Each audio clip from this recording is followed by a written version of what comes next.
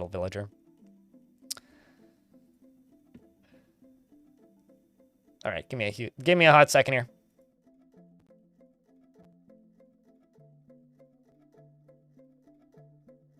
Hot second as opposed to a cold moment.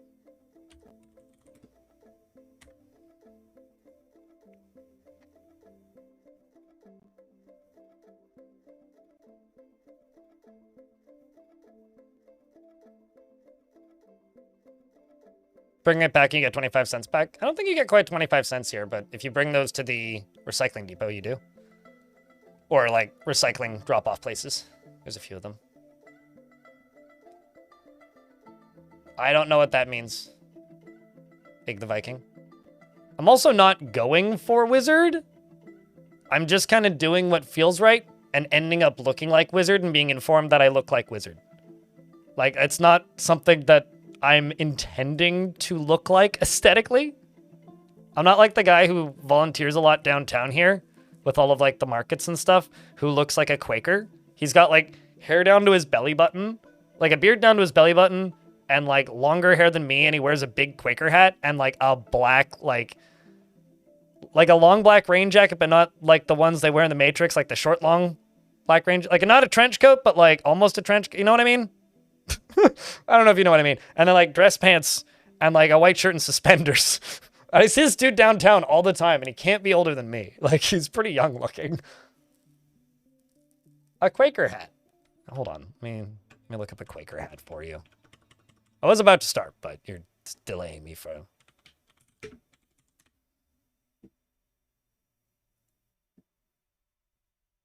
Quaker hat. Like these big, black, wide-brimmed hats with the buckle.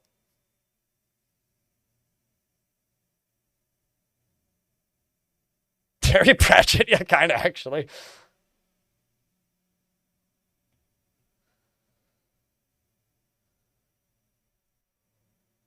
You envy young people that can actually grow a long beard? I do and I don't. Because I feel like that almost always goes hand in hand with balding. But maybe I'm stereotyping too much. Also, I don't want a long beard, so.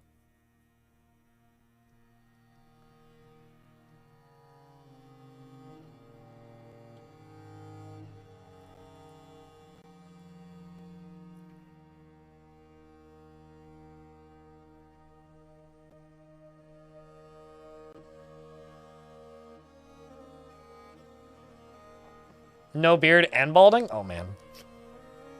Hey, there's something to be said for, like, the, Captain Picard or Mr. Clean aesthetic, okay? I refreshed Twitch, and my thumbnail is just the big shark sea. Whew, okay. No, I was talking about a guy who lives close to me because I see him downtown all the time, Megalodon, who wears one of those. And chat was confused as to what it was, so I was like, that's what it looks like. Quaker hats.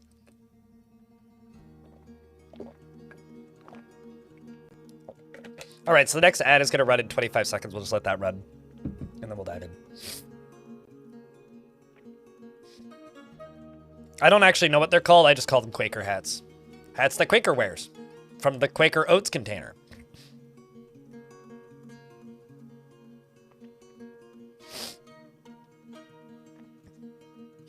I mean, it's just like Final Fantasy. We don't know what the zippers are for, but they're there, so we don't question it, right? Aesthetics, probably, honestly. Although, no, Kree, you could just be like a ska fan. The cool skinheads.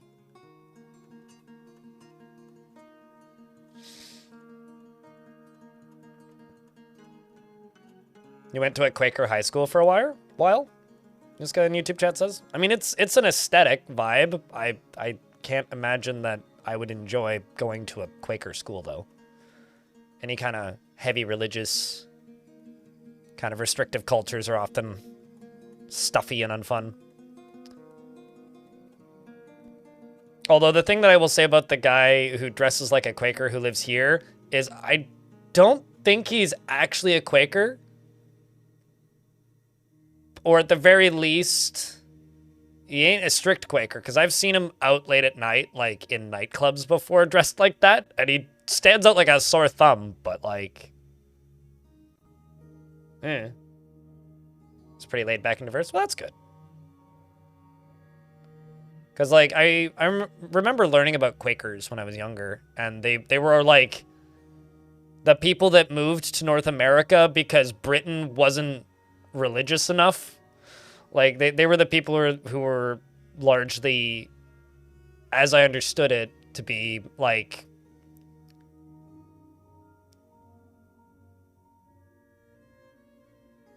The religion isn't taken seriously enough, people. It was also the Protestants, but the Quakers fit in with that.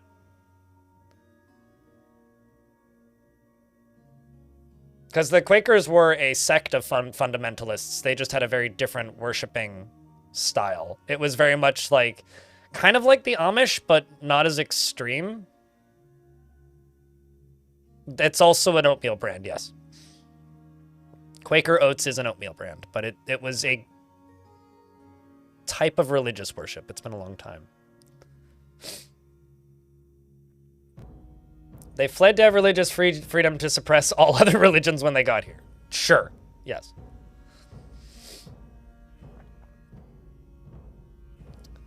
If playing EU5 has taught you anything, colonies are a great way to deal with your most annoying citizens. Isn't that, like, just Australia? Like, why Australia exists?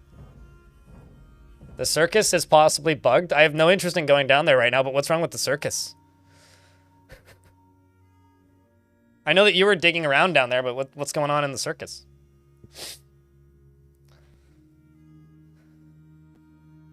Christian, pick your distro. Wait, hold on. They're infighting? Silver Sheet? So hold on. Are you telling me you go down to hell and everything is dead?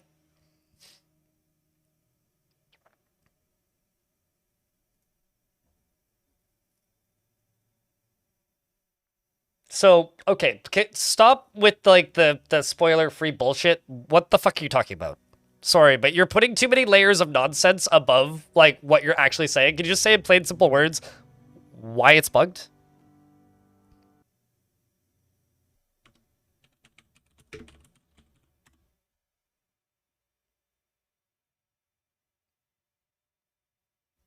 Because, like, you've confused me.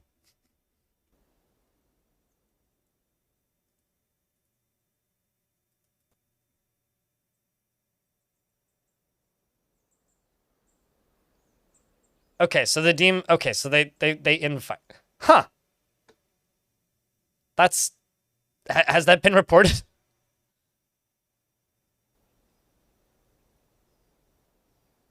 Went from 10-ish types of demons down to 4? Did you get the chance to click on any of them while they were alive?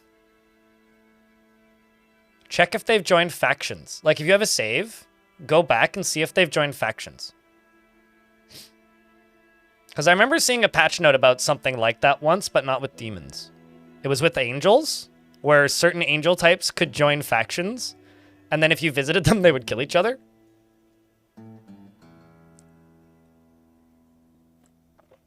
I like that idea, actually, just like Demon Civil Wars. Like, just from, like, a weird, like, headcanon lore perspective, like, the endlessly fighting creatures in the depths that are coming out of the great pools that will just battle to the death for all eternity is kind of a neat concept. Instead of being, like, entirely united to destroy everything on the surface, it's like they exist in, like, for eternal battle and destruction, and if you stumble in on it, guess what? You're caught up in the chaos, motherfucker. But yeah, I guess from a gameplay perspective, that kind of sucks. I had to make it a 5x5 to get a river. Just check, no groups? Huh. Okay. Yeah, I mean, report it, I guess.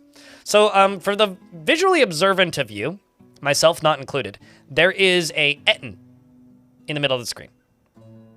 This Etten has 3 artifacts, the first of which are some steel greaves, which are sized for elves, oddly enough.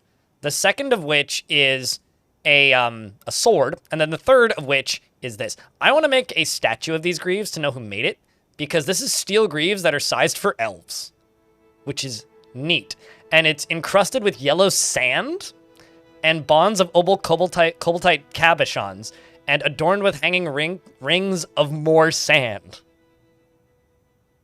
So that's really cool. It's also got a silver short sword, which is also an artifact. And it's also got this dress. And because it doesn't say it's sized for somebody, dwarves can wear it. So these are cool to me. I'm very happy to see these. Now, the problem is it's an Etten, and it wants to rip my faces off. And we have several faces, and we need them to not get ripped off. They're very delicate. And for those of you who missed yesterday, I have a YouTube short to show you. Although I'm not actually going to show it to you on YouTube. I'm going to show it on the video on my computer because it's easier.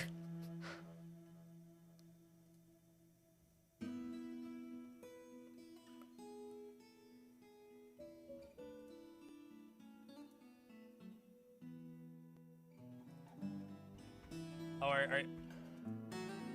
So this is a video that I made last night of a thing that happened yesterday. So I'm just going to crank this up in volume. I'm going to mute Dwarf for a hot second here.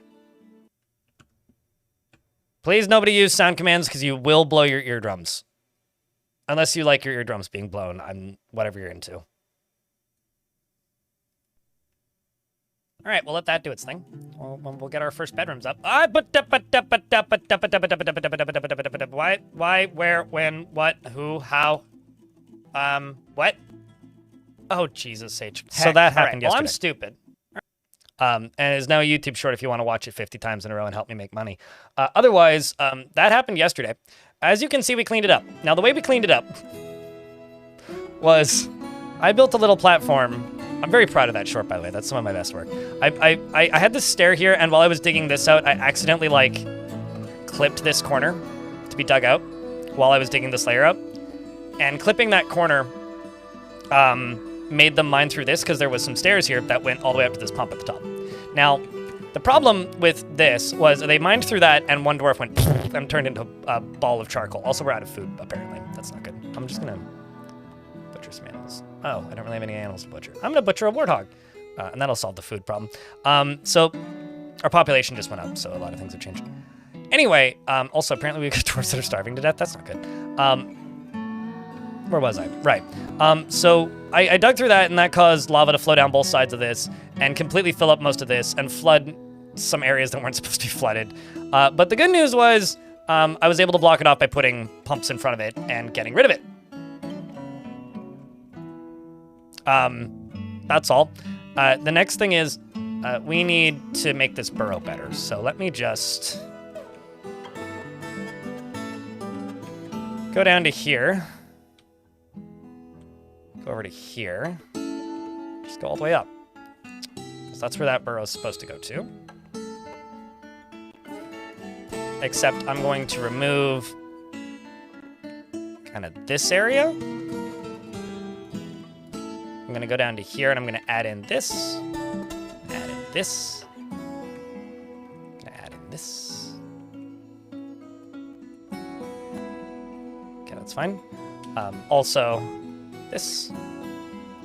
Now, the situation here isn't all that bad. We're about to have a bunch of plump helmets, so that's good. The situation here isn't all that bad. I do need to get all of these dwarves into the burrow, which I will do right now. I'm just going to check and make sure I don't have any super problematic tasks. I can probably unforbid these construction jobs. And I'm going to go down to here, and we are going to take advantage, I think. Oh, maybe not. I don't actually have much ammo. If I had ammo, I would do this, but we currently have enough ammo for my Mark Dwarves. I don't have enough ammo for my bolt throwers, which is unfortunate. I will just queue my squads to go here because, as you can see, all of them except for one of them have ammo. We're just in the process of getting a bunch of ammo made. I should just start making bone bolts, actually. We should just do that. Bone bolts. Whenever there's bones available. I don't know. Actually, we'll just say 10 and just say whenever there's more than 10 bones. Whenever amount of bones is greater than 25. Like 40, maybe? We'll do that. It sticks out on the right, the burrow. Oh, is it too many layers over? No, it doesn't. I mean, it's fine that it does this. There's nowhere really for them to go. It's not the biggest deal. I just don't want them picking up body parts from the active combat zone. Like, they're allowed to go outside, but I just don't want them running out here to pick up body parts while fighting's happening. That's the issue. So that's kind of the fortress. It is this great volcano thing. We are on year, I think we started on the year 260 or 256, I think. I need to actually go back and check. So we've actually been here for quite a few years. It might have been 257 or 8. I need to check the actual date. And we have very few bedrooms. This is all I have for bedrooms. So we are in the process of building out some bedrooms. I do have this area kind of walled in, which I think looks like a dick. A very stubby dick. But it is what it is, and we're going to try and make it look as nice as I possibly can. We're working with what we got, okay? It isn't the size that matters, it's what you do with it. Up here we've got this awesome little tower. And a part 2 of, actually, you know what it looks like? Megalodon? It looks like a doorstop that I bought for my manager years ago, which was shaped like a phallic cock. A flaccid cock. Very... She loved it. She thought it was one of the funniest things she'd ever seen in her life. It was just like a big piece of silicone. But maybe not that big, but maybe. It's like the size of a softball.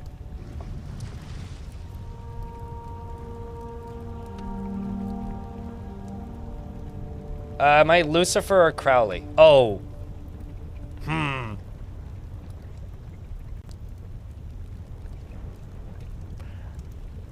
Okay, so Crowley, I need to preface this.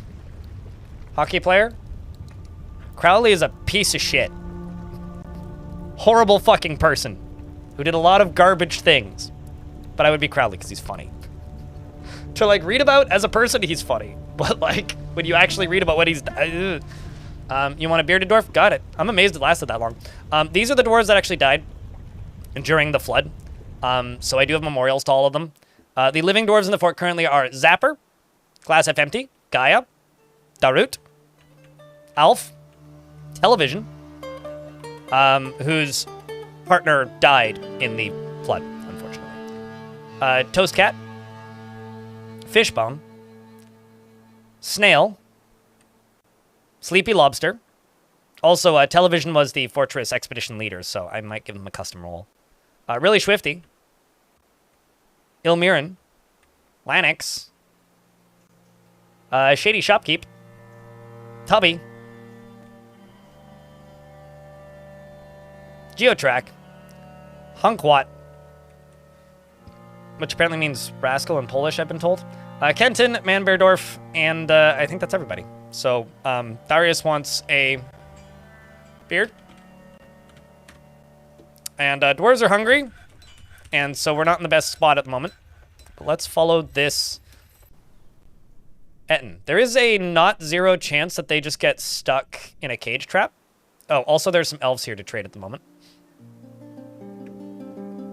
I will get you named in a second here, Darius. Or read your dwarf after this fight.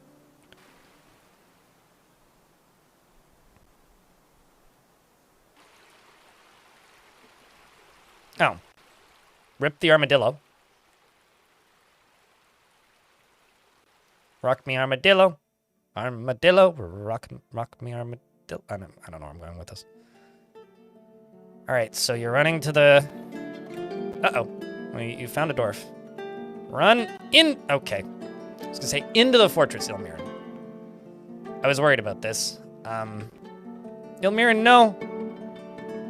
Ilmiran lost their partner during the flooding. Their partner melted. Oh shit! My monster hunter! Or an unrelated monster hunter! Save these dwarves and I will let you live here. I don't think that's gonna happen though. Hold on, they're wielding the moving sun for everyone. That sounds like a kid's parable. The moving sun for everyone is a green tourmaline-bound codex. The written portion consists of a 22-page manual entitled The Moving Sun for Everyone, authored by Idela Markemavufa. It concerns the theory that the sun moves around the world. The writing has a touch of melancholy because they know no one will believe them. But the prose is great. Anyway, so the engraver bites them. Well, that's good. The human maceman strikes the Etten, but the shot was deftly parried. Wait, hold up. Parried by Tutha Kakpoth? Which one is Tutha Kakpoth? Okay, so they are actually wielding the sword. I like to think that they're wearing this dress as a glove.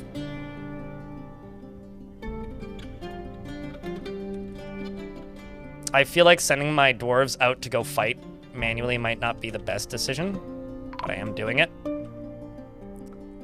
And just like that, Adil was found dead. So was Ilmirin. I'm sorry, Ilmirin. At least, you know, you did get to witness your death. Oh man, I shouldn't have done that. Okay, hold up. Let's see if I can turn them around. Okay, this one is loaded. Also loaded. Okay, I'm actually going to use this new menu. So in places, there's a Siege Engines menu. So anyone that's loaded, I will set to fire at will.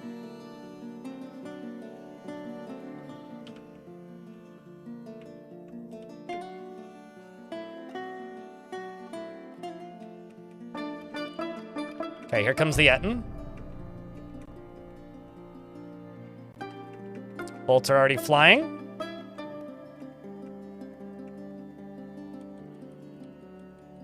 Seeing many bolts heading out. My Mark Dwarves are standing in front of them as well. Doing a lot of missing. They're not very trained. The very brave Dr. Mestos runs straight into the fighting. Who shares the name with the god that everybody has. It wasn't meant to be. Absolute shame. More bolts are flying. The creature is injured, having taken many bolts that have missed and probably at least one or two that have hit.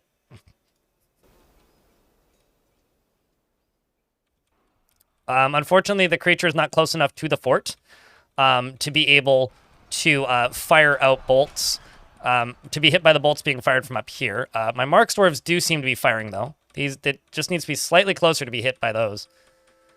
But unfortunately, we're not having such luck. It is getting tired, which is the most likely we're going to get to killing it.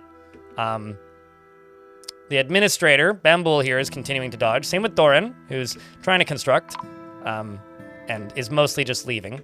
This creature's doing a very effective job dodging. This is the best training we've had yet, which is very good for us. The dwarves are continuing to fire bolts. We've got Chief Medical Dwarf as well as a Woodcutter trying to help with the punching of the creature who is exhausted now, which means they'll have more luck. And more bolts continue to fly, and it is now nauseous and winded and probably not going to live too much longer, hopefully. Very high bleeding. The Woodcutter is punching it. The dwarves are dodging out of the way. My Mark Dwarves are actually getting some training, which is nice. And they're not close enough yet to get hit by the bolt throwers still. Hopefully it gets a little bit closer. There's a dwarf with a pickaxe, which is actually a weapon. And he's bleeding, but the creature is winded and cannot breathe and will die of suffocation momentarily. Which one of you got the kill? The Woodcutter. Is it, yeah, I-N? Yes. Slayer. What a good kill. Well done, dwarf. So we lost, what, 4 dwarves? 5. 5 dwarves. I don't think bolts can friendly fire. If they can, I haven't seen it happen yet. Let's just go places, siege weapons. load them if they can be loaded. And now let's turn this off and go get us some food. It would have been really ironic if Darius just died right away. And let's read Darius. Darius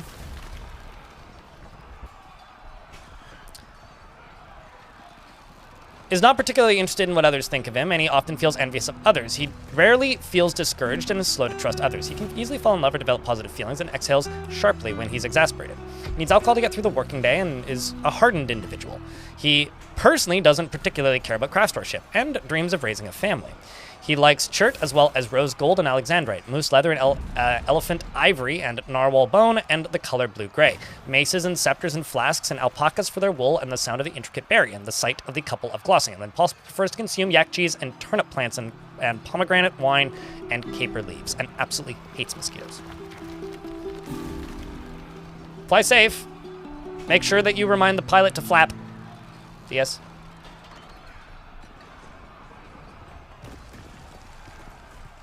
And also, someone's probably thinking, man, you really could have done a better job with those burrows. Yes, I could have, but where's the fun in that?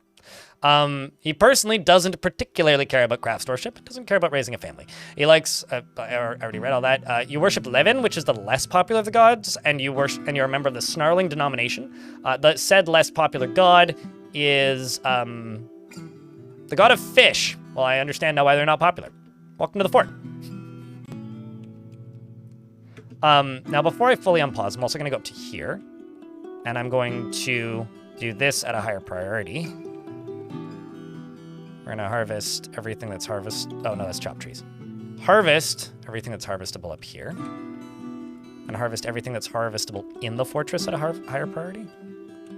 I also should really, what are these? Custard apple. Should really, like, set up a few trees in here as, like, an orchard kind of deal, because like I do just straight up have trees growing back here, but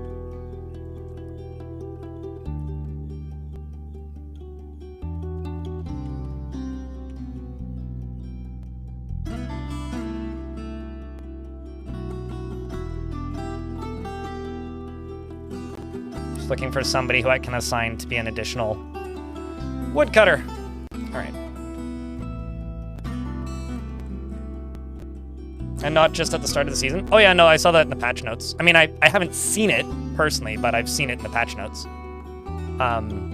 Because the patch notes said that enemies can attack at random intervals now, basically. Which is cool. Like, I'm here for that.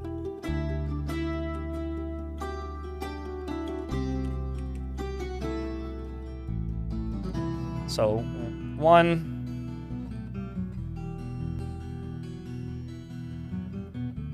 2. Well, actually, let's do 1, 2, 3, 4, 5, 6. Let's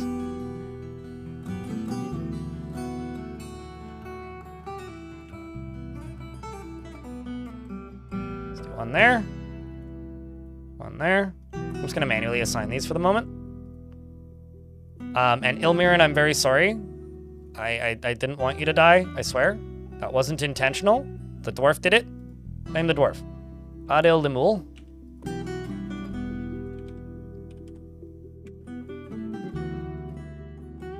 Actually, hold up. Yeah. Engraver.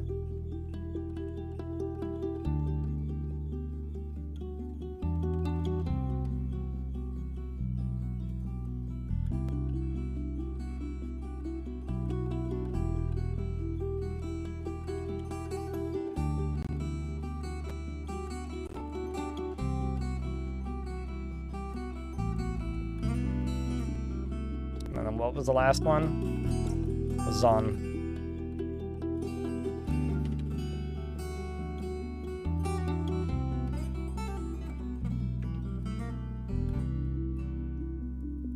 Does the volcano have a name assigned? I shit you not.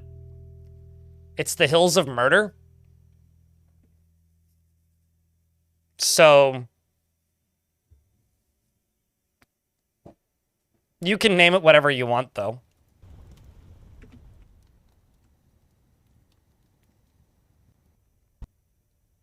I could not say that confidently, no. This is not, in fact, this playthrough of Dwarf Fortress is not defined as a blind playthrough, but my username on the internet is blind, and I am playing Dwarf Fortress. YouTube chat's asking if this is a blind playthrough. Which, like, okay, fair, but no? Not technically. I want this to, well, I can actually leave this. I need stairs.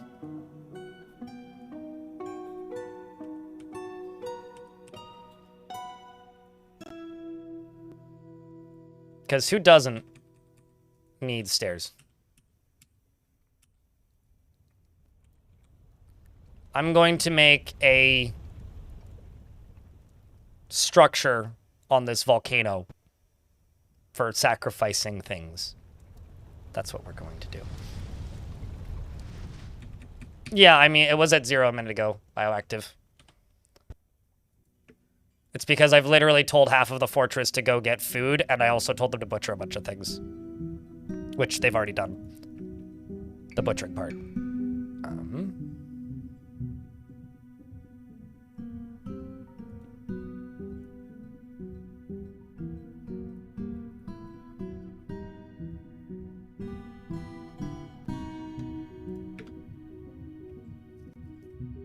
Volcano tap. Well, I was gonna make it like maybe a temple, like a sacrifice place or a library or something. I do have 2 dwarves at a hospital. Let's see. Do I have dwarves tending to them? Because I did just lose my chief medical dwarf.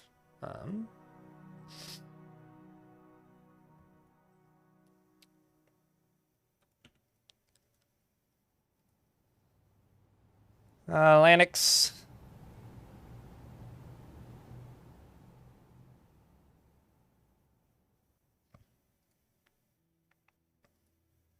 Literally nobody left alive. I lost all of my doctors in that fight. Just for reference. Actually, you know what, Lanix? We're going to leave you as the bone doctor because you're competent at that. Trial by fire. Time to learn how to doctor. We're out of soap, though. Oh, also, I can make this tavern bigger. Because this area is about as good as it's going to get for now.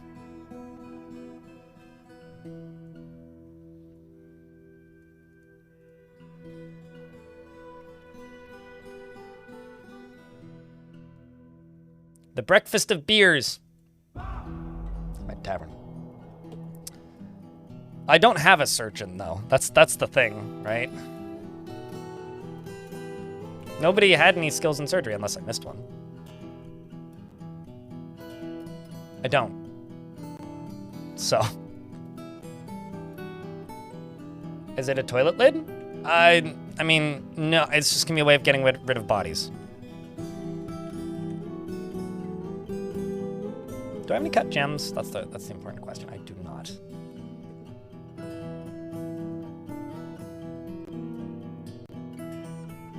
Let's just go to gems and say, don't put cut gems here. Just leave them in the workshop. I mean, I could build a lava toilet. To me, a lava toilet's something pretty specific, but...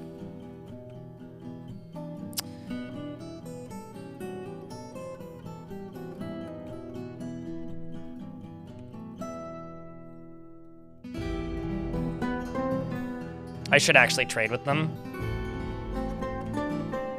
Just so that I can get...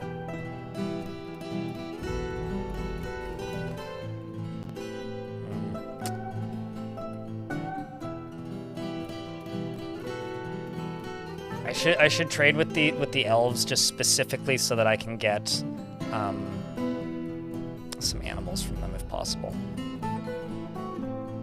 But the problem is I don't really have much that I can sell them at the moment, especially. Has anybody done the tomb thing? Actually, are all those bodies buried? That's the other question. No, none of them have even been finished.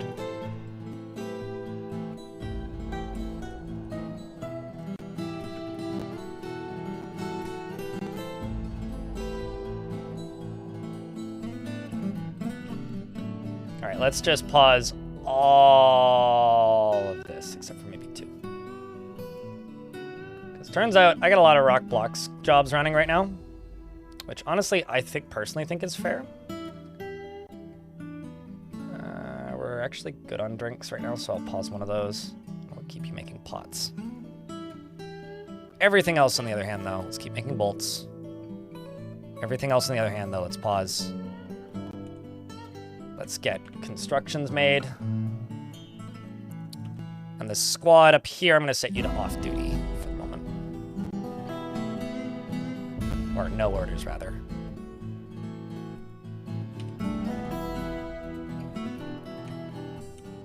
Because we're building this slowly. And we should be cutting gems, amongst other things. Have I sealed cave 1? Yes. Although, I started this fort the day before that patch hit. Where, also I missed a bunch of the ad break, I'm sorry, I wasn't looking at chat. I sealed this fortress, I started this fortress before that patch hit, so I shouldn't be affected by the fixed beasts. I could sell bugs, but those are valuable. I don't partake in the bug economy very often.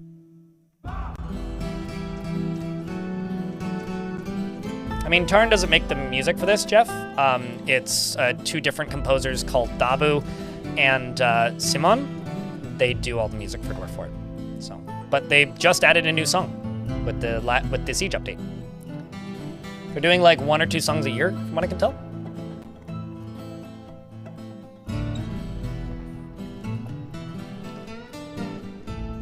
And now an ad for us, Panda Express. For some reason, I don't think those are going to be related, gunmetal, but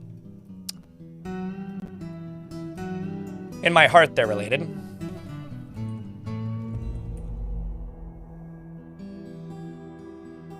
You know, honestly, like the easiest way for me to do this would just be to do silk.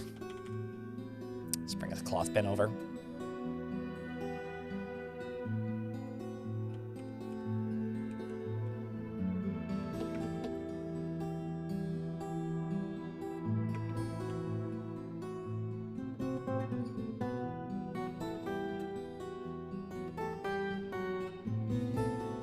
Do they? Okay, no they don't, but they do have a bunch of like fruits and vegetables. So I just want to get these.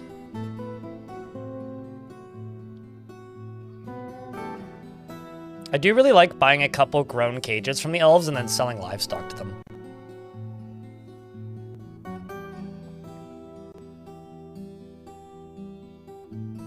In fort mode? Sure. In your lifetime? How long are you planning to live? Because, like, Dwarf Fortress, I don't think people do this intentionally, but Dwarf Fortress, the way people talk about the development of this game makes me extremely nihilistic for my own life expectancy. Because people are just like, do you think we'll get this in our lifetime? It's like, yeah, duh. Because, like, Dwarf Fortress hasn't been around that crazy long. Like, yeah, it's been around for a while for sure. But, like, it's not like it's going to take 100 years or something. You know what I mean? Like, to me, like, Dwarf Fortress hasn't been around that long. Like, I know it's been around since 2006, but, like, I don't know. I could see another playable faction coming in within the next 10 years. Like, you do need to remember, like, how small of a team this is. And the reason I don't really care about other playable faction mods before somebody's like, oh, that exists, which I know, is the other playable factions in Dwarf Fortress are supposed to have their own mechanics and restrictions. Like, the humans can't dig as much as the dwarves, as an example. Like, they're not as good at it. And because of that, because they're not as good at it, they wouldn't be able to go as deep. There we go. And so you'd end up with bigger sprawling cities because you wouldn't have as many vertical Z levels that you could dig through mechanically. So then the game would have to restrict the player's ability to go vertically up and down. And I think that that's a really neat idea, which is what they want to do with it. But, like, you know, it'll take a while. Yeah, even if they wanted to. Gunmetal. But that would also result in you being able to do, like, I don't know, 28 by 28 maps, right? Because you'd have so much more space.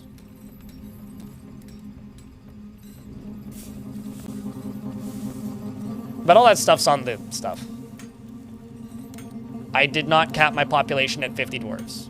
I have 50 dwarves because I had 54 dwarves and then 5 died.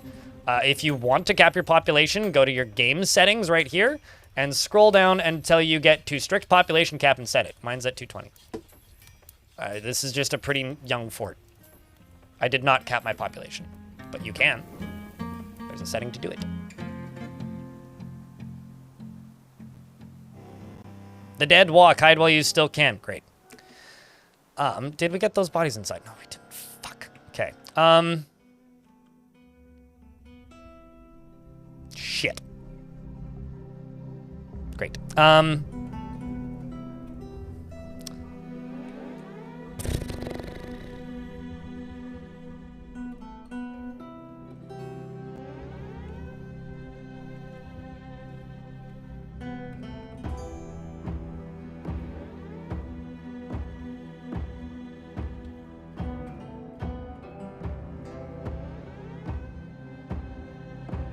But yeah, there's 2 population caps. There's strict population cap, and then there's baby child cap, and you want to set a baby child cap.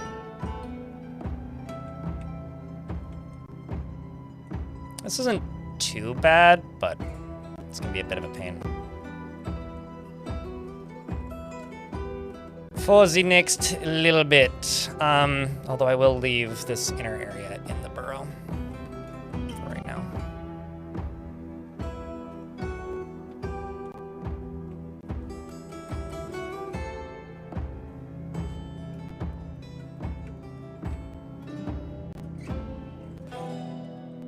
Well, that's bad. All these dwarves are caught out. So we've got Gaia, glass half empty, and Adil that are all caught out. So here's hoping they'll get back into the fort. Make good choices, dwarves. Okay, they're going up and over. It's 2 in.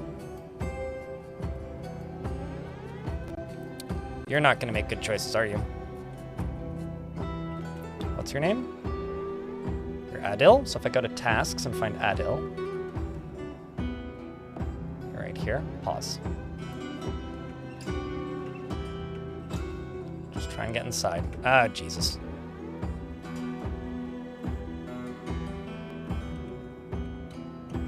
Here they come.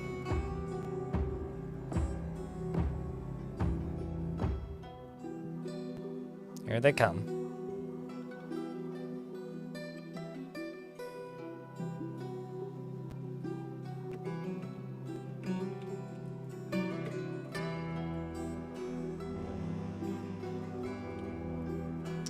Let's go to places, siege engines. It's a good thing we got the ammo we did.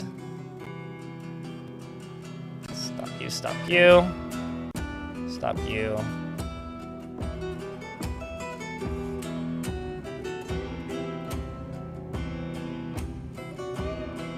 Let's stop you. Let's keep these 2 loading. Because I don't have enough bolts still.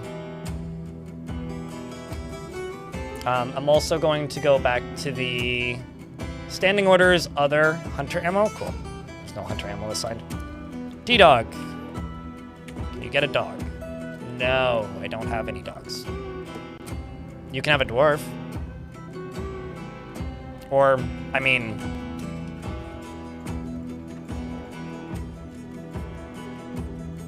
I was gonna say, I guess you were one of the first dwarves that died in this fort, weren't you? I'm going to restrict the amount of times you guys can redeem that. You can have that redemption, but I'm just going to go change that setting. I'm going to set it to once per stream. I might even restrict it more than that. because, like, the idea with me making it cheaper was that more people would get it. And I think actually less people are getting it over time. Because people aren't looking for it as much, because it's... the people who really want it are just sniping it more often.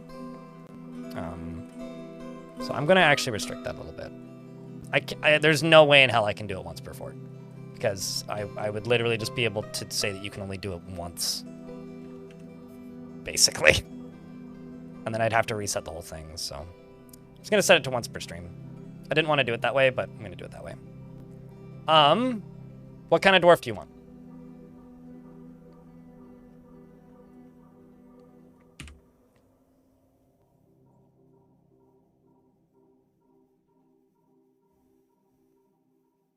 I mean, it's not up to you, Elmiran. Mark's dwarf? Which one? One that's not named. It's one that doesn't have a nickname next to them already.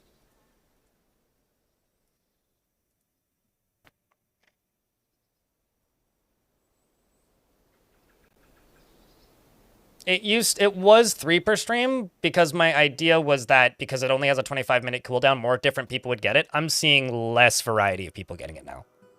Like, it's, like, looking at it statistically, historically, scrolling up the list, like, there's less variance in the people getting it, and I keep having to be like, come on, man, like, you've named 2 things, and then, like, somebody died, and you named yourself a second time in one day. Like, I keep getting that, and it's like, the idea is that more people get it, but, you know, everything's in beta, everything's a work in progress. All right, nil is what you're getting. D-Dog is a pessimist and is prone to strong feelings of lust. Oh, sorry, not lust. Jealousy. And is friendly and always tries to say nice things to others. Does not easily fall in love and rarely develops positive feelings.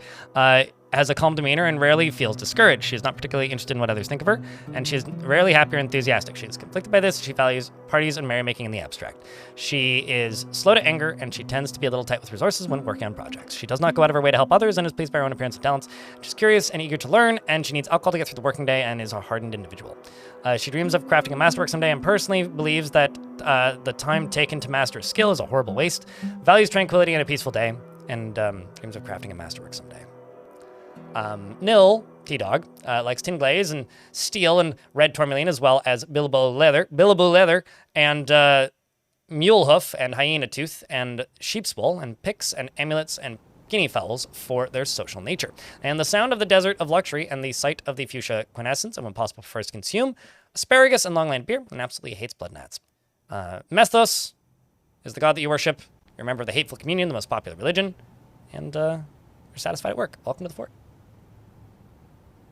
Are there any available to name? Chat, you explain the story, friend. I've got zombies to worry about.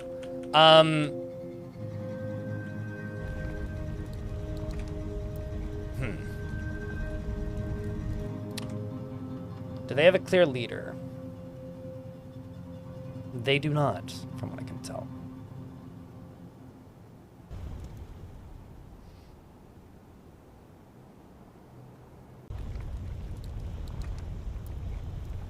So I'm going to send the Mark's dwarves over here. So I'm not seeing many ranged zombies. And hopefully...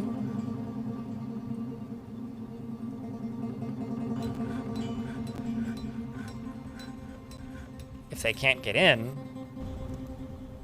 we can go pick some of them off.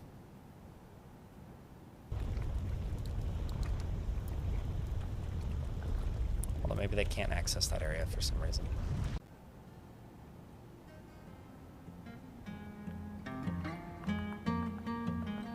I can tell them to just go here.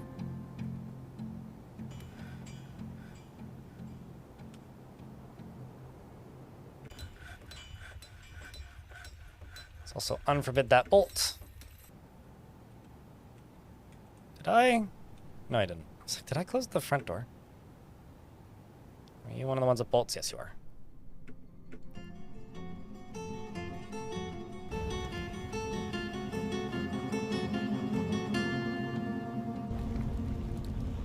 So let's see what happens Holy shit. Okay, that's kind of what I was worried about.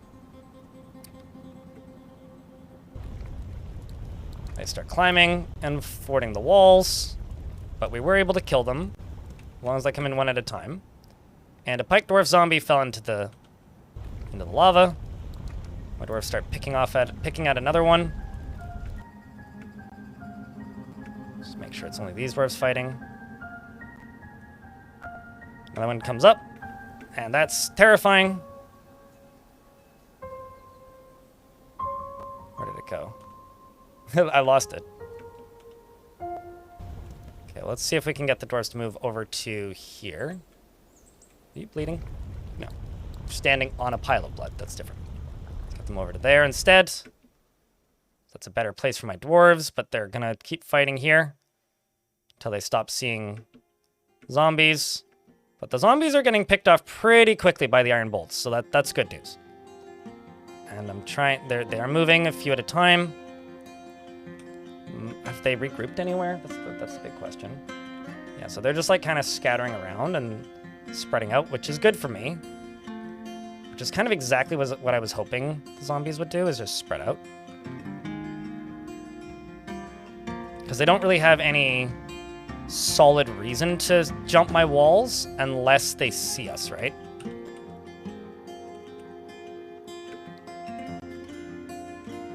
Because kind of what I'm planning to do, they've always jumped, Geotrack, that's nothing new. What I'm planning on doing is making this side like 2 or 3 levels higher, and then building battlements, but obviously we're not there yet. So right now it's just a deterrent, and it's not a like actual thing that stops anything. But yeah, no, baddies have always been able to jump. Intelligent undead, unintelligent undead, random goblin soldiers, everything. They've always been able to jump. That is nothing new. Let's try and get this one down.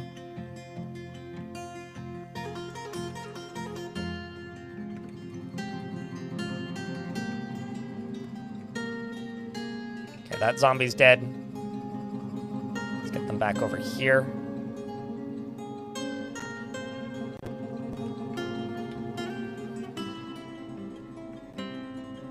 I'm actually kind of amazed that none of you guys have seen them jumping before. Actually, let's get them over here.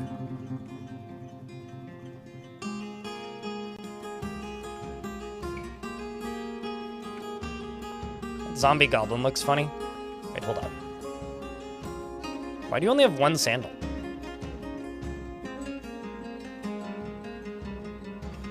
Maybe because his foot's missing?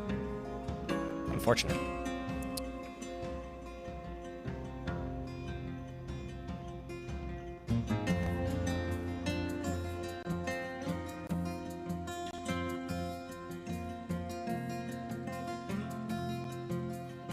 Where's the majority of the zombie army? Because they usually regroup somewhere. That, or let me just check something. Let's check my equipment. Okay, let's see if I can update equipment. Where's my... Good, nobody's in hospital. Nobody is forging iron bolts. Okay. Bars, 43, okay. Let's get these dwarves inside. Hope they don't jump the wall. Iron bolts. 20. Let's do 30.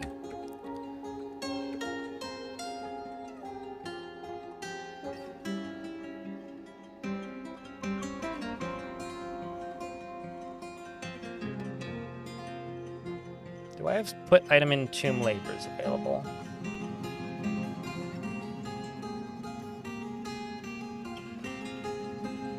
Unforbid that coffin.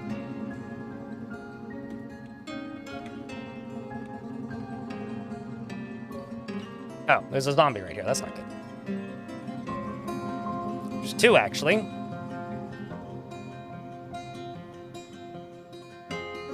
I'm sorry, what? Oh, great. Well, the good news is the elves were killed by the incumbent goblins. And that resulted in... or at least spooked by the goblins. And that seems to have resulted in the goblins scaring away the elves, which made them drop all their stuff, so I got a lot of food now. I'm gonna make a new burrow. which is just going to be in here.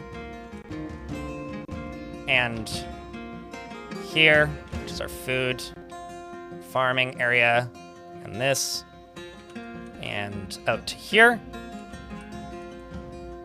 Nope, not out to there. Right here.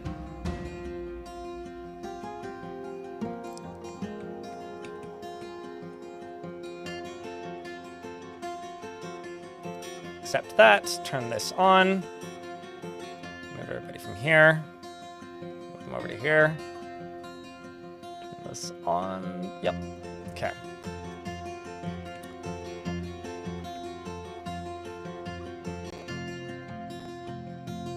There isn't much I can do at the moment.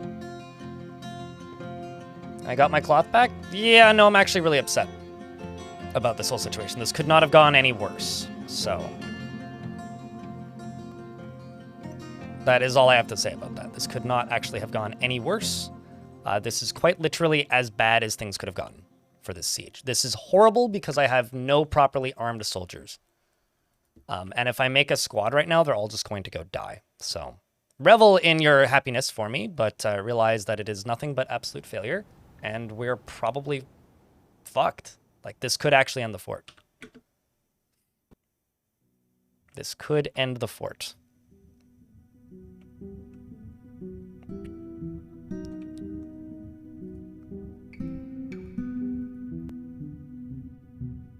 Was that a zombie running through the fort? No fucking shit, dude. That's literally what I'm talking about verbally. Sorry if I'm not communicating it well enough. I apologize, but Jesus Christ, man.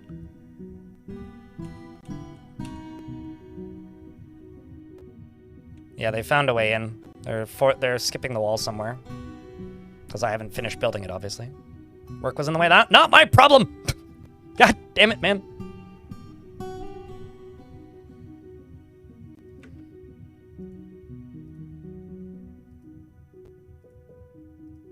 Okay.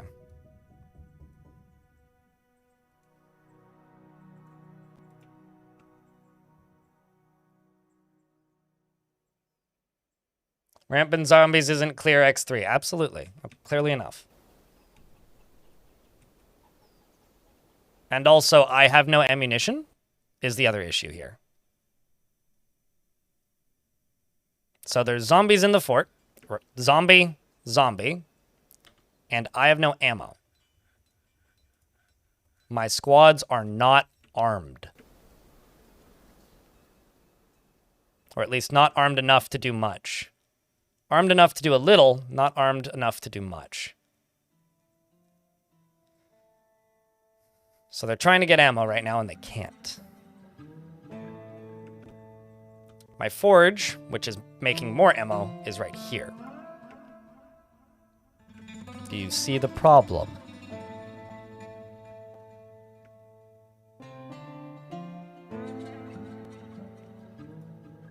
And that's why this dwarf just got cut to pieces.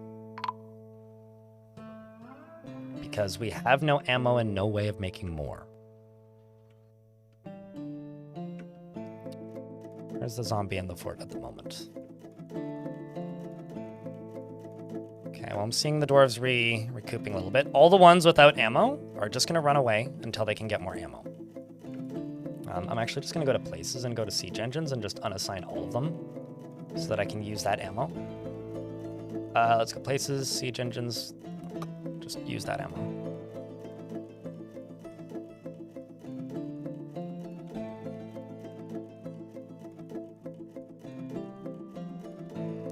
So what I'm going to do right now, once this dwarf gets inside, is I'm going to turn this area off on the burrow, and I'm going to lock the door.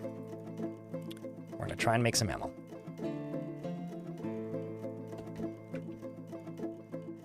Dwarf, if you don't come back inside, you're dead, so come back inside. Well, sorry, Sleepy. Can't help you.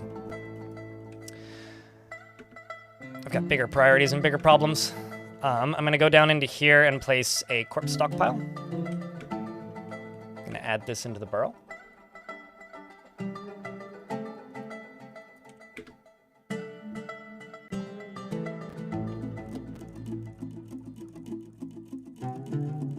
Got dwarves sleeping. Got dwarves in hospital. Got Dwarves dressing wounds, that's good to see. Dwarves attending meetings. Okay, I need you to go update your ammo.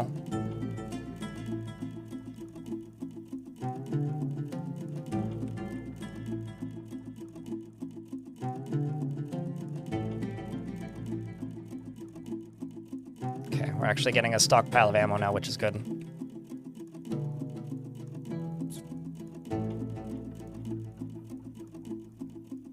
Okay, the next thing I'm going to do, iron bars, 36. So I got 36 iron bars, math, and we got 23 of those. Let's do short swords made of iron. Let's just do 5.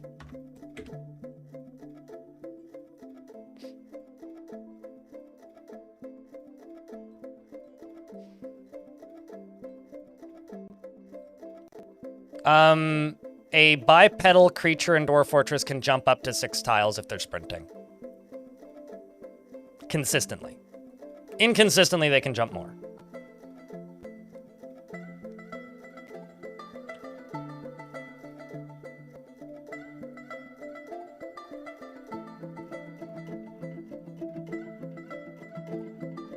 If you played adventure mode, and you try sprinting and then jumping, you'll see what I mean. It's pretty clear how far they can go, but...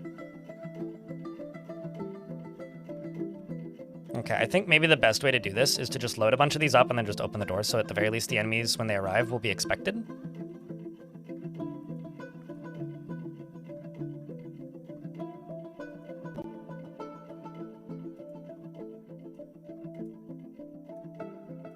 So once all these dwarves have all their ammo, I can then start working on this. They have to be running, though. Like, you have to do a run and jump. Red arrow? Add work orders. What did you miss? Chat, fill them in, please. I really have to, like, be looking at where the zombies are, or we're going to be in immediate trouble. So, sorry if I seem high stress, but that's where I'm at the moment. Let's allow the dwarves in their bedrooms for this burrow.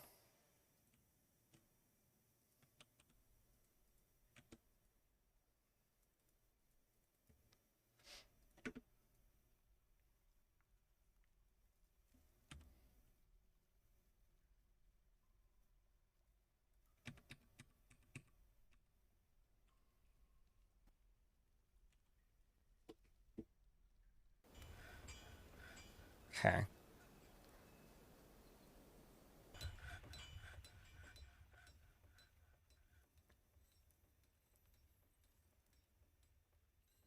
I have no idea and honestly don't care because it's not a concern to me. I'm only concerned about goblins, humans, and elves because that's 90% of what I fight. So that's the only thing I really memorized in this game, to be honest with you, Dr. Y.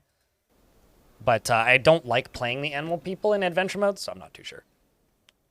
I'm just going to fix my lighting real quick.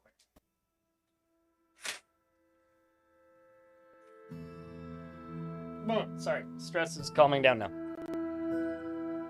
Adventure mode intimidates you? Literally just play the character and run in a straight line and jump. Like, set your move speed to sprint and jump. If that intimidates you, mate, it's like not even remotely difficult to get into adventure mode. Like, I hate to break it to you, but adventure mode is like not difficult to get into. Just gameplay wise, it's pretty straightforward.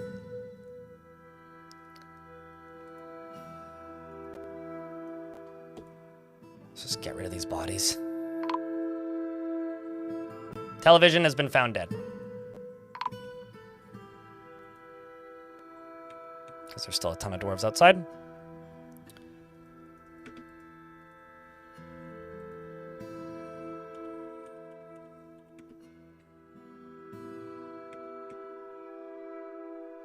I'm going to go into here and pause literally every job that isn't me forging bolts.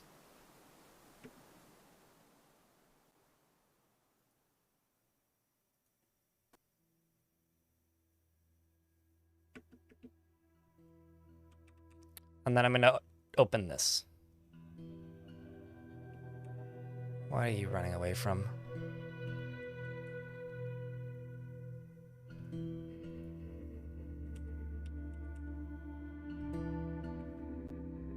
Oh, well, apparently the elves went hostile with us after that siege. So that's not good. But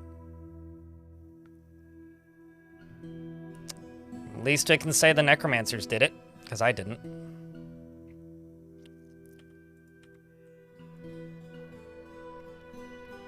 Places, siege engines, fire at will, fire at will. Fire at will.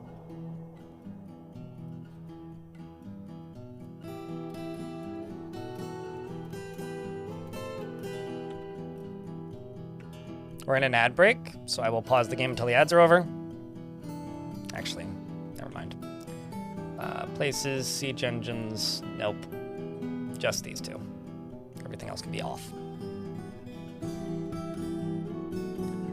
I wouldn't even say that, Dr. Y. Treat adventure mode as a way to learn about the mechanics of the rest of the video game. Even if it's like just traversal. Because everything that you can do in adventure mode is possible for an NPC to do in fortress mode. And you will learn so much just by walking around a town and not interacting with anybody. It's also a great way to expose things in the overworld, like caves and monsters, and figure out where dragons are. If you want to find a dragon, play adventure mode for 20 minutes and ask some people.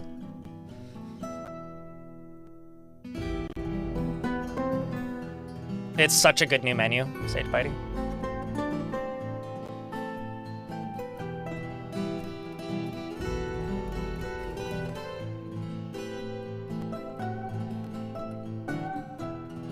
Take away the battering rams and you're happy enough? Just literally go to the siege settings. I'm pretty sure the battering rams are a siege setting. Well, I mean, actually, not battering rams specifically, but if you remove their ability to break construction walls, they won't bring battering rams. YouTube chat.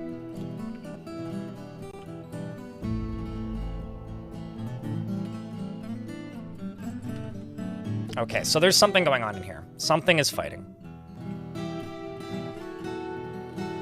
Something is causing hostility issues because they should have pulled that. Oh, I thought I told them to pull this. Try again. Okay. The way is open. Oh, that's why they were fighting with that elf. The elf went berserk. That makes a lot of sense. I don't blame them. I would have too. Okay, well, there's still kind of a lot of zombies, but hopefully they've spread out enough, as zombies tend to, and they don't have, like, a divisive leader. Or a decisive leader, rather. That's the word I'm looking for. So we shouldn't have too much issue with them not grouping up, unless they're going to regroup. We'll find out in a moment. I don't mind cottage cheese on the right thing. I don't mind it on a fruit salad. I think like maybe like a fruit salad is probably like the only thing I actually like cottage cheese on.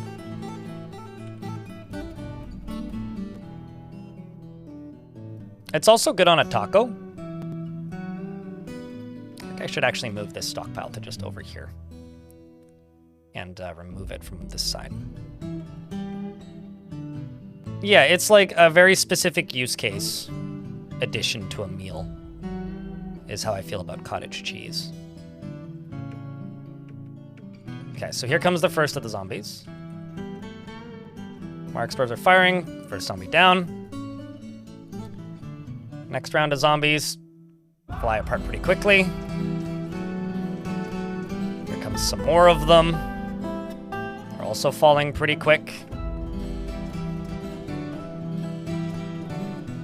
No, I will leave you unavailable. Here comes the next wave.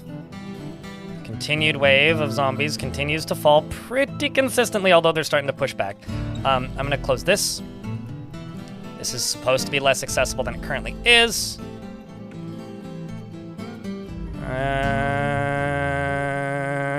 Oh, phew. Okay, so now they're gonna turn around and we have another chance to shoot. This is like very much an unfinished setup at the moment.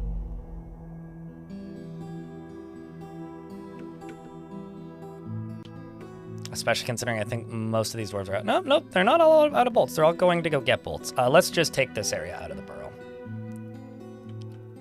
For the moment. This is just upsetting dwarves too much. It's not worth it. Oh my gosh, there's so many of them. The real shame is because I have no wind power, I don't actually have a way of powering any of my pumps without dwarves outside.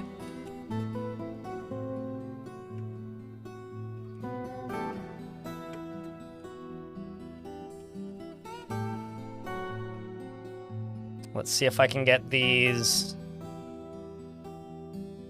Actually, let's say load you and you, turn you and you off.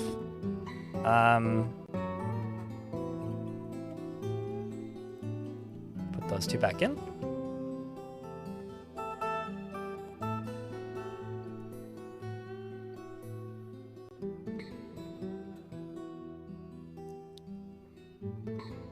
But that pretty much answered your question. Oh, just panning the camera around. It's not small. I mean, it's not the biggest siege I've seen, but it's not small. God, I've lost so many fucking dwarves. It's not even funny. Where the fuck are they going? What the shit? Oh, huh. Right. They have a way in.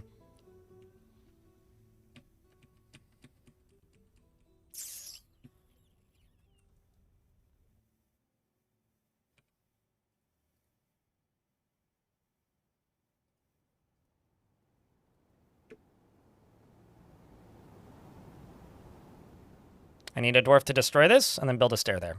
Or and then build a wall there. And then they can't get in. Otherwise, they can get in. Currently, they have full access, actually. And they're going for it. It's going to take them not very long. Shit. But we maybe got there in time?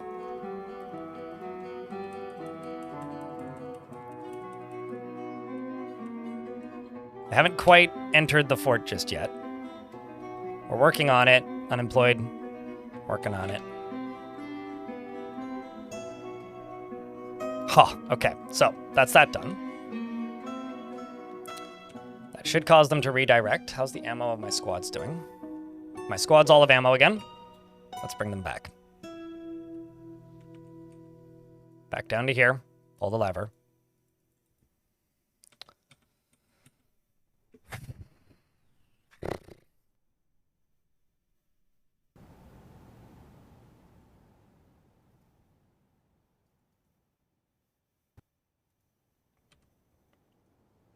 Places, siege engines. I'll say anything with bolts.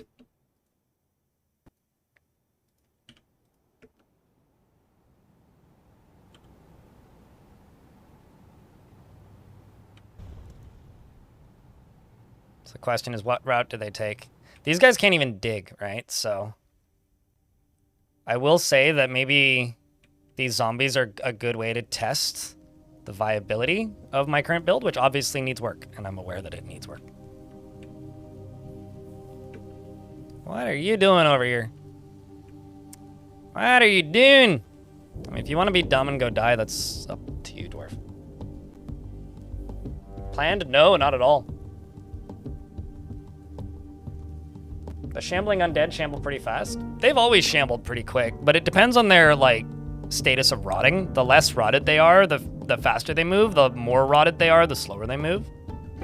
So these are pretty recent zombies, probably, based on the speed that they're going at. There's another one. At least we're able to take them out pretty quickly.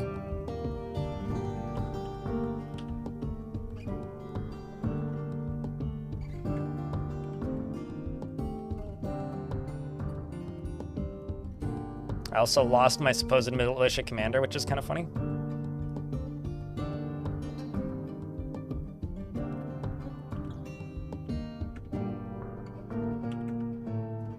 Oh, that's not what I wanted to do.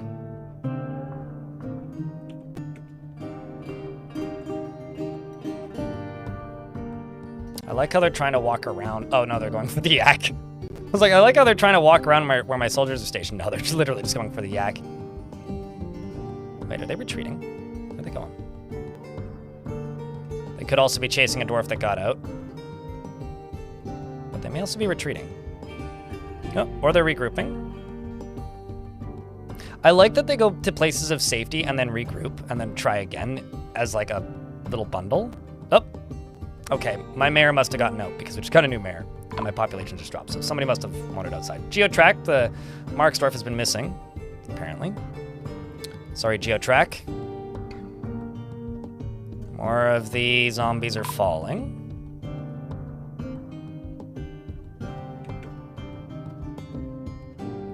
Guy has been missing for a week, finally. More of them are falling. More of them are falling. I should have placed catapults up in here. I'm just gonna turn all of the siege engines off and just stop trying to load them because I do not have the ammo at the moment. I'm going to remove this whole area from the burrow.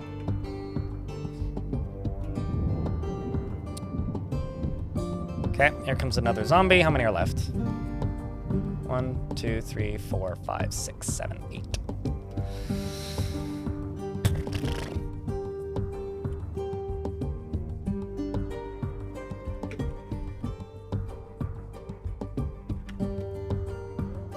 No, I will not name you a lady dwarf until the siege is over. Remind me when the siege is over, please. I need to focus on this or I'm going to lose dwarves. But yes, I will give you a dwarf. That's the wrong thing to say. Just, please wait. What the fuck are you trying to do, you morons? You should all be off. I'm just gonna forbid everything up here so that they quit being stupid. Oh, there's gotta be something in the fort, actually. Yes. That's the issue. God damn it.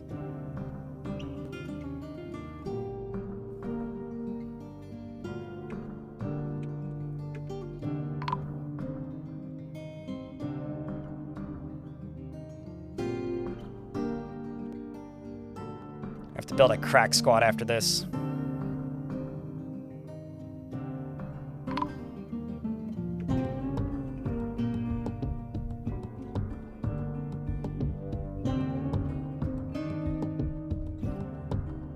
Okay, so there's 2 up top. You're there. You're all the way out here. Trying to climb a tree for some reason.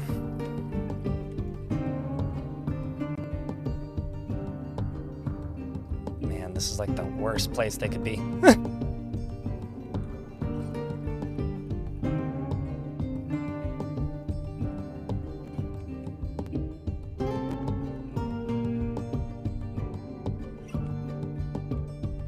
Quite literally. Maybe couldn't be worse.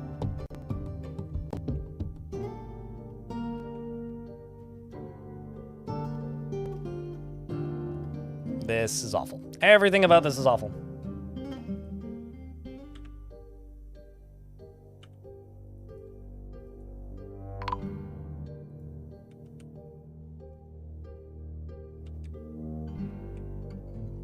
Everything, this is like some pathing issues, actually.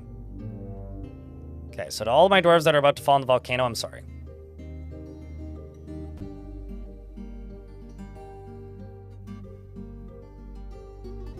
Where did they go?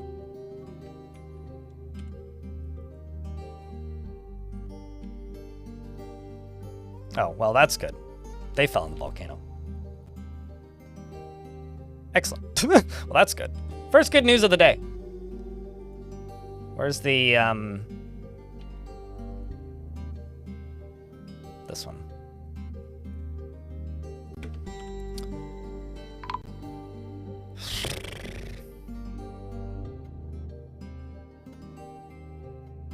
All right, chat. This is a crowdfunded channel. I make a living because people throw bits and Prime subs at this stream. If you want me to be salty longer, don't give me money right now. If you want me to cease being salty quicker, distract me with money. Otherwise, I will be bitchy for the next 20 minutes. Because I wanted today to start off calmer than this, but I guess I don't get my wish every day. Regardless. Hope you're enjoying this, because I'm not. I mean, it's not that I'm not enjoying this. Shit's kind of stressful.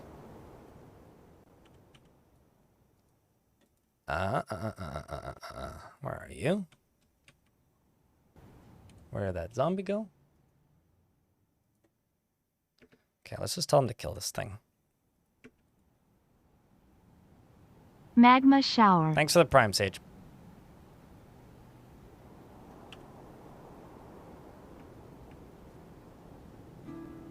I would say that's less of a shower and more of a bath, but I appreciate the helping. Also, thanks, 420. Sand shrews. I have this for you. It's not much, but I hope it reduces the salt by at least 5% less than 3. And Ash, thanks for the 18 months. Be back in 20 minutes? I mean, hey.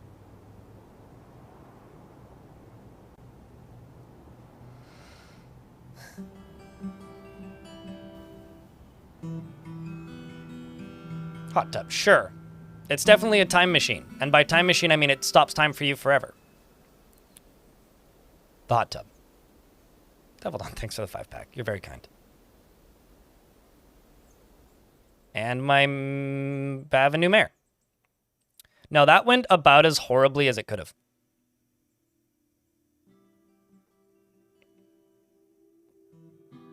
Quite literally. It went about as terribly as it possibly could have. Like, I don't think that could have gone worse. I mean, actually, no, it could have gone worse. Everybody could have died. That would have been worse. Let's just fucking kill this thing.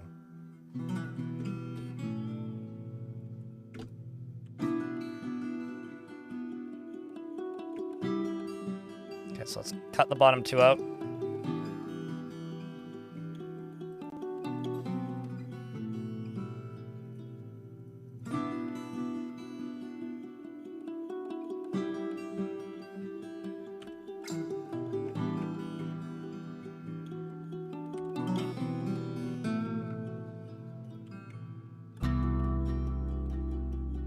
Go kill this zombie, please. Diamond, thank you very much for the 53rd month. Devil Dawn, thanks for the 5-pack. Thanks to Aquapmob4 for my sub gift. Crypt beer, vote gremlin.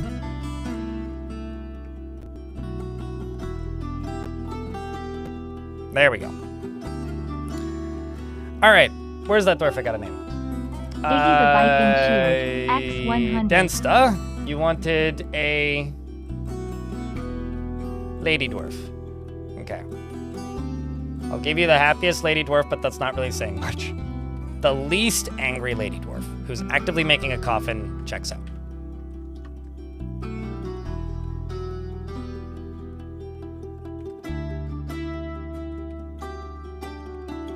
Nesta. And thanks for the hype train, you guys are. Anyway, I gotta make my wall higher. She constantly is ablaze with feelings of lust and has a tendency towards privacy. She is assertive and she tries to do things correctly each time. She has an active imagination and doesn't seek out excitement. Too late. She is often nervous and she generally acts with an narrow focus on the current activity. She does not easily hate or develop negative feelings and rarely feels discouraged and occasionally overindulges.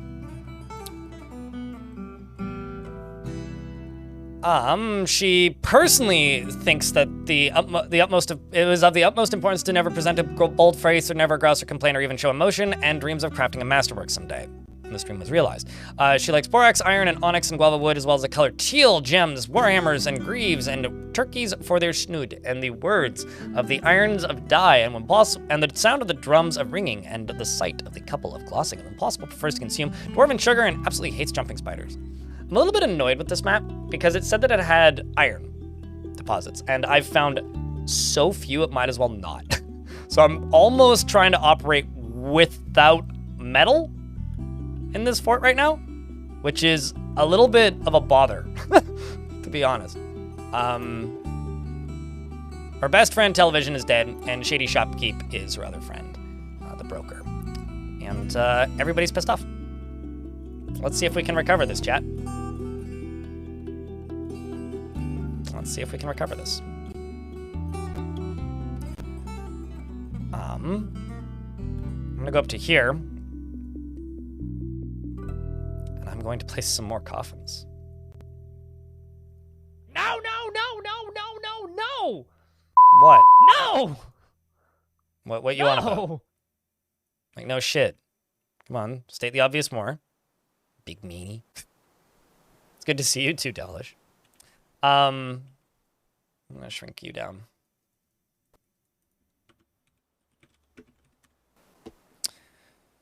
I need more of those.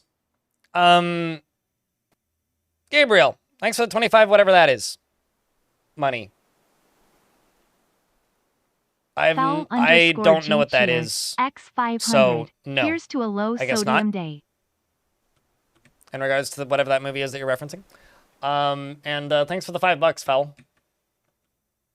And save the game, okay? I mean, it's not like I'm gonna save scum, if that's what you're worried about. If the fort falls, the fort falls. Losing is fun, right? I will say the thing that I've always said. Losing isn't always fun. But losing as progression being fun is true.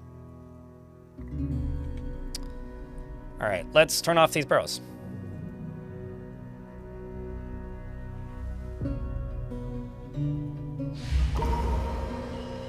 Ideally, losing is fun.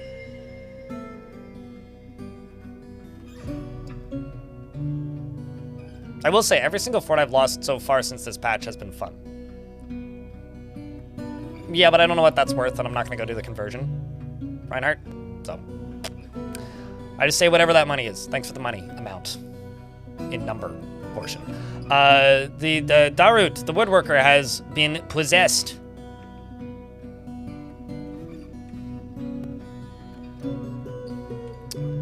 I'm also going to go through here and just enable all the other side tasks.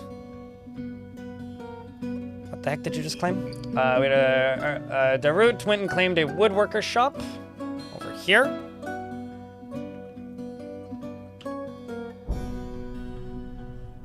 Oh, you too, Benjamin? Welcome to the club. Lost 3 of the starting 7 to alligators, apparently.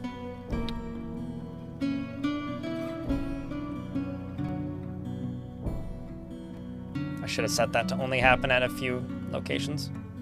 I'm actually gonna adjust that. Work orders, rock coffin, 2 shops max. Tasks. I'm just gonna delete everything is actually what I'm gonna do. Everything that isn't build a goddamn coffin right now. Leave those. Leave those. Delete. Delete, delete. Unpause one of those. Leave that.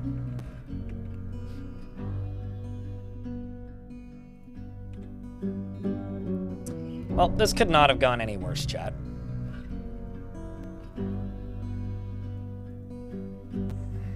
It really couldn't have.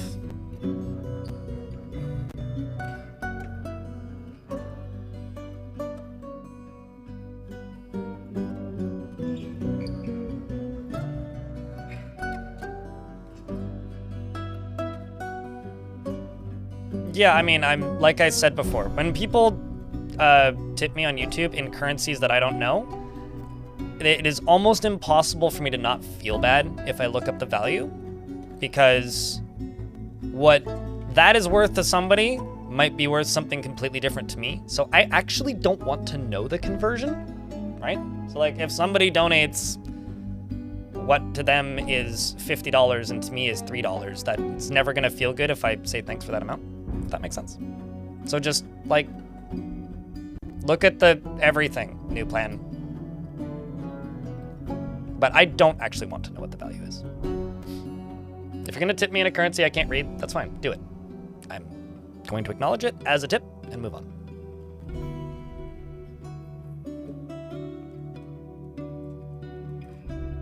Partially because people sometimes do troll with it, and I can never tell who is and who isn't. As an example, some people like to just go to the Zimbabwe dollar or whatever it is, and then leave a tip for like 20,000 whatever non-money it is, and then it's worth like 8 cents for me, not even, and it gets pinned to the top of the stream for the next 7 hours, and there's nothing I can do about it, and like at the end of the day, it's like I yeah, anyway.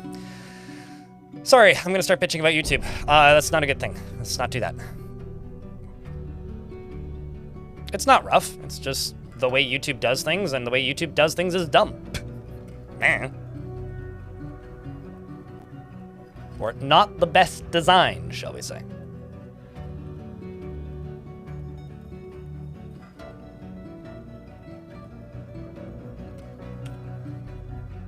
So let's move on. Let's not focus on money.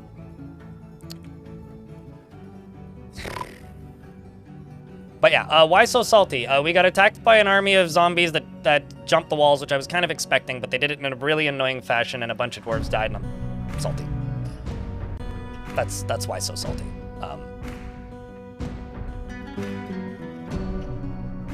don't know.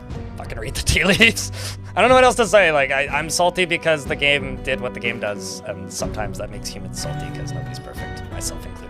And I'm trying to get over it, but it's taking longer than it should for some reason. Mostly because I really like this fort and I don't want to lose it.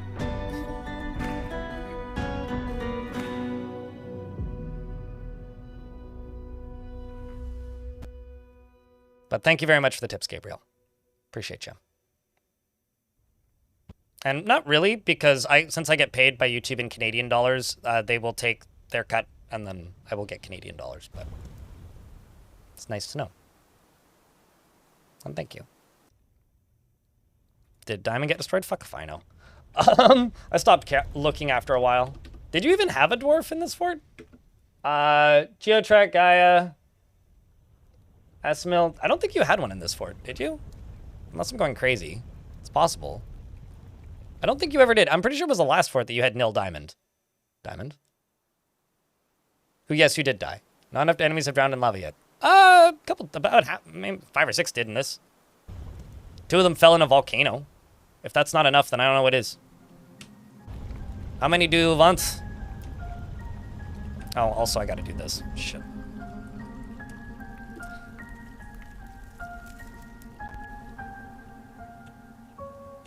And until this is done, we'll just block this off up here.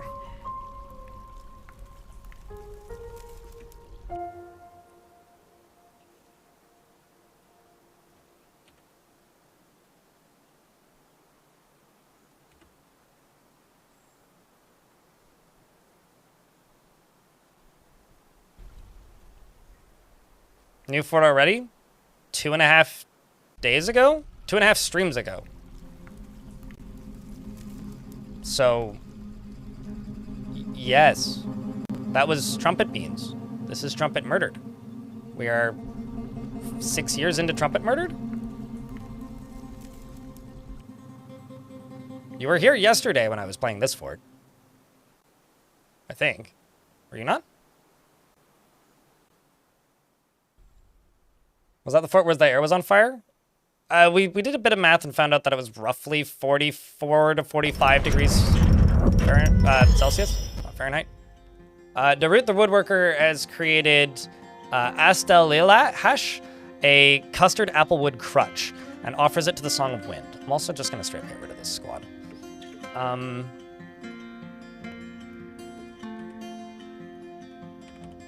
Okay, good. Some of the dwarves are getting put in tombs. I will go look at that briefly. Fitting, though. It's a custard applewood crutch. All craft store ship is of the highest quality. It is encrusted with brilliant cut clear zircons and decorated with pomelo wood and oval clear zircons. This object menaces with spikes of pomelo wood and warthog leather and yak leather.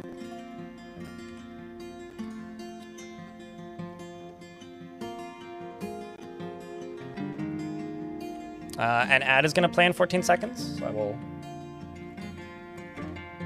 unpause, or I will pause the game when the ads start and unpause them when the ads are done.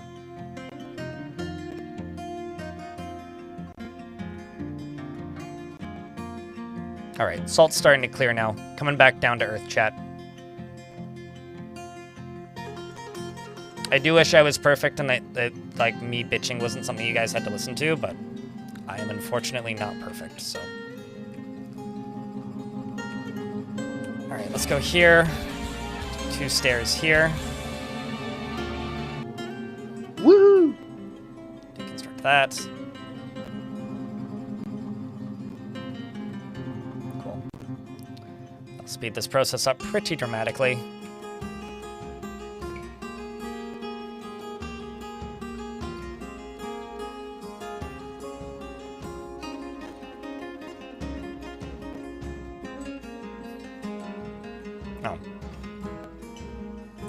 No access currently because this is locked off.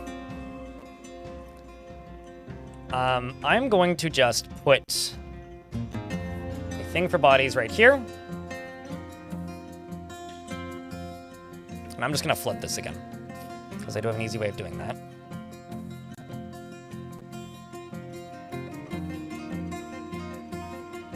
You can hardly begrudge 20 minutes assault. That's how you make enemies on the internet, but I appreciate the statement. I've learned my lesson with that one, unfortunately. This is also going to take refuse. But we're just going to say corpses, body parts, bones. Actually, only goblin, human, elf, and dwarf. Those I'll ignore. The good news is we have a bunch of weapons and armor that I can melt down. I think that's maybe the best news out of all of this, is I can just do a melt metal object. That's actually genuinely the best news out of all of this. I don't know. Why do you get Spanish versions of ads? I mean, where are you located? If you're close to somewhere that speaks Spanish, then that would be why you would get Spanish versions of ads. I personally, when I do get ads on Twitch, it's often a lot of French ads, but I pay for Turbo, so I don't have to see that as much. Which kind of just is what it is.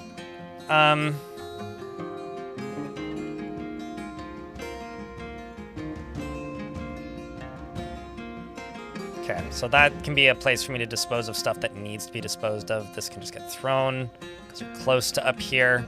That's been blocked off. Has this been rebuilt? No. Shit. Can you please just get that built?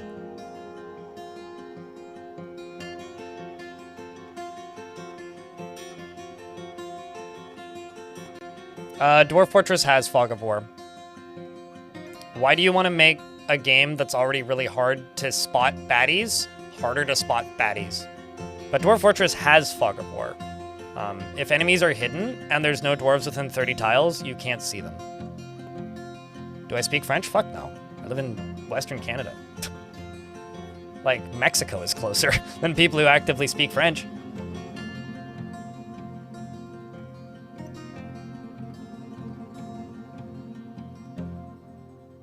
It would make more sense for me to learn Spanish. More useful, even.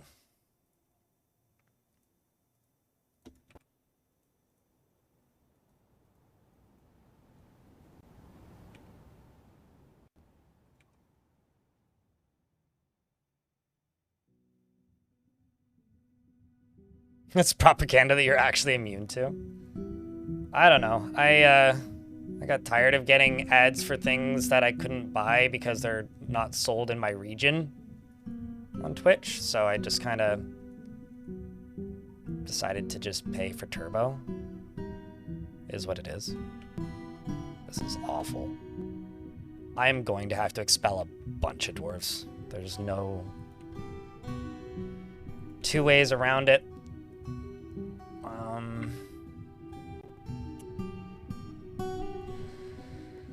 Yeah, I don't see this fortress holding up with this population. We were hanging in a pretty thin balance for a while because of the status of this fort. And by really thin balance, I mean, like, we had no beds. We had very few bedrooms. Very few bedrooms. And, I was focusing entirely on just simply trying to build a fortress that could theoretically function. But now we're in this position where I have to satisfy all of these upset moods. And that's going to be extremely difficult.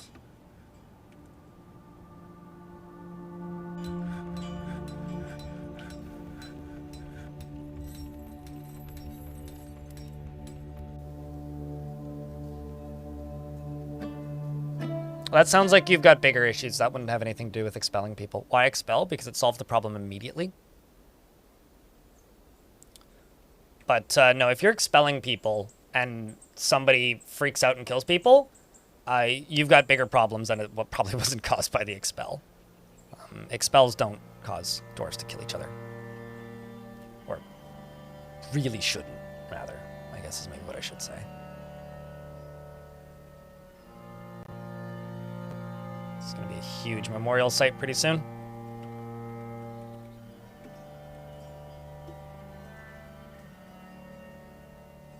Okay, well that got me up to where I need it to be. Dwarves are going back to putting bodies away. Can they come back at some point? If you control another location, which I don't,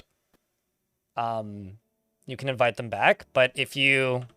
So right now, the only option I have is to just expel, which I just expelled a dwarf for no reason. Hold up. Make own. Sorry about that. Wait, what? There we go. So this dwarf's gonna be frustrated about being expelled for a while, but if you have multiple locations that you control and you expel a dwarf, then they will go to that other location if you tell them to. And them going to that other location means they will come back if you ask them to with a messenger. But I don't have any other locations, so all I can do is expel people. You know, I'm not gonna lie, I might actually turn off the naming dwarf function for a bit after this one. Because I don't want to name people a dwarf that just, like, dies. That just sucks, but... It's up, chat, do you guys think I should turn it off or leave it on? It's up to you. Because I feel bad if, like, I give you a really pissed off dwarf and they die 90 seconds later. I feel like you just wasted your points. Forms strong bonds with others, at times to her detriment, and does not enjoy participating in physical confrontation. She works to square this natural tendency with her respect to martial prowess. She's very quick to anger. She does not trust others, and she is very humble. She tends to consider what others think of her, and she doesn't handle stress well. She is somewhat quarrelsome, and she is bothered by this because she values friendship. She's quite ambitious, and she's currently more rude. She's currently more fearless, and is currently more confident, and currently less private, and currently more thoughtless. Which is part of being a dwarf. Leave it, pause it, leave it. It's the fun part. All right, well, we'll leave it. There's enough people saying that that's the fun part that we'll leave it on. Personally doesn't think one way or another about leisure time and doesn't see cooperation as valuable and does not care about family one way or another and dreams of mastering a skill. She likes obsidian and nickel as well as red pyrope and goat leather and ibex hoof. I do have an idea, because I'm trying to think, like, what could be, like, not a fail-safe, but, like, a relatively consistent backup plan that I could do for this fort, and I'm getting some ideas, I'm thinking. I'll talk once I'm done with this. She likes red obsidian and nickel and red pyrope and goat leather and ibex hoof, as well as goat tooth and the color orange. Rabbits for their ears and gecko devils for their rhythmic undulations and the sound of the intricate berry and the sight of the lilac of pantomimes, and when possible prefers to consume giant porcupine and cranberry wine and fonio, and she absolutely hates leeches. So here's kind of my idea. Here's my idea. Here's what I'm thinking about. I've got these outer walls that are connected to levers, which I can open and close. I need to widen this. My original plan was to add another level on the outside using bridges, but the more I'm looking at this, the less reasonable that seems, because we're going to start getting attacked now.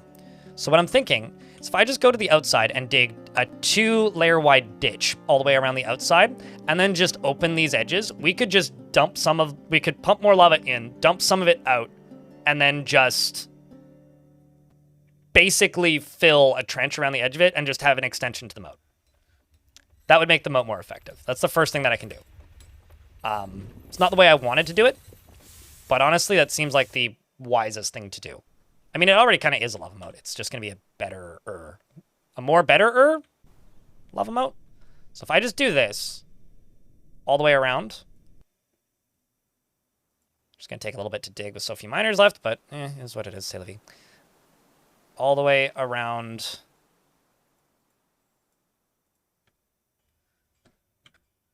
to here.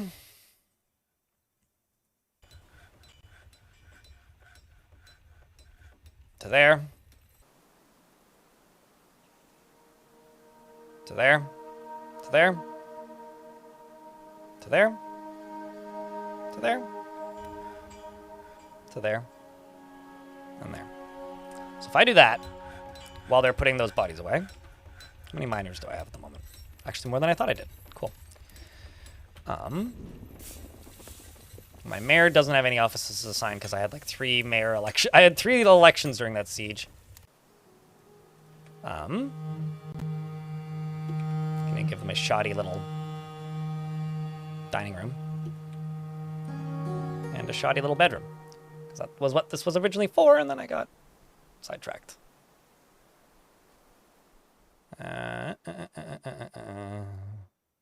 Where's my mayor?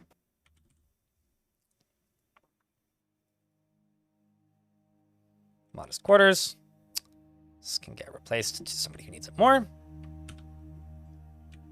You right here, get assigned to the mayor. I'll smooth those walls. Get rid of that. And go into here and just go statue, statue, statue. There you go. Now you get less upset with your shitty quarters because they look nice because big statue. You here are melting metal objects. We're getting bronze. That's good. Okay, so that's part 1 of what I could do to fix this. Part 2 is I'm going to go from here to here to here. This level right here. I'm going to do basically I'm going to dig out this entire thing, but 1, 2, 3 levels down, with the exception of the volcano, obviously.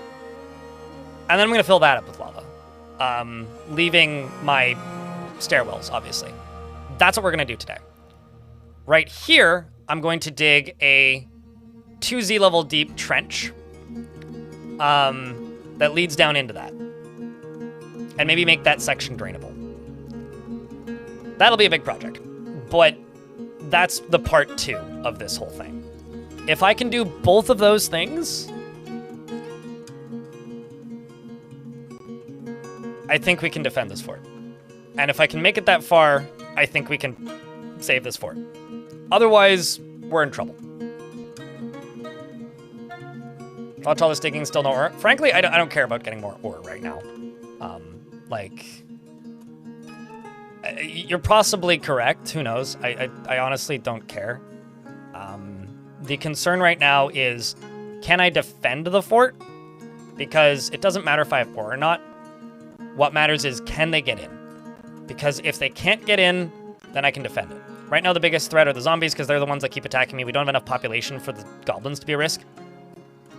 So as long as we can keep the base levels of defense defended, we are in all right standings. Does that make sense? I think we can pull it off, right? I do think that we can pull it off. Good news is we got plenty of booze, and some migrants have arrived. Excellent. All right, I need to stare at each and every one of you and put anybody who's even remotely military aligned into the military. You got some fancy trousers. Look at those. And wait, hold up. Did you have mismatched socks? No, okay. For a second there, I thought this dwarf had 2 different colored socks. I was like, oh my god, that's amazing. I feel like there should be a 1 in 10 chance that dwarves just have miscolored socks. Like that should just be a thing. OSF, Operation Save the Fort. Operation Fort Savers, sure. Anybody who dreams of mastering a skill, regardless of if they're brave, I'm just going to throw them in the military. Or if they have pre-existing skills, potentially, and they like it. Like, you have pre-existing skills. It's fearful. Nope. What really ruined that siege, actually, was the elves that were trading. Because 2 of them went insane when the goblins got in. That's actually what really screwed up the sieges. That's what made everybody start, like, freaking out and unable to reload things and stopped my ammo from being made. That's truly what caused problems for us, beyond anything. Okay, you'd be good. Although, actually, I need a secondary squad, so let's make a militia captain squad and put you in there. You're tough, disdains power. Do you believe... You just want to raise a family. Rovad, you're the most recent joiner.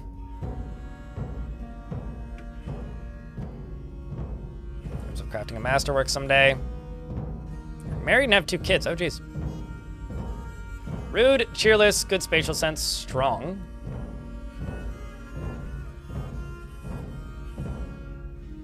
Whatever moats your boat. I mean, dwarves don't have boats, but moats, yes.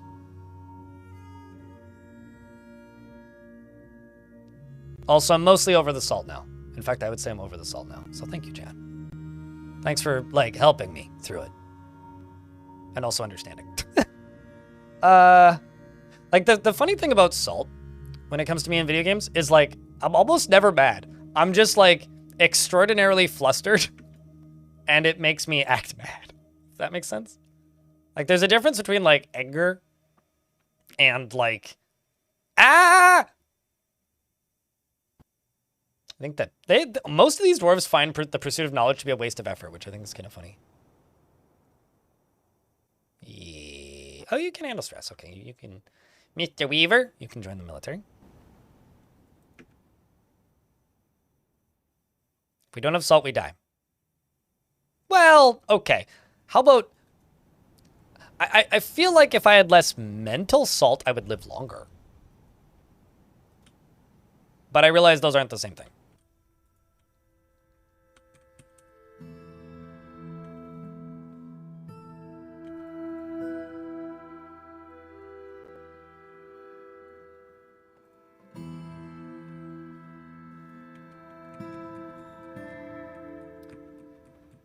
New rental, new state. Well, congrats on your safe travels. That was a pretty quick move, although I have a feeling you still have to unpack and whatnot. I like that a lot of people have this one very funny thing in common, which is when you move, the first thing that you set up before you even have like a functional kitchen or food is your internet. I don't know if anybody else here is like that, but when I moved here, like literally the first thing I did was like set up the internet. I had internet before I bought my first groceries after moving.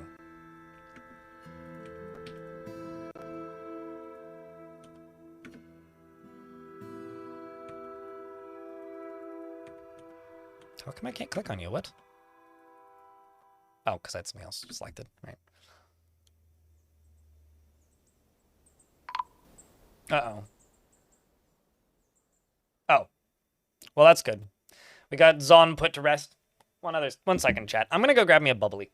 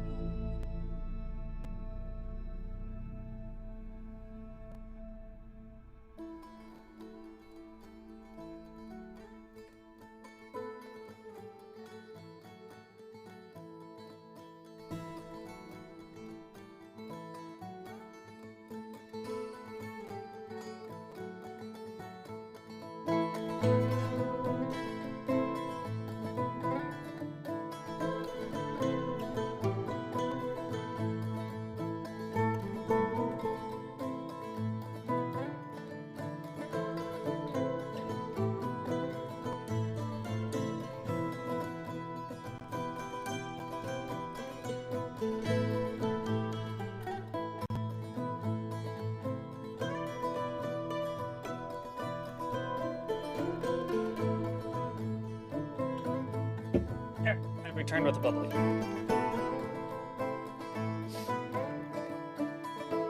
DF has a very special way of destroying the little hope one has for their fortress, and you love it.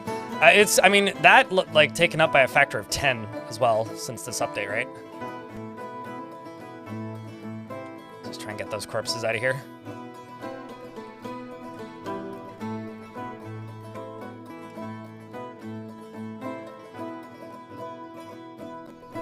With the router going, when you've moved somewhere you've slept on the carpet.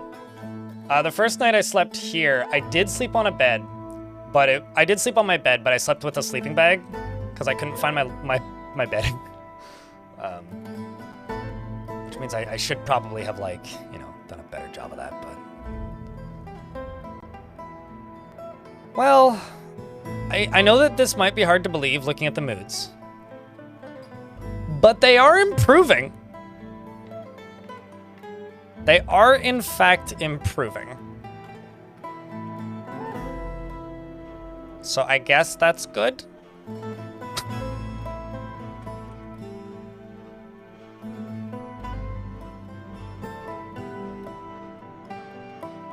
All the yellow new dwarves? Well, we were at 18 super angry dwarves. That's what I mean.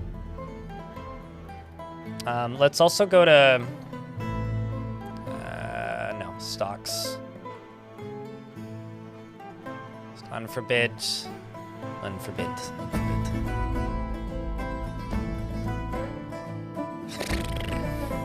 Good thing is that the miners are also pretty good at their jobs. They're working pretty swiftly. We love the bolt throwers and the catapults so much since this update. Catapults deal very cheap AoE damage that wounds and injures groups, making easy cleanup. Yeah, no, I completely agree. Actually, that was the next thing I was gonna do. I was like lamenting the fact that I hadn't made catapults. Although I think I made catapult parts, did I not? Like I set up the bolt throwers and I got those up here, but I didn't make catapults yet. Yeah, okay, I didn't even make catapult parts yet. Catapult parts. Although, something that I think is a little annoying is because to make a catapult, you need 3 catapult parts. It defaults to 10.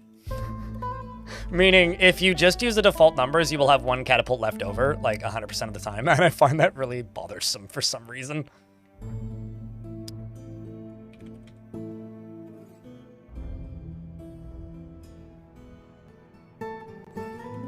Let's make some bronze breastplates.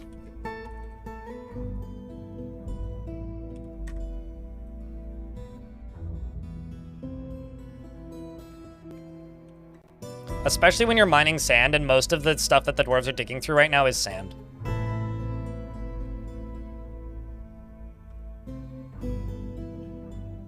And because most of what they're mining through is sand,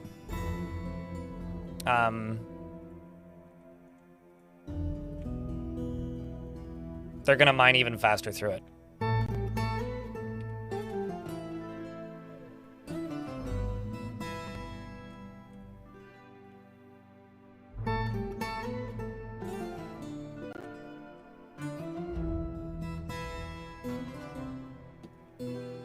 We've also got a dwarf all the way out here. Some dwarves all the way out here. Okay, so I'm gonna have to do this in 2 chunks. The first chunk is I'm going to turn the upper pump, which is all the way up here, on. This will flood the inner of my fort, but it will also deal with all those bodies that are up there. So it's kind of doing double duty in a way.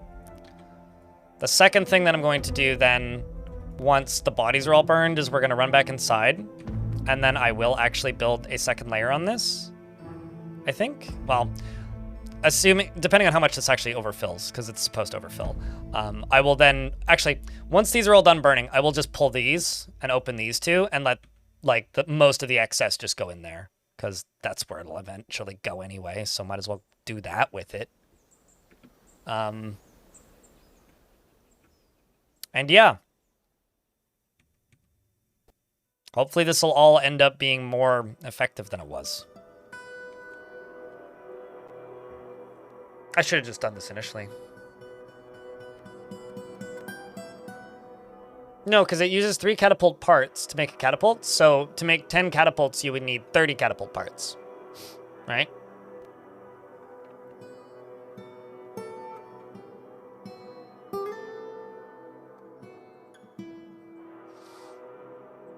Some good music to clean up and unpack too. Yeah, I guess that's an issue.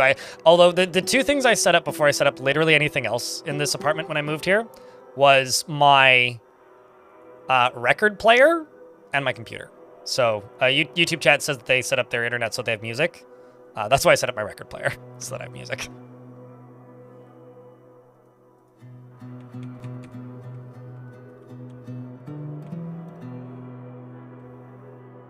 So they're now most of the way down here. Still a few on this side as well.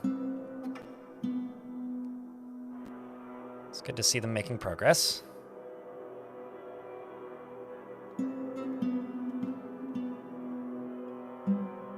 Do the 10 job 3 times, easy peasy. No, you're right. You're right. You're right. You're right. I can't deny that.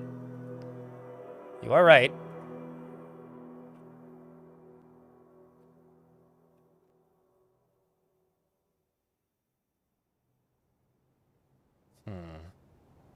You expect me to unpack without internet? It's called an addiction.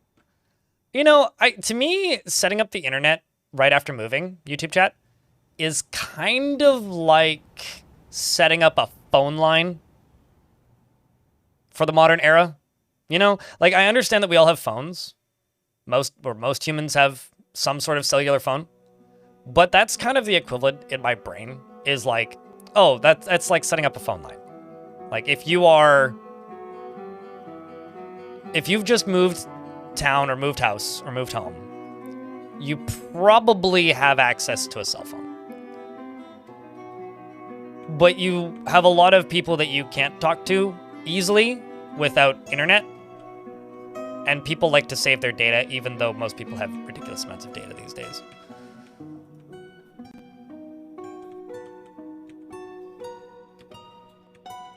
Also, I'm just going to take a peek to see if there actually is any ore, which I kind of doubt, actually, based on my luck so far.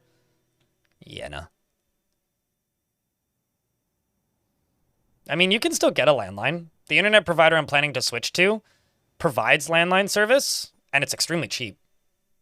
I kid you not, it's like $3 a month on top of your internet service or something. Although I did watch a YouTube video recently that Eddie Burback did where he had a landline because he got rid of his phone, and within 3 days he started getting spam calls. So actually, I don't know if I want a landline. Because like that seems real annoying. I feel like I would just end up unplugging it. When you move the first time, good times. You know, yeah, that would be pretty good times actually. Sims has good music, good soundtrack. It's top 10 for sure. It's not my favorite though. I honestly think my favorite soundtrack for a video game is the first Deus Ex. There's a metal band that I really like called Dissolver. And he only has one EP. Well, I say band, it's 2 guys. It's a guy with a guitar and a drummer. And they're fucking great. If you like really, really heavy tech death stuff. Anyway, all of their songs have backing tracks because it's just the 2 of them. And their first EP, every single one of their songs, please don't tell Nintendo, uses the Metroid Prime soundtrack as a backer. Smittle, thank you very much for the 28 raid. Appreciate you. How's your friends? How's the stream? What were you up to? I am not salty anymore. I lost most of my dwarves in a horrible siege. It was awful. Everybody almost died. I don't know if we're ever gonna recover this, but I'm trying.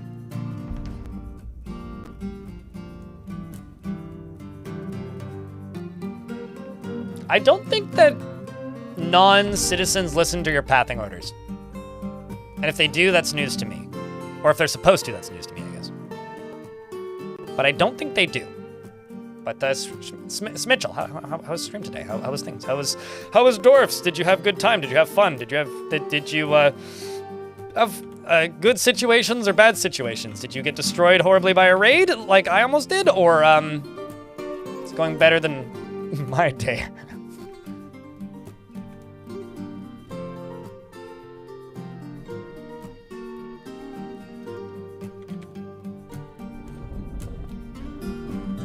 Actually, you know what? I'm just not going to build this.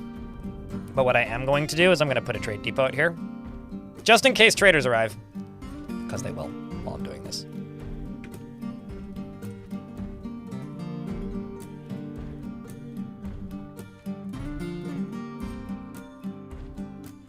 You got bored waiting for sieges, so I've been raising Gobbo neighbors to the ground? Oh. I found a bug when I got bored waiting for sieges the other day. I've solved the getting bored waiting for sieges by simply settling right next to a necromancer tower, but the bug that I discovered is that if you have never discovered a goblin site, the game presumes that they have no army because they don't have any army to check for, because the game doesn't hold in memory in fort mode the size of the army unless you visited there in adventure mode or have attacked it before in fortress mode, supposedly. And so the result is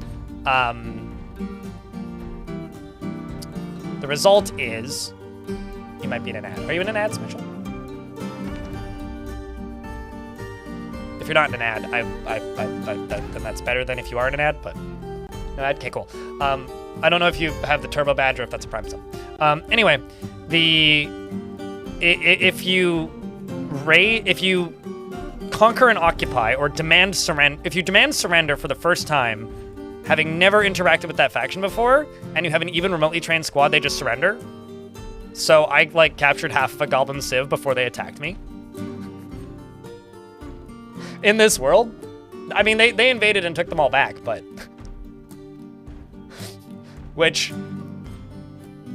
isn't technically a bug because it is the way the game is built, but it's definitely an oversight.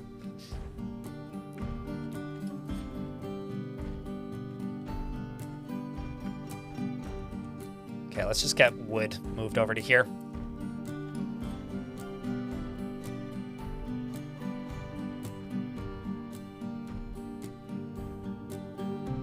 Your reputation preceded you. Yeah.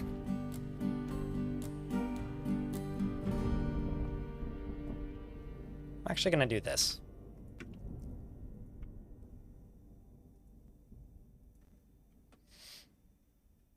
It's like, we are the dwarves of the great mountain homes. You shall fear our wrath. We demand thee surrender. And they're like, oh god, there must be thousands of them. Anyway, there's 5 guys and they're all wearing different mustaches.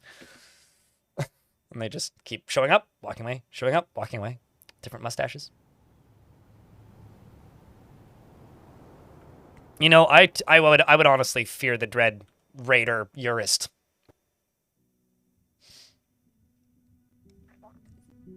I have a question.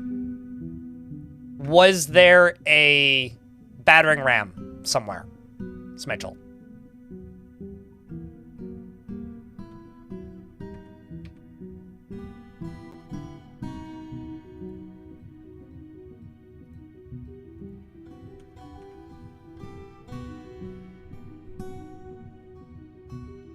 Ordered it in a heartbeat? Hell yeah, dude. Marketing works. I hope that it lives up to your expectations. Yeah, I don't know. I think they're doing cool stuff over there. That bug supposedly was fixed, or is supposed to be fixed, not supposedly. That bug is supposed to be fixed, but yeah, that was happening. People were getting stuck in the dirt. With the battering rams, but the battering ram itself counts as an invader, but it's not listed in the creature's screen. So the reason I was asking, like, if they brought rams was under the assumption that if there was rams and the ram wasn't destroyed, that could be considered a creature and could potentially be what's keeping the siege running.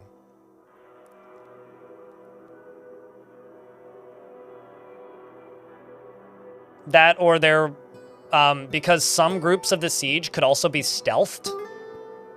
Like, so ambushes could be like a portion of a siege now instead of like the whole thing, generally, which is the way that elves used to do it. But like goblins can send like a portion of their army as ambushers. So it's also possible that there was just some stealth guys on the map that like couldn't figure it out. Like, you know how sometimes people get stuck in a tree? Like there could be like one stealther on the map being like, I'm going to invade you. And then like their whole army's dead and they're like, I'm still waiting for the prime opportunity to attack. I'm cold, calculated, and professional. And they're thinking very highly of themselves. And in reality, you're just like, where's the baddies? I'm just waiting to fucking kill them. Yeah, so my assumption then it was probably a battering ram that the game had disloaded, but never figured it out. Yeah, it's weird. That is weird. I wouldn't have thought of this, but I think like the ideal thing to do in a situation like that is just like make a hard save, go, where the fuck the siege at? And then like try and fix it and then send it to Putnam and be like, hey, can you find the sieger? What the fuck's happening? Please fix. Game broken. Please fix. All right, chat. How's this look as an expansion to my moat? What do we think?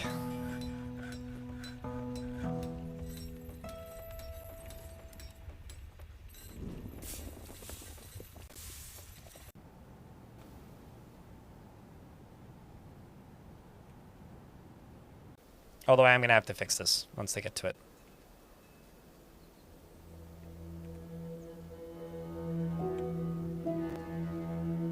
Because even though it is currently plugged, I'm going to have to fix it.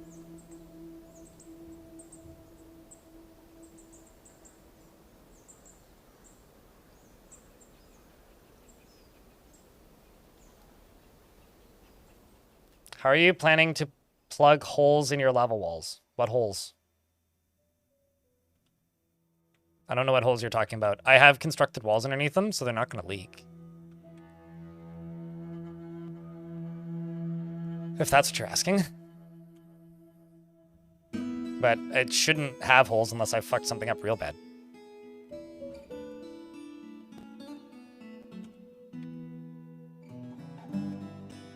I really wanted to see that as well, but I'm having to double it up.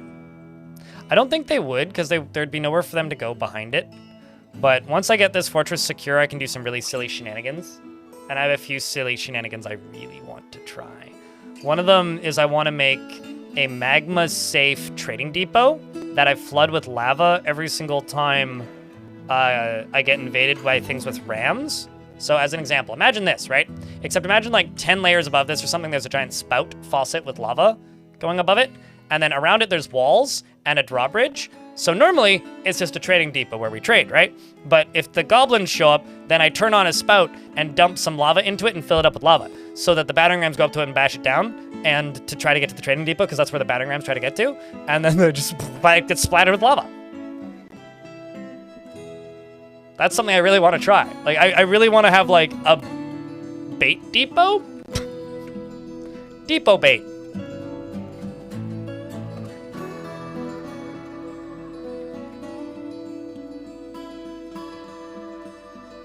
That's really something that I'm thinking about, so.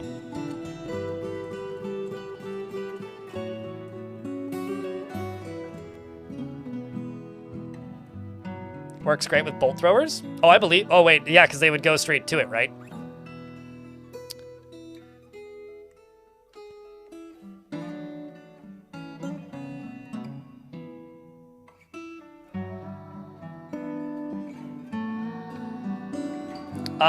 Specifically wall breakers and rams do. I don't know about the rest of the invading forces. But wall breakers and rams do, in fact, seek out depots. This is, like, cupping some sort of norm because one of the happiest dwarves in the fort right now is a child. Kid, you ain't normal. But you might be normal from Garfield. No, don't want that chalk. I want that to be magma-safe material.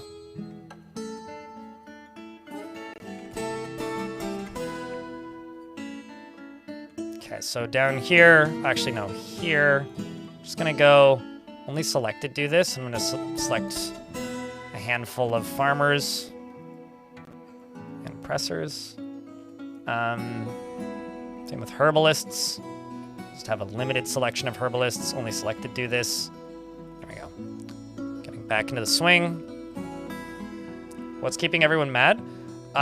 Well, it's only been 2 months since almost half of the population died to zombies, and then bodies were left everywhere, and then zombies got into the fort, and people watched fights and had to run away in fear. So the anxiety is a little high in the fort at the mo. So what's keeping them red? I don't know, you tell me, based on that information I just gave you. Or, I have no idea. It's a mystery. Actually, how many blocks do I have? I shouldn't do this. Don't do the dumb thing, streamer. Don't do the dumb thing. Blocks. How many blocks do I have? Oh, fuck. I have enough blocks. I'm gonna do the dumb thing. The dumb thing for aesthetics.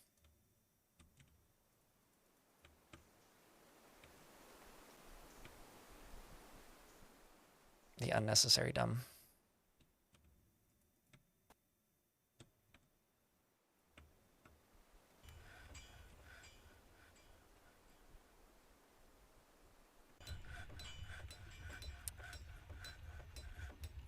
This is the, I'm going to take way longer building this for no reason because I can make it look slightly nicer. Dumb thing. Because I have the blocks for it. They're living in the past? No, it takes a while to fix dwarves. They're going to remain stressed for a while.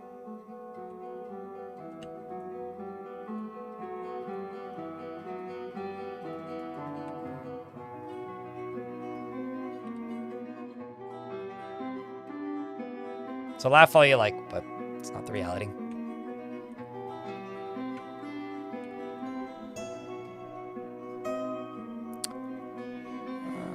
Places.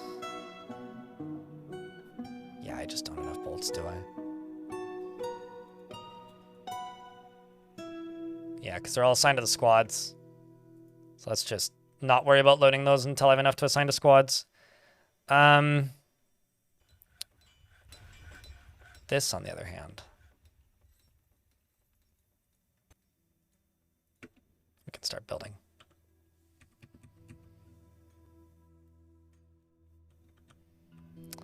I mean, it wasn't very effective as a form of defense, so... Although it's probably already more effective than it was, so there is that.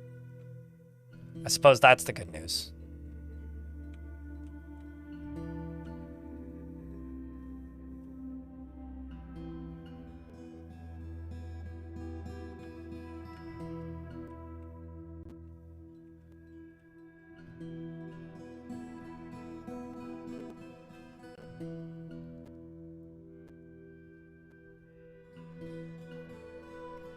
Except what we're going to do is I'm going to dig out this whole level, but one underneath this. So layer 44, with the exception of the volcano and my stairs, is going to be completely dug out.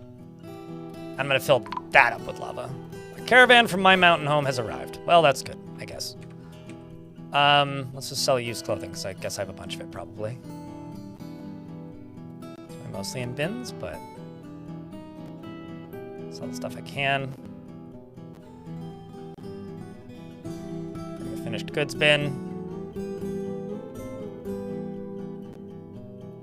And the finished goods bin.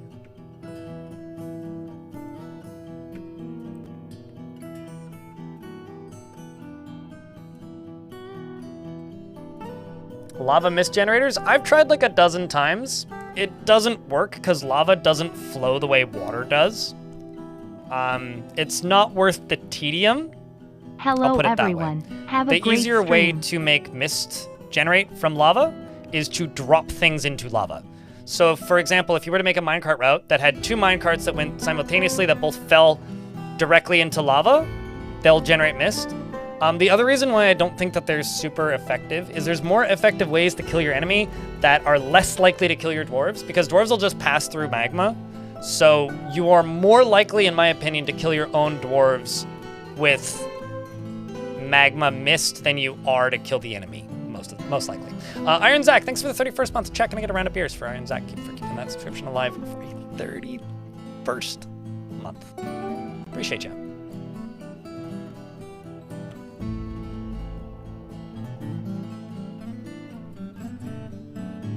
Let's actually set these dwarves to no orders. I'd like to see what they actually have that they've equipped.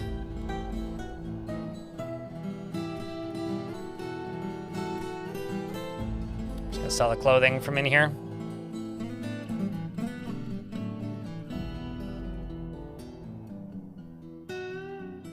It's not much in the way of value, but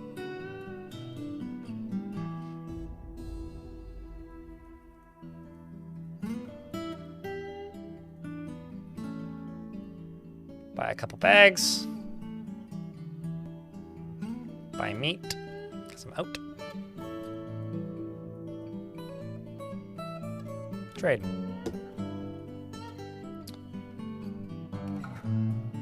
Time to go do some laundry and pet the cat. Good luck with the lava defense. Appreciate it. I need it, probably.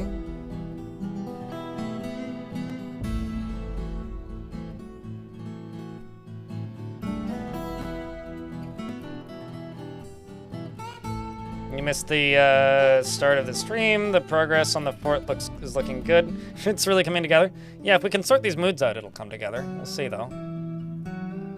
The outpost liaison has arrived and wants to know what we would like to import, and I want to import coal.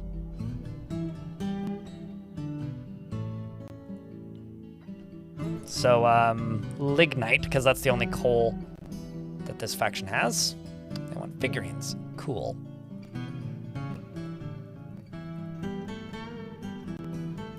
Let's see what else they brought.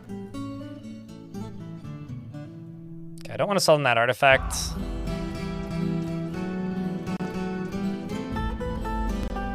Or the books, for that matter, but just about everything else I can sell.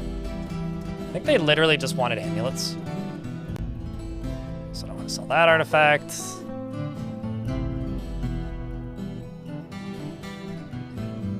I need to be more specific with my stockpiles if I want these to be sorted, which I should do. Good news about that siege, though, is it left me with a lot of random clothing to sell.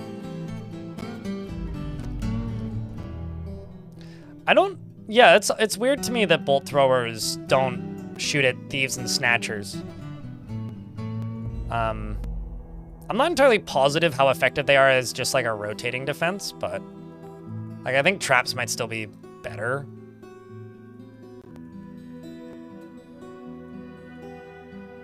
It's such an expensive book.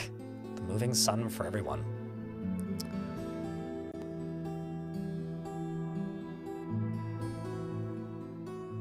All right, let's do all that. That gives me 3,000 of trade value.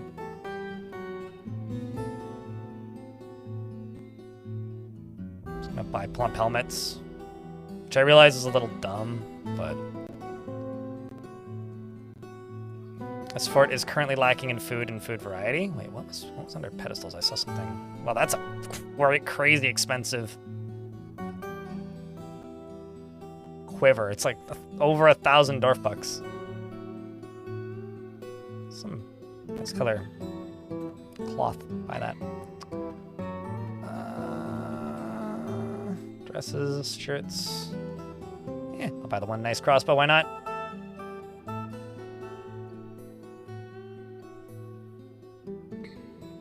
I think that's all we'll do. We'll give them a nice, good value. And then, pro tip, when you're done trading, click that and click that while the game is paused. So deconstruct, cancel removal, and it'll cancel any other items that were being brought. Pro tip. At least that's something I like to do. I find it very helpful. All right, let's throw another lever in here, and this will be for the... Actually, what? Okay.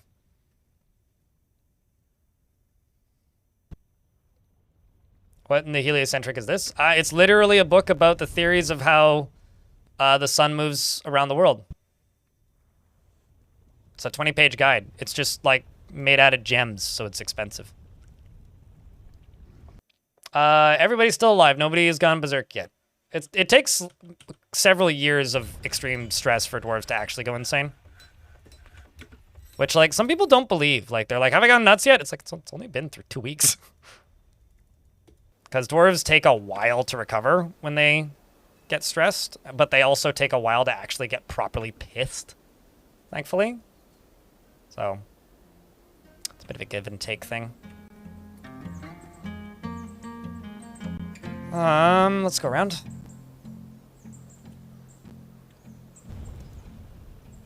Nope. Nope. Nope. Right there. All the way down. All the way down. All the way down. Down. There. Done. Over here. Over here.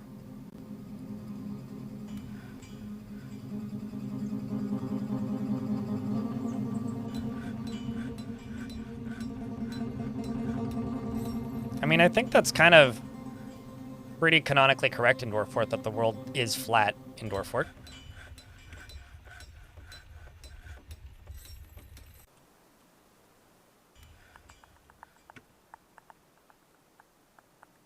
Let's hope that they close this quickly. Just trying to get these bodies out of here.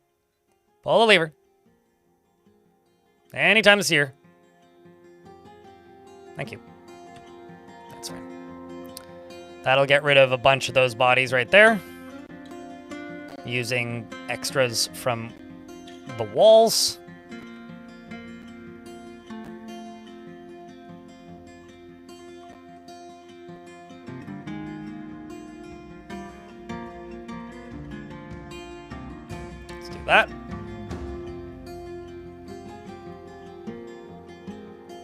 Do it now, quite literally.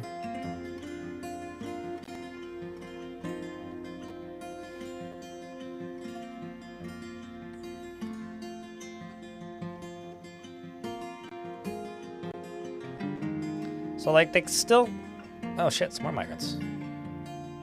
We may have a chance yet. You're a thrill seeker. I know why you came here, then, Dwarf.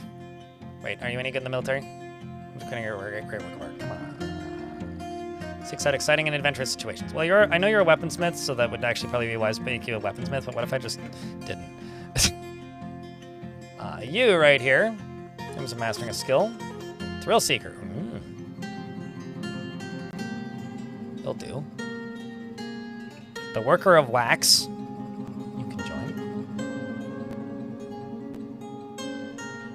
Yes. Gouvet guy. But I'll be honest with you, I don't actually know what the strongest stone is. That's just the one I have the most of. And so it's also going to be engulfed in lava. So I'm under the moronic assumption. Still gonna set it to everybody does this, but the ones that actually have some skills in it, I will highlight. So I'm under the moronic assumption that dwarves like colors as much as I do, and I want my colors to match. Some people want all their fortresses to be perfectly symmetrical. I want the colors to match.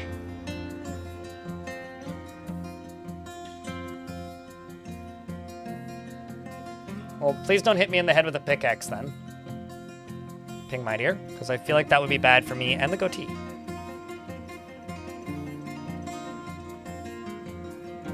I did grab this bubbly and I haven't started drinking it.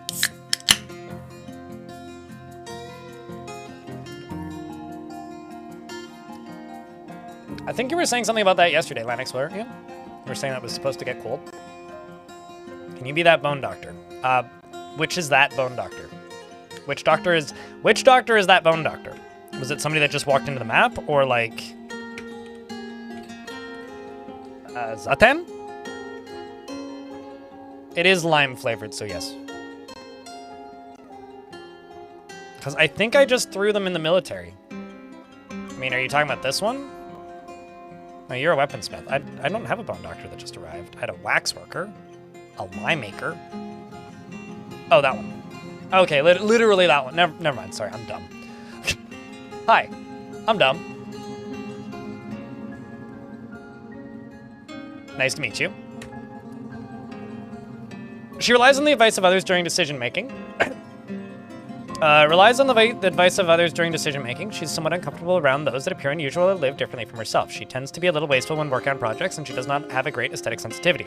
She's conflicted by this as she values artwork in its creation. She has a greedy streak, and she is somewhat quarrelsome. She is bothered by this, and she values friendship. She generally acts with a narrow focus on the current activity and can handle stress. She dreams of crafting a masterwork someday and believes that peace is always preferable to war. She doesn't respect a society that is settled into harmony without debate and strife.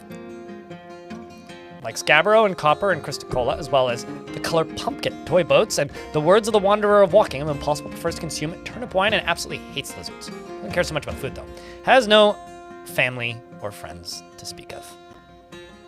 And that is my arch nemesis.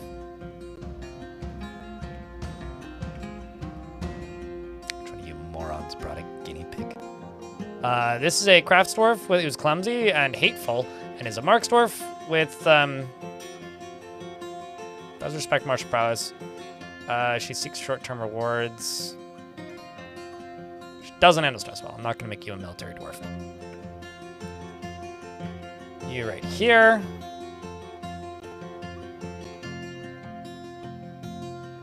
Should be a bit more tumultuous. Ambitious. Acts with a narrow focus on the current activity. She tends to consider ideas and abstractions over practical applications and tries to get things done perfectly. Okay, I will just say that.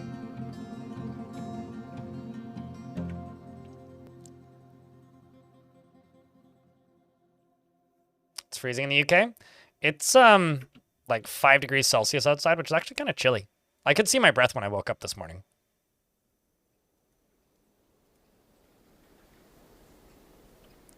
Which is always a good sign.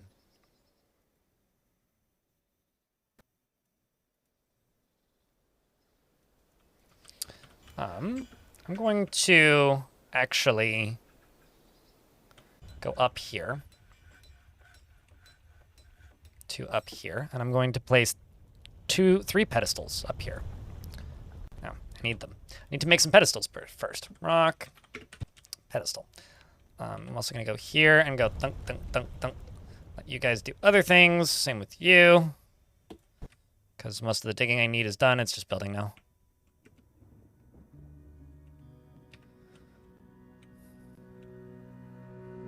And it is just a whole lot of digging that need doing, except for this apparently that isn't done yet. But all of this building needs to be done because the digging has been done. It's 21C where you're at? Is it supposed to be colder? Like, you could be in Brazil for all I know. I've had some funny conversations with people in Brazil where I'm commenting, where they complain that it's cold, and then it's like, oh yeah, no, it's 25C. It's like, what? You're from a different planet. Practically. Or different ends of the planet. Literally. You're in East USA? Oh, geez. It's okay, so like, I know a couple people who live in the East Coast. They were complaining it's been cold recently. Like a friend of mine, who I was talking with a couple days ago, was saying that it was like snowing where they're at. Is this gypsum? Oh shit, we have gypsum! I always have to look up what you need to make gypsum plaster, but...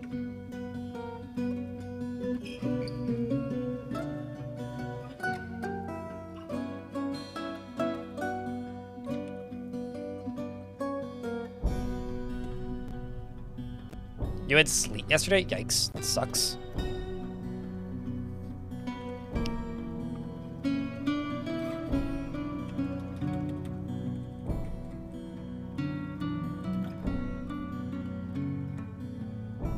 I think you just grind it. Yeah, but I can never remember if it's querns or millstones or both.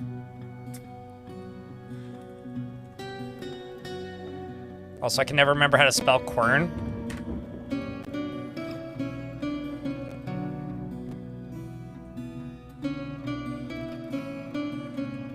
Or if it's kilns, even? Is it kilns? Thanks for all of the YouTube tutorials, Blind. Like I said, I always forget.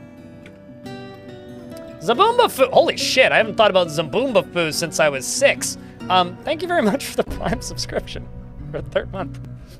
I probably have said something about that before. Or since the last time you resubbed, that either or. Gypsum is a kiln? Alright, well we're making a kiln then, boys. Kiln M Majaro. Uh-oh. A giant named Cod Nanoguk Smosp has come. A gigantic creature. Resembling a human. Almost. Unparalleled. In size. I mean, my dwarves have been killed mostly, so I think the dwarves are dying. Ooh, and you brought an artifact, which is a human skull totem that has no value because it's just a fucking human skull. Although it may have been made out of somebody important. All right, well, let's just send the military right there and hope that they're close by. Because it's close by. Oh, it's in my moat. So it's bad timing. Okay, well, thankfully Snail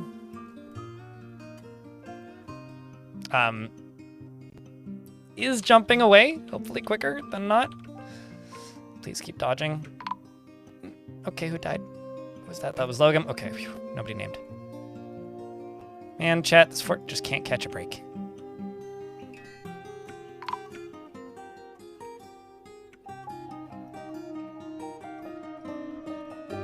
Really, Swifty was found dead as well. And so was Snail. And Toast Cat. It's always when the named dwarves die that I feel like shit. And I feel sad. Come on, dwarves. We got... Okay, kill the goose. That's fine. Nobody will mourn that loss. And it's already lost its lungs. It's going to die of suffocation. Unless the dwarves can hack it to death first.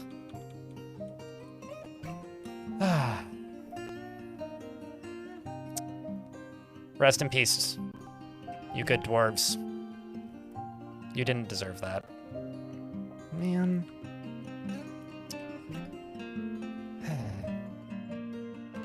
Magu Kome. A year from the southwest of Brazil where 25 degrees Celsius is a neat temperature.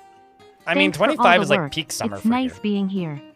Like genuinely peak of summer. Like absolute hottest weather we will get in a year is usually around then. Well, the good news is I already have enough tombs made. The bad news is more dead dwarves.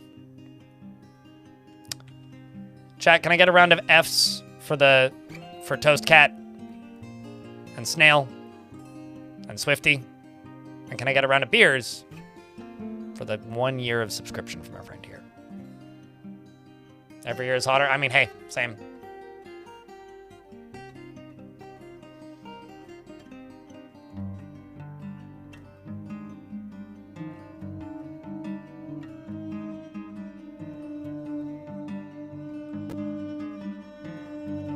How do you get the dwarves to empty the trade hub?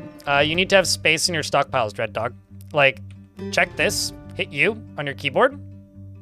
Go to places and go to stockpiles. How full are your stockpiles? Generally, when people make that complaint, half their stockpiles are packed. So if you don't have space, they won't ever put it away. Otherwise, you need to make sure that there is enough dwarves available to actually haul things to your stockpiles, which is an extremely low priority task by default. So you either need to specialize your dwarves as haulers, empty out, or create new stockpiles, or specialize haulers. I don't know why I said 3 options, one of the 2. Or make sure that you actually have stockpiles assigned, because half the time I just don't, which is why they end up leaving stuff. Thanks for the $1. Darius?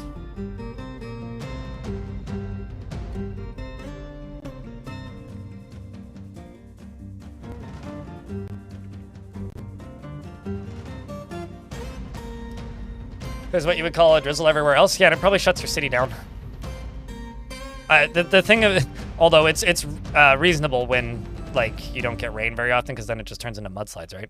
That shit's dangerous.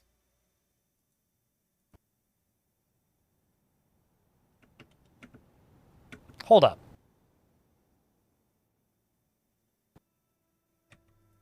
Oh, you're cleaning. It almost looked like that they were putting the fire out on that skeleton, which they weren't doing, but.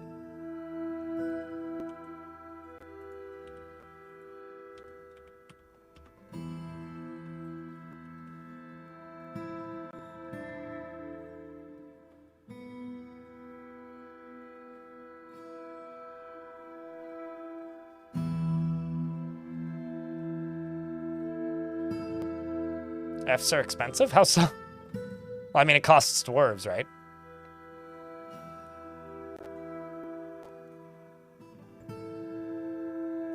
I mean, I don't know what a direction is, so.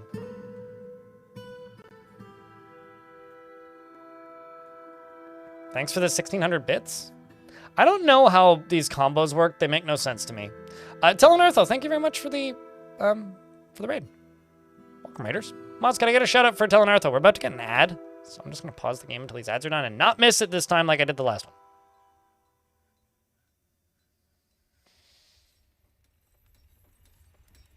It was like a nice, pleasant 60s, like mid-60s Fahrenheit legacy art games for the last, like, I don't know, month of summer here. Like most of September, it was around that pleasant. It was nice t-shirt weather. It's very nice, especially when it's sunny. How was the read and raid? How was the stream? I think you were playing Dwarfs, weren't you? I was looking at the directory earlier. Hey, Drew Bloodstone, hello. Hey, hi. How's things? Welcome, raiders. We had a horrible siege that damn near ended the fort, and still might, actually. And so I'm trying to update my defenses by making my moat not shit. That's what I'm trying to do.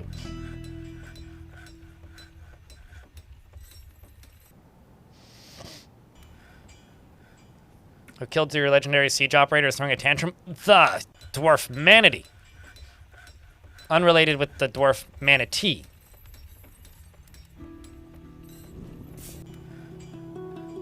Such a horrendous situation.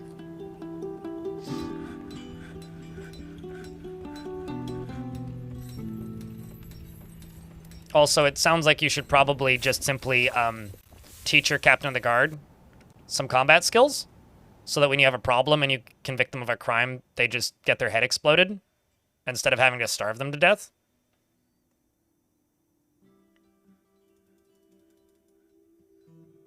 Missed the raid. What happened? 100 zombies. Maybe not quite 100 zombies. 60 zombies. And my wall wasn't ready yet, and so they skipped the wall. And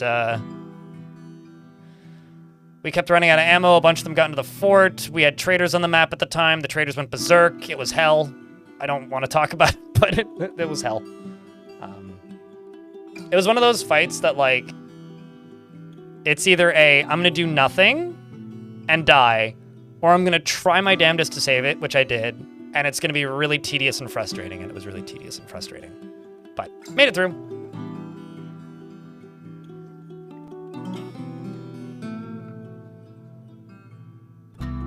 If you could have a dwarf manatee, you would get a saltwater pool to put him in. I mean, you would have to.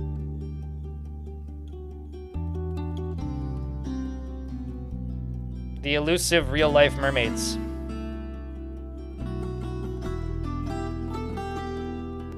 Captain is a legendary swords dwarf, but he merely beat the tantrum thrower within an inch of his life. It's not good enough. Let him get stronger. Let him keep training.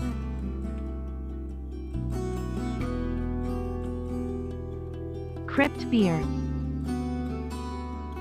Poor dwarf. It's always sad to hear when things have to go that extreme, though. Might be Goose. Thanks for 12 months. But I can't say that I haven't done it, because I've absolutely had to do it before.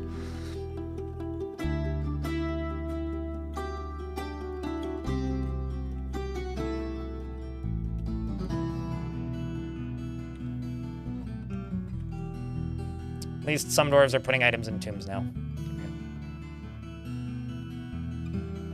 Hey, having a gig is better than no gig. Check, can I get a couple beers for 12 months from Might Be Goose as well?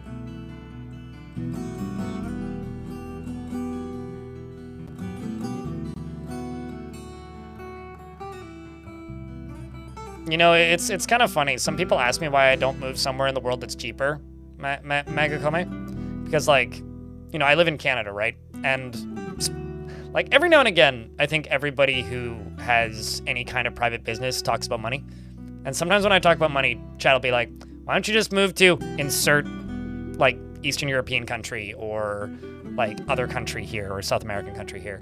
Why don't you just move here? Because rent is so much cheaper or housing is so much cheaper. And my response almost always is, because it's really hot. Or, like, no healthcare. So always one of the two. But often it's because it's really hot there and I don't like heat. And, healthcare is the big one, like the actual reason in a lot of cases. But the other, like for the places that do have the healthcare, it's really hot. Or weed isn't legal.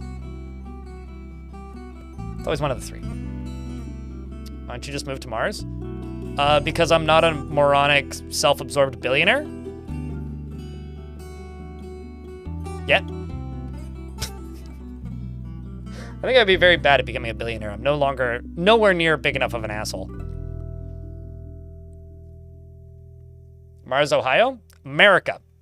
Healthcare. Next question. Yeah, but I can't speak the words. I know that, like, I can't speak the language is, like, kind of a dumb thing when it comes to places like Poland, but no, I would never move to Poland. Sorry.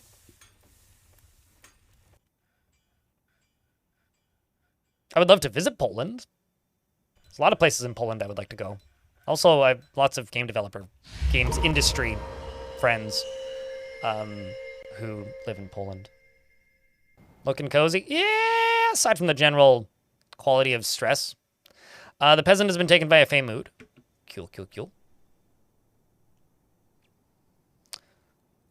I want to say that, honestly, the scariest change that they've made since the Siege update is the change that makes sieges appear at any time of the year. I think that might actually be the scariest change.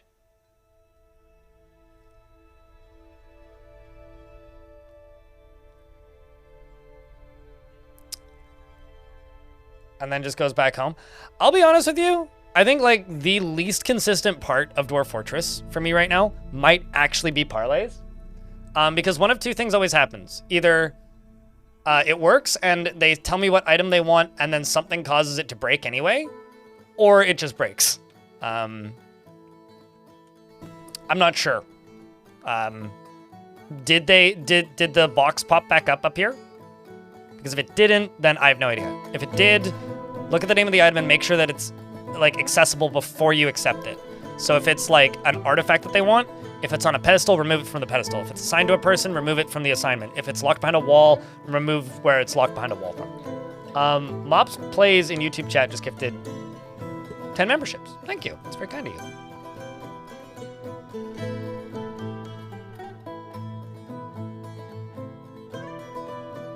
Never even made any demands? Yeah, because you'll get a little pop-up. So, like, the mayor goes but then doesn't come back? Or do they come back?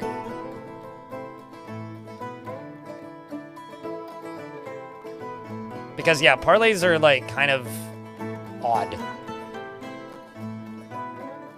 Like, they have worked for me in the past, but they've just never been consistent. So I don't know. My condolences, I guess. I mean, that's kind of why I lost the last fort, was a parlay failed. The parlay just doesn't take place. That is weird. That seems like a bug. I'm not sure how to help you, to be honest with you.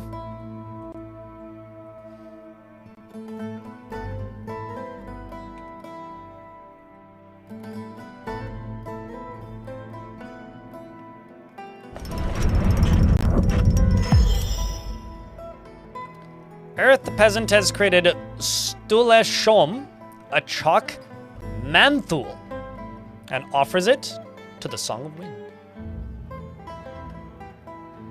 No, but they still tell you what item they want. That's the thing, Bone Doll.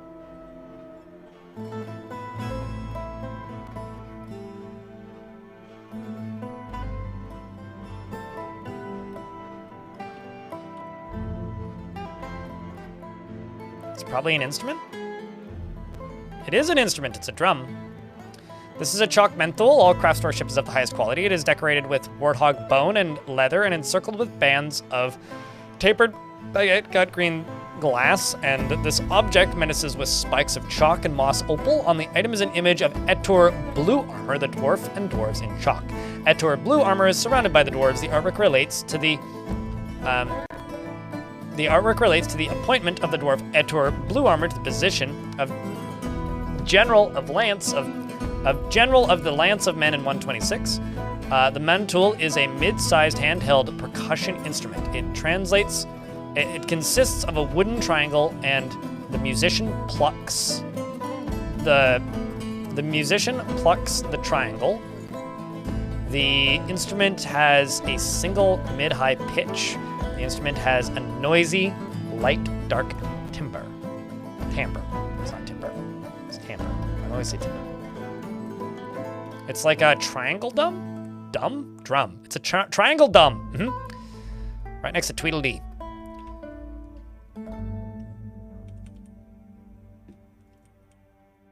Tweedledee and triangle drum. Yeah. Well, it is a percussion instrument, and drum is the only, like, approximation that triangles have.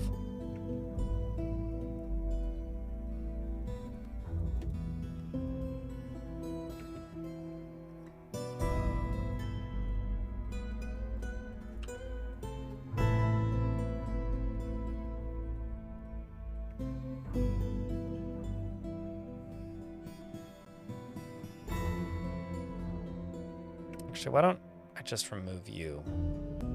Keep you as a minor. I am gonna go into tasks though. I'm gonna pause all of the make rock blocks jobs and make coffins.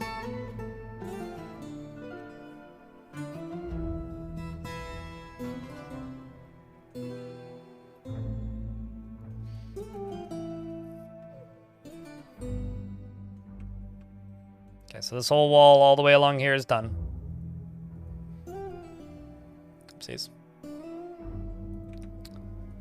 Need this. That. This. That. Just a few more, mostly down at the bottom here.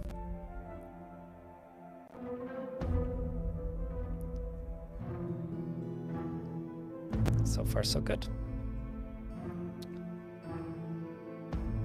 The thing is, they're recent terrible moods. They haven't been there for a long time, so most of the dwarves that are really pissed off, like, I'm just gonna grab one.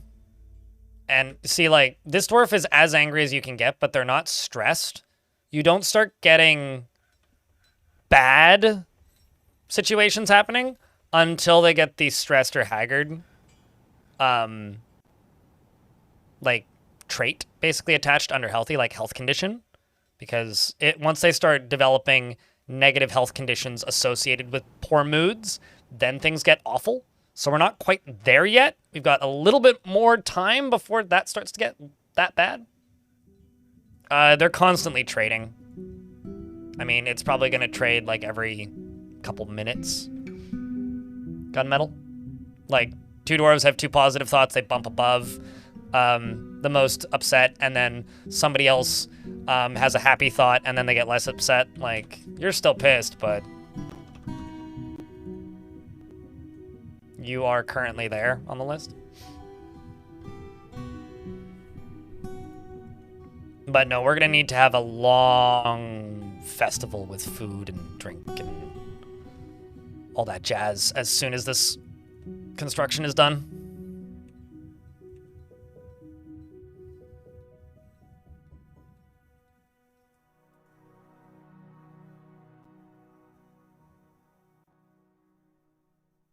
I'm also considering, well, I don't really have an easy way of doing it, and it would take a bunch of legwork, but I should probably also build a mist generator to keep the dwarves happier, but I don't want to have to resort to that.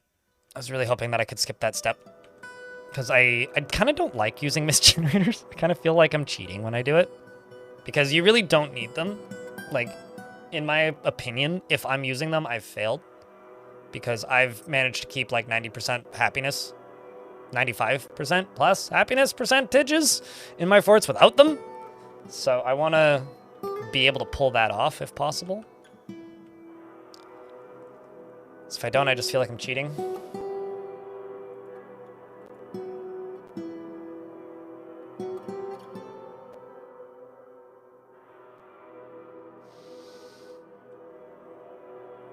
Pretty much, yep, in regards to the Fallen Carnival.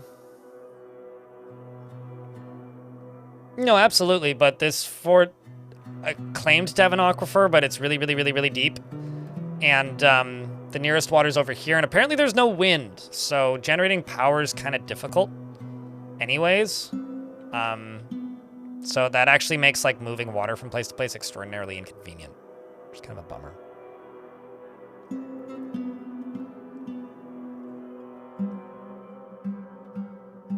It would be useful to have an emergency shower. Sure, but I mean, like, if we're talking about, like, cleansing, like, grime and filth off of dwarves, there's other ways to do that.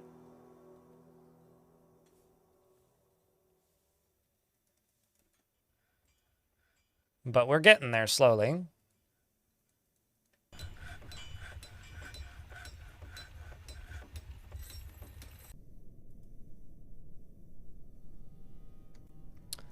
So bars. Cool, I do actually have 2 silver bars. Silver Warhammer. Let's make 2 of them.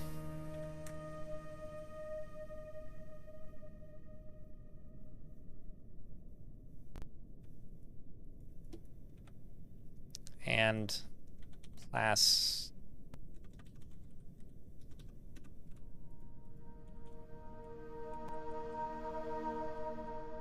Okay, I'm not.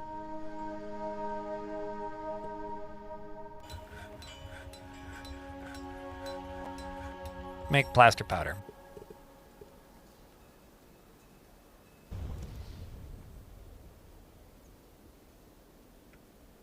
And you're going to take from, well, actually, no, don't take from anywhere.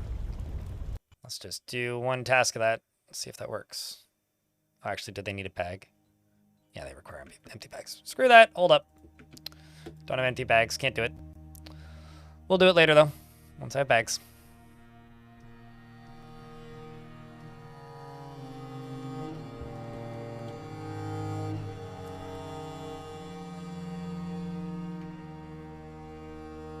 You really like to take care of your diggies?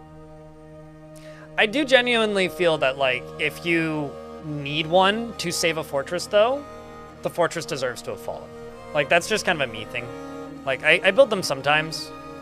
Like, on paper, I don't have anything against them, but, like, personally, I would rather not. Like, if I have the option of either A, build a mist generator, or B, suffer with a pissed off fortress, I kind of would rather suffer a little bit, because it I don't know. I feel like it's a bit disingenuous in the actual success of the fortress. I make erosion slightly harsher, and I have wider caverns, and I lower the amount of minerals by a lot. That's about it, Kylo Sierra. I don't really have like anything I do super consistently though, so I don't have any like links or anything to what I do specifically.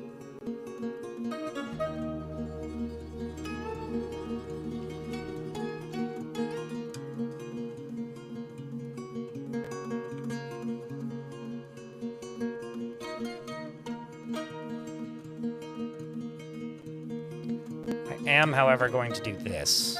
Deconstruct you. I need to pump this out.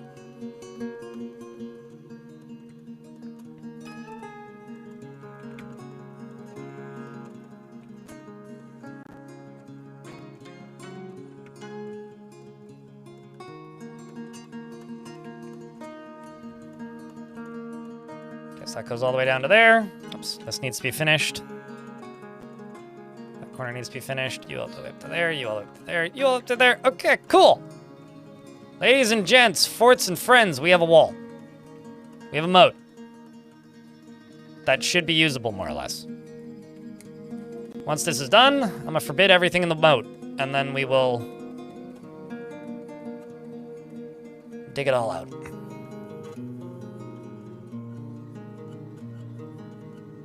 What's the best way to handle a cloth industry to not run out of cloth? So, I haven't done this in this fort. But usually when I start a fort, I make a job that's just process plants. But because they've changed how dye works, probably what I'm going to end up doing going forward is I make a stockpile specifically for rope reed and pigtail and cotton or whatever like plant cloth variety I have in the fort, and then connect a farmer's shop to it and just set that farmer's shop to process plants whenever there's 10 plants in that stockpile. Unless you have like access to tons of webs, in which case just build a loom and you will just have perpetual silk. So if you're underground in the caverns and there's webs everywhere, just use silk. And then I just schedule about 30% of my dwarves' amount of clothing per year to just repeat in the manager screen. So right here, you have this button here. If you click that, you can set orders to daily, monthly, seasonally, yearly. So about 30% of my population. So if I have 50 dwarves, I'd probably do 20 of each piece of clothing. And when I say of each piece of clothing, I mean like what they're currently wearing. So 20 socks, 20 shoes, 20 gloves, 20 trousers, and 20 shirts, and 20 dresses, because I see them all wearing dresses. A lot of them wearing dresses. Maybe robes. And that's basically it. I mean, it's like you set it up, you automate it, and if you start noticing dwarves that are running around with old clothing on, so clothing with X's, just up the numbers a bit. That's how I do it, generally. I haven't done it yet in this fort because my population was really low, and I was doing a lot of construction. And then things got bad, and now things are bad, and now it's like, well, Speaking of now things are bad, let's get the dwarves inside, shall we?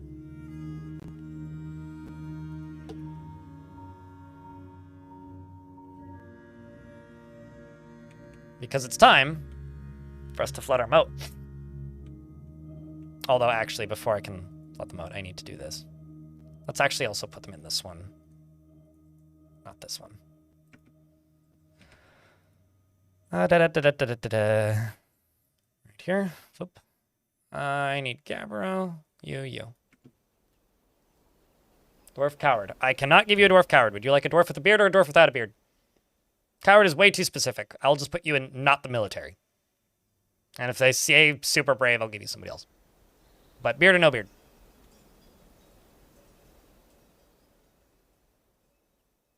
Beard, okay. Do you want the super happy child or do you want somebody else? Because I could give you this guy. I could give you Olin or Katten or Ashen or Thob or Fath. Just basically pick somebody with a beard up here. It's up to you. We did get 2 migrant waves in pretty rapid succession. We got one at the end of summer and one at the beginning of autumn, around the same time as we started trading. So we've more or less recovered our losses, but it's still tough. I mean, I don't think that you have to relive your trauma. I think that this child arrived after the siege. Yeah, no, this child is like, I mean, this child's seen some dead bodies, but like, you kind of missed the worst of it. Viking. Ball. Let me know if you want additions made to your name or changes. He often feels filled with joy and is nervous. He is a nervous wreck. Oh, okay, well, you wanted a coward. He is intellectually stubborn, rarely changing his mind during a debate regardless of its merits. He almost never feels discouraged and is a pessimist. He is slow to trust others and does not easily fall in love and rarely develops positive feelings. He is quite polite, and he often feels lustful. He doesn't seek out excitement and finds helping others to be emotionally rewarding. He is somewhat fearful in the face of imminent danger and skips over to others when meeting them. He dreams of mastering a skill and personally has a deep dislike of the natural world, values independence, and doesn't particularly respect commerce. He likes bauxite gold as well as rock crystal and muskox tooth, giant pond turtle shell, and the words of the wanderer of walking and the sound of the flowery skirts. And when possible, prefers to consume saffron. And when possible, prefers to consume ratweed and carrot wine and peas, and absolutely hates large roaches. And he also likes the sound of the something euphoria. The saffron euphoria. His mom is in the military. His dad is a stonecrafter. He's got an older sister in the fortress as well. He's a member of the Moral Coven, which worships the same god everybody else worships. It's just a less popular denomination. Welcome to the fort. Glad it fits. You ended up with a coward anyway. I don't go for specific traits because sometimes I have to dig to find them, and it's like kind of a bit more effort than I want to put into searching for a dwarf. Okay, so once this is all done right here, which will take a sec, I'm gonna pump this into here, into this area. And while this is happening,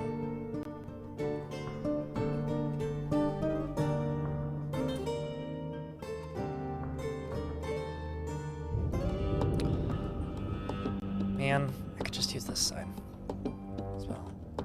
I'm actually just going to go up here. I'm gonna open this. North gate is gonna get pulled. So we are going to open up these 2 gates right here. We just need to wait for a dwarf to go do it, which shouldn't take too long.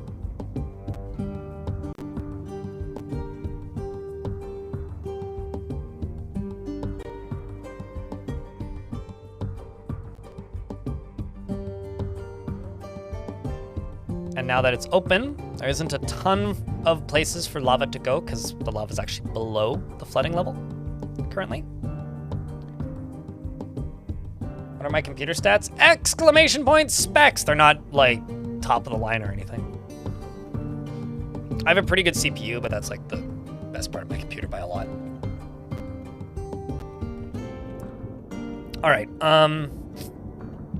the other thing I'm gonna do is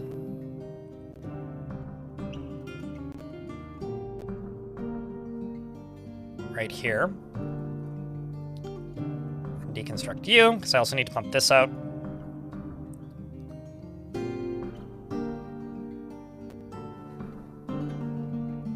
Although the 18 terabytes of hard disk is no longer the case, because I have a NAS now, so I've removed those drives and moved them elsewhere, or emptied them and moved them,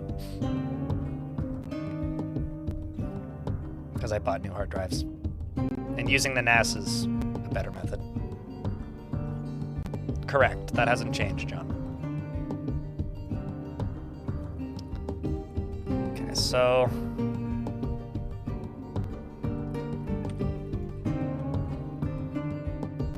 I hope there are no dwarves out here, because if there are, they're now officially stuck out there.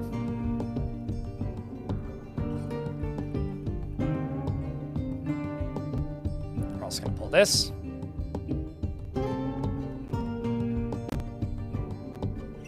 Done.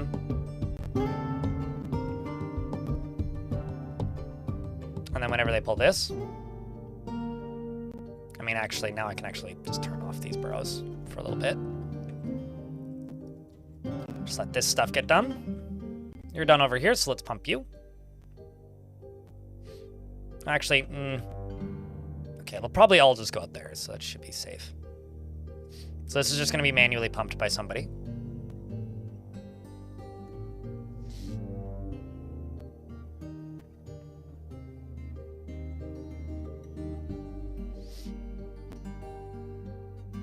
You do realize that I record about 30 gigabytes of footage from my streams per day, right?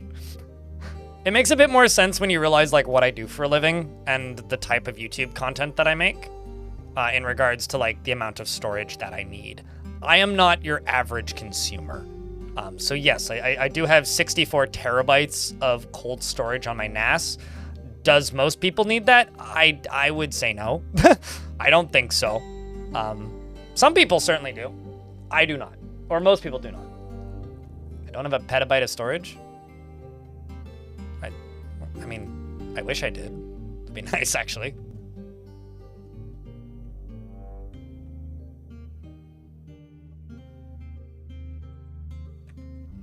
So I'm just going to get this down until it's shallow enough that so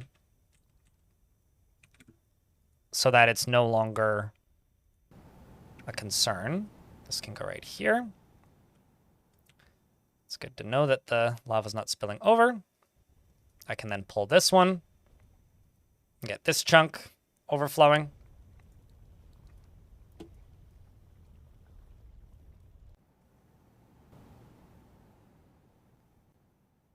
But yeah, no, I mean, all of my storage is literally just for video. Because that's how I make the big videos, is I record every second of all of my footage. Like, every now and again, my camera disappears like this. The reason it's doing that is because I'm resetting my recording. Basically, like, I like my files to be a little smaller than, like, 30 gigs a piece. So I turn my camera off every now and again to break up the files so I don't need to re-render them. And it's recording that feed. It doesn't record my microphone, and it doesn't record any of the notifications or anything, or any of the sounds from my desktop, just the game sounds.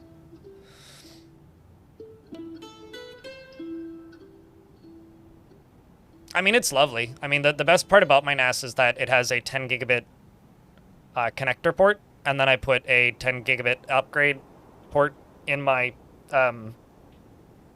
working computer, and I have a used network card that has 25 gigabit actually capacity. It has 2 ports that are 25 and then 6 10s and then a bunch of 5s and several 1s. And so I actually edit off of my NAS now when I'm editing bigger projects.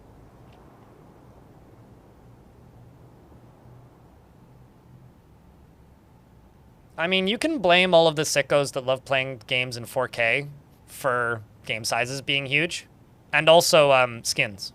Like, the reason a lot of games are huge is skins.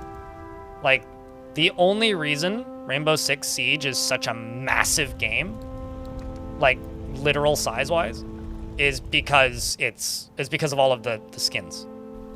Like, quite literally, that is the reason.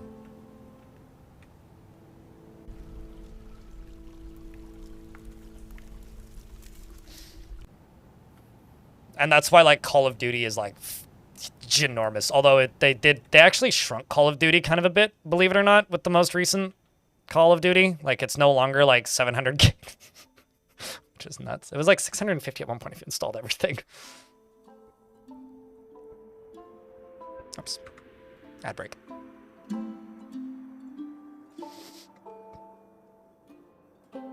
Back in our day, though, Airsick, I don't know if you can hear this, I might be in an ad, but I'm going to throw a little bit of shade. Games were a lot cheaper, made by less people, employed less people, and weren't updated. So, back in the day, the games that had skins as rewards also put out a new version every year. with one new character for $60 rather than, you know, adding new characters in post.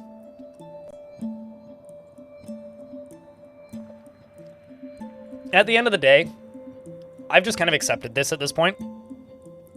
The live service games that I have no interest in are made for a different generation of people, or alternatively a different kind of player altogether, and they are not for me.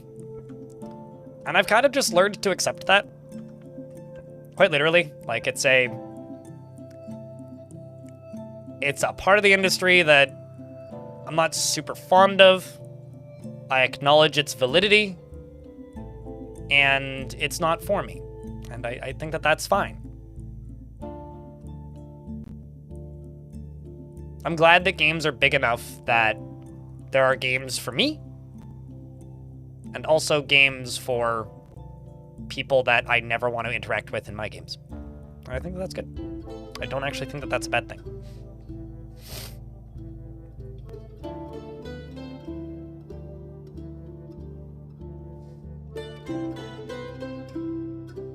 It still is, Voids.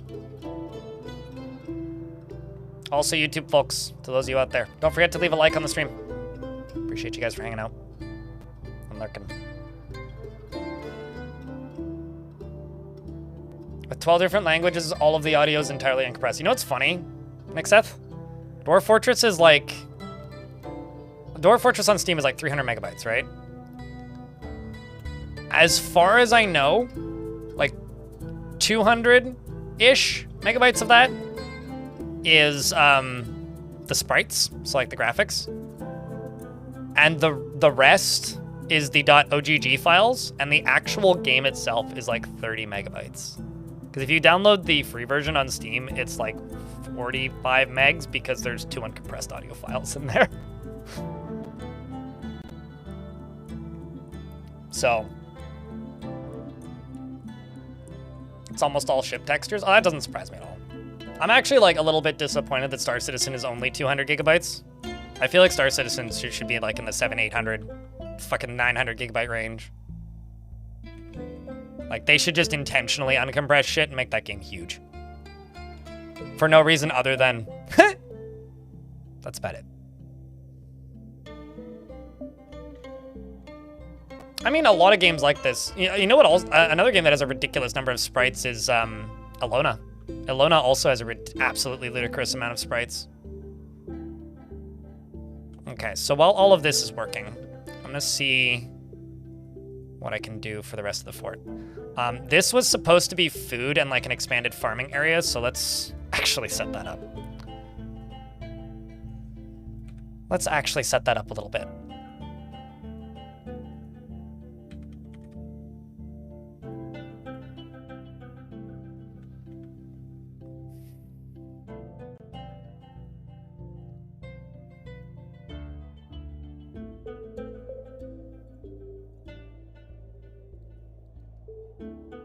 Those will be kitchens and stills. That could be a butcher shop. I'm also going to need a farmer shop, which I can put over there.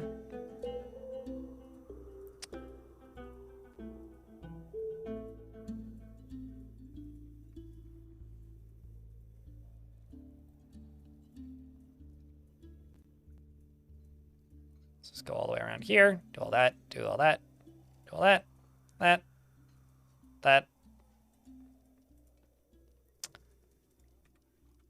I am amazed that that's being held up by anything. And we'll get to it.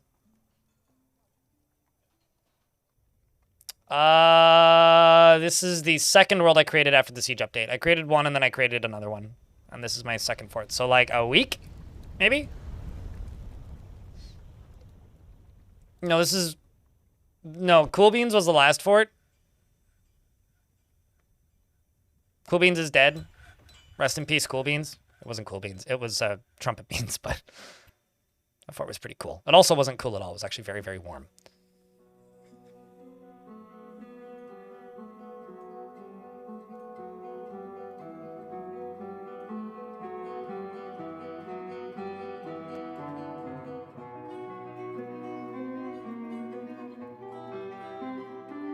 This can be my farmer shops. And maybe I'll also expand it a little bit to get butcher shops in there.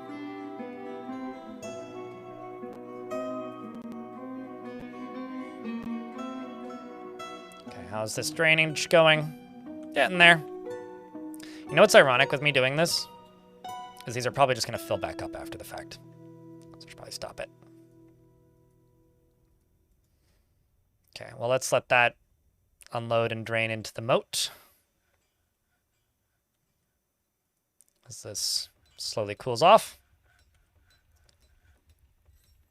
All right, let's turn on this. Remove everybody from here. Keep the dwarves inside for a little bit.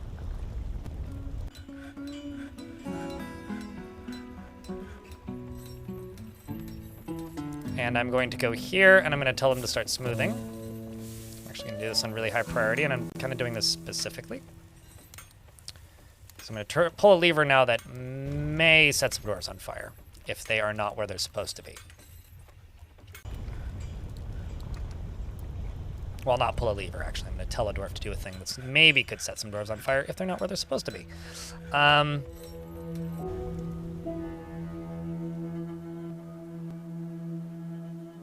Set you up here.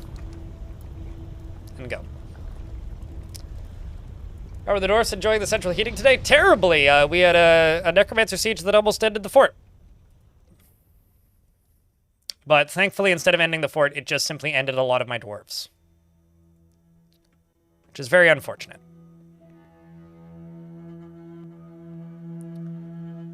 Games have ballooned in file size after a certain point, not just for a push for quality and texture and audio, but because of increased storage size and became more readily available. Devs had far less impetus to compress their games and to fit into smaller storage mediums, and were quick to ship entirely in uncompressed files. And I mean, certainly, yeah, no, that absolutely happens, but I do know that specifically Rainbow Six Siege has like 400 gigs worth of textures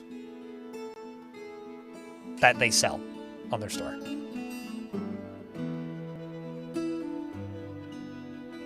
I haven't decided if I like it yet, mostly because I don't like people complimenting me. But I also haven't decided if I like the beard yet. So this is what I mean by this is going to cause some flooding, by the way.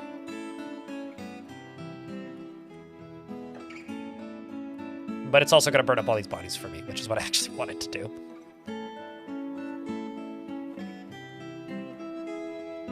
Mild? No, it's major. It's not mild. This is not mild. This is intentionally major.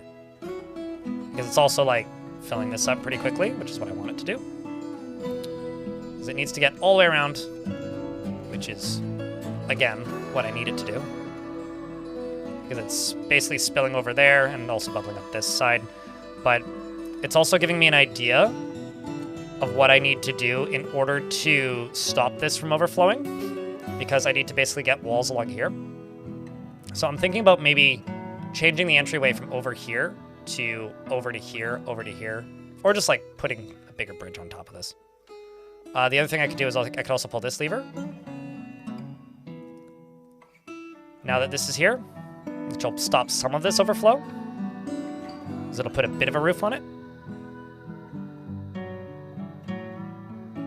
Right now, see, it's still overflowing on the sides, but it's overflowing less because it's coming out of here. So right there, if I could basically put like a piece right there, then it'll overflow less, but it's actually like getting pretty high up. So good news is though, this is doing what I need it to do, and it is filling this up. It's made it all the way to here on this side.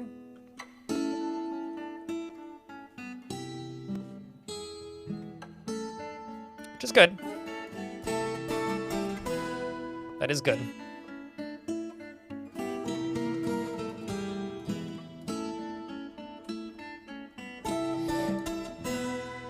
Controlled flooding good? Well, it's the natural burn of things. I could actually... Okay, who's brave? Go start pumping there, because they can drain this faster than this can fill.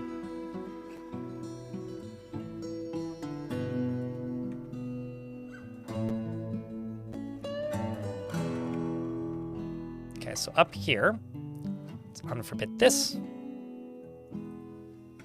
Smooth that bottom chunk. And then this right here is going to be a pretty specific food stockpile.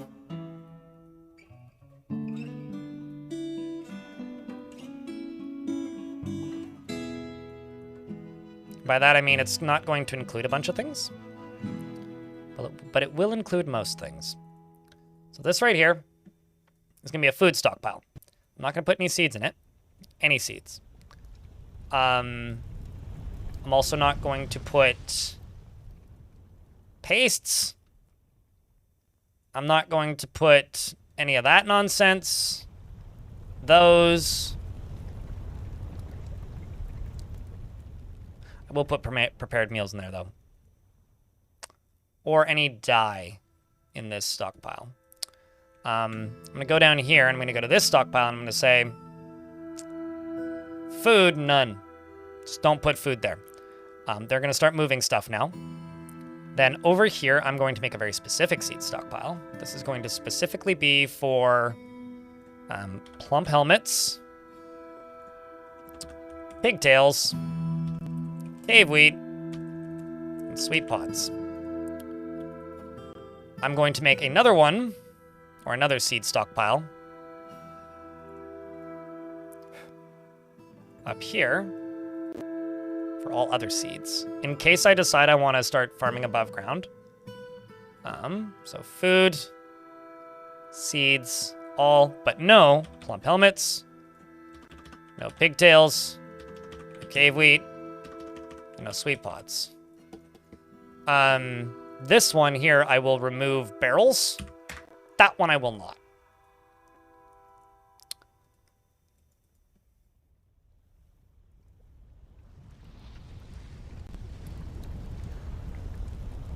Trust me, Nexeth. I agree. I completely agree. However, the funny thing about that, like them probably needing to take another look at that menu, is it used to be so much worse. Like, it's hard to explain, but, like, it is better than it was in a lot of ways.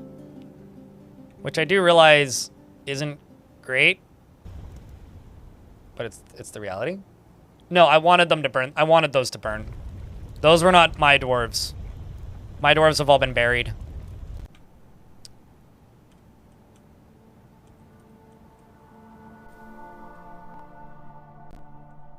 Oh, I can also do this back area.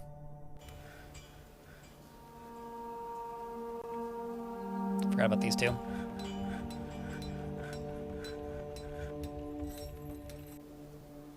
Which will start some of this draining out pretty quick.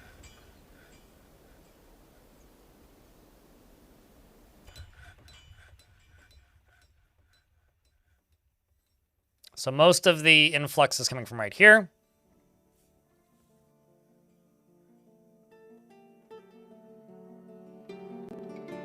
Every fort having to create ones is a pain. I don't know if I agree with that. Because it's just 4 things to type in. It would be nice if they had like more presets for the stockpiles that make logical sense that a lot of players like to do. Like, not necessarily underneath like this screen, but like if you go into custom and then like say go to food, they have some wasted space down here that they could use for like presets or something, or maybe have like another tab like over here or something for like preset stockpiles. I'd be okay with that. I think that would be nifty. All right, let's go. Farmer shop up there. Let's do. Oh, those are both farmer shops. Why am I running on automatic? Let's do a still. 2 stills out of rock salt. Let's do a kitchen out of granite. Granite countertops, you know?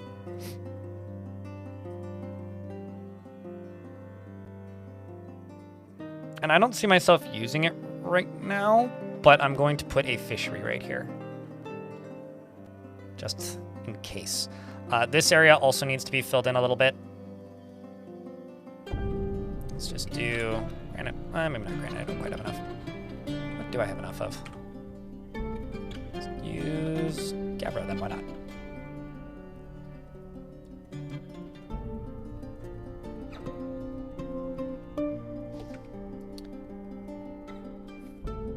You'd like a copy? So if it's on the same level, you could sort of just expand the stockpile, which I've definitely done. Yeah, I copy paste buttons are one of those features that seem like they should be really simple, but every time I hear developers talk about it, it seems like it's not actually that simple. But yeah, it would be nice. I'd be lying if I said I also don't want, I don't want that. So let's get rid of these and that.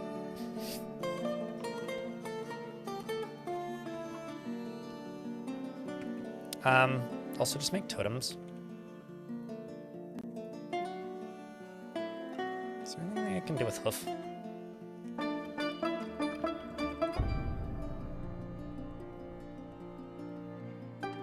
Decorate with ivory and tooth. Decorate with horn.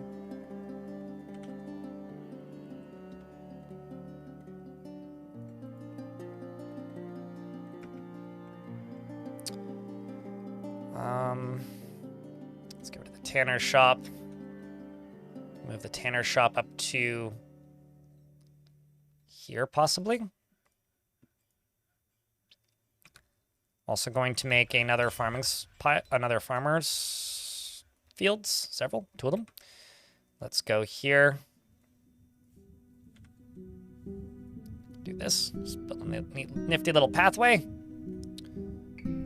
Let's do a little bit of this.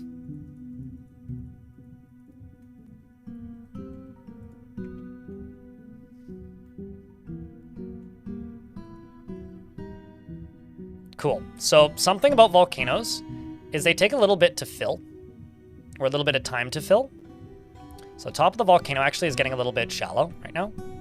So this is the rate at which it's filling is slowed down quite considerably, which is actually very good for us. Even though it's overflowing slightly, it's still very good for us. But this level's a bit... I'm actually going to close these two. Slow down the speed at which this is draining. On this side here, specifically. Let it go out the other sides. Yeah, I mean, I didn't have enough dwarves until pretty recently. To reasonably be able to distribute fat and stuff. Or use fat. For much of anything, so... Now that we're in that situation, I can start doing that, but...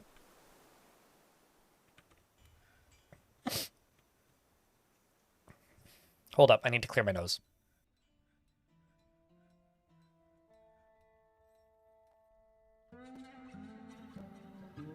Annoying head cold, which thankfully is mostly gone at this point, but... It's still keeping my nose, like, annoyingly unusable. So this is starting to overflow again. But it gave this a little bit of time to drain a little bit. I wonder, is this full enough to actually just fill up? It might be. I think I'm just going to turn the dwarf at the top.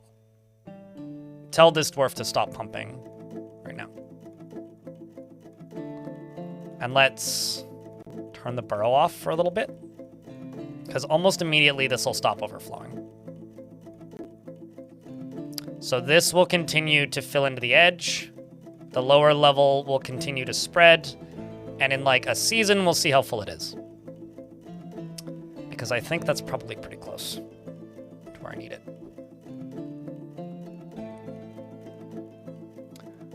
Your dwarves find food all the time. Is kitchen really worth it? So if a dwarf eats uncooked food, they don't get a happy thought.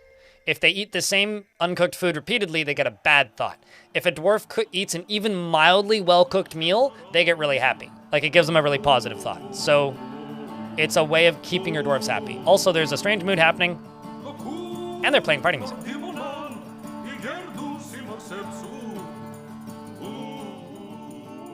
So fuck yeah. Also, I just realized the music's been way too loud today, so I'm sorry. Clearly, it hasn't been that bad because nobody's complaining. Is that a statue of a goat? Yeah.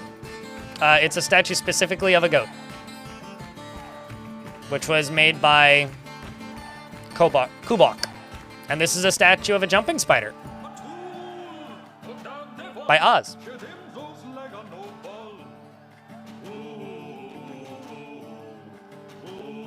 It's not been louder than me. Yeah, it's when I listen. Yeah, I guess. I think this might also be another one of those I have headphones that are too good problems. For whatever that's worth. Because when I listen to my VODs, when the music is as loud as it's been all day today, it's like overpoweringly loud.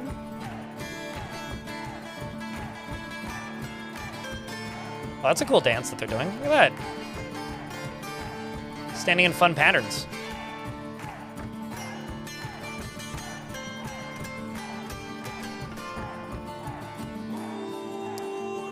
Pretty horrible, Al.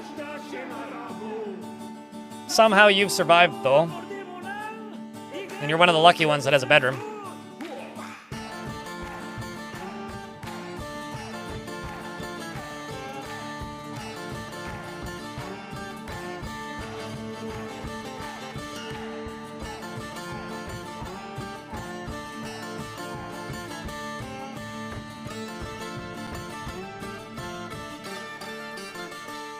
Maybe not 1%, but you're like at least in the 15%. Currently, we are filling the outer portion of our lava moat, which is currently dribbling a little bit, but you know, it's making progress. Hopefully, there's enough lava in here that it can get all the way to the other end over here, which it's almost there. Bearded Dwarf, I'll try and find you one that isn't pierced. How's Kikros the Weaponsmith look? Drill glazed? Oh boy. That's the name. How does Mr. Kickroast drill glazed work for you?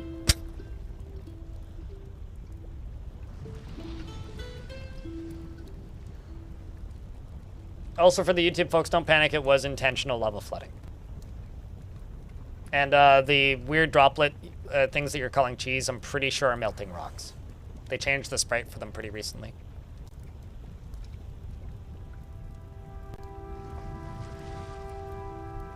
So does that work for you, Ledren? I'm waiting for you. Thumbs up? Yes, no?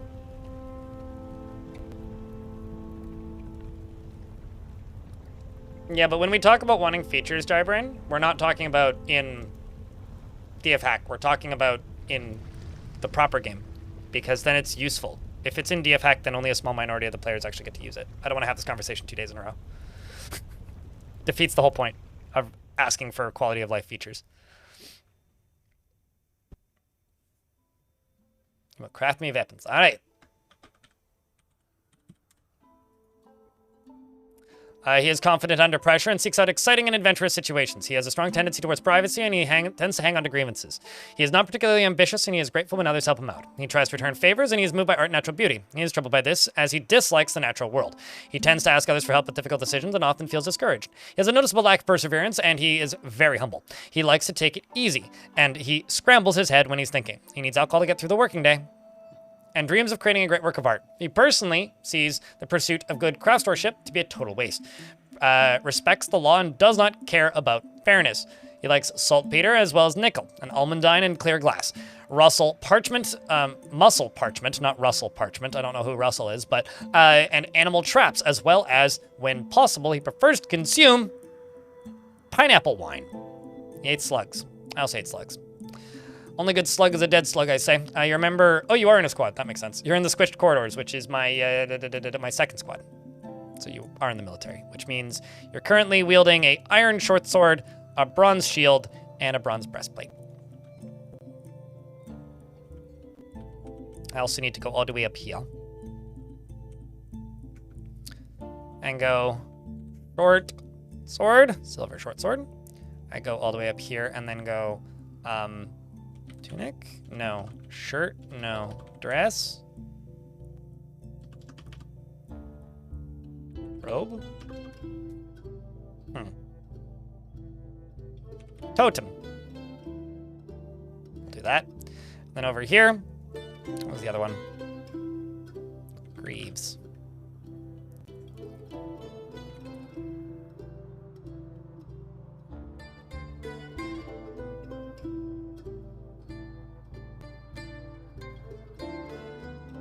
Huh? Oh, you have those equipped. Oh, never mind then. We'll just let my military use them then.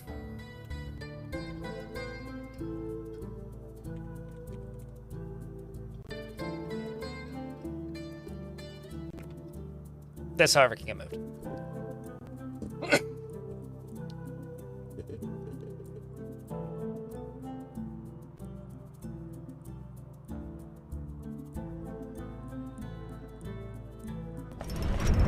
We talked about DF hack for like an hour and a half yesterday, and I really don't want to do that 2 days in a row.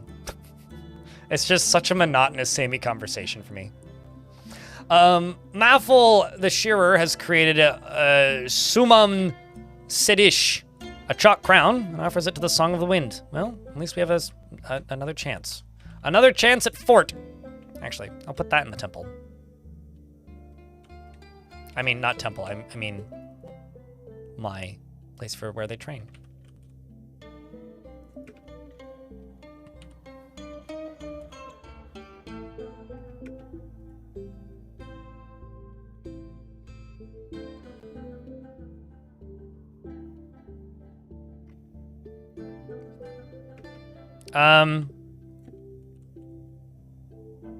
No, or maybe.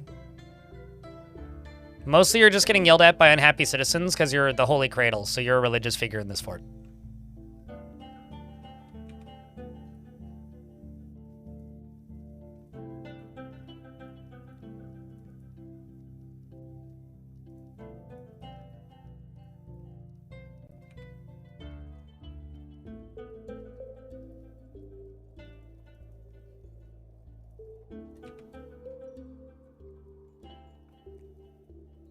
Heh, that's a Crundle statue. Look at that.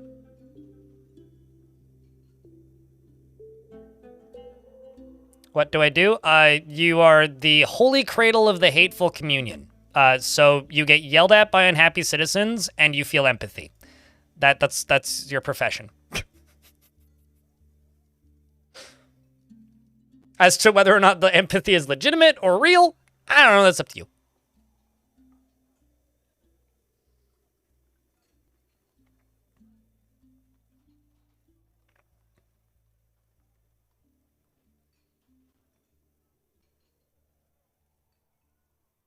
Yeah, I mean, I'm partially doing this for the VOD viewers and also my own sanity, Benjamin Kane. It was a conversation that started the way this one is right now and went for about like an hour and a half of yesterday. That's it. If you guys want to babble about it, I'm just not going to interact. But feel free to babble about it. I just won't be acknowledging it. So like if, don't think I'm ignoring you.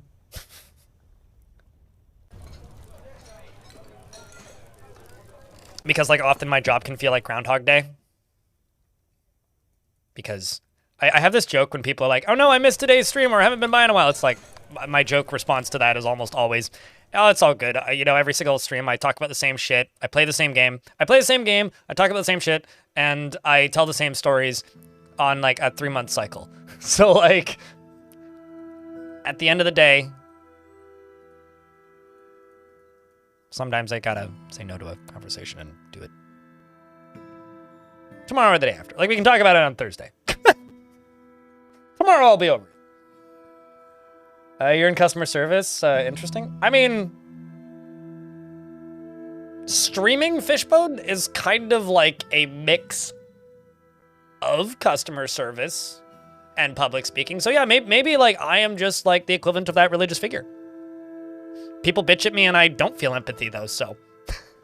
People bitch at me and I go, oh well, can't help. Too bad. Don't know.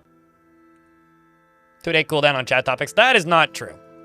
Some topics are evergreen. Such as, what's the deal with airplane food?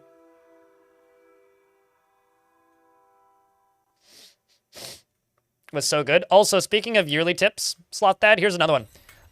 If you have a mayor, which I forgot that I have, flasks, right? So they're gonna ask me to make flasks probably.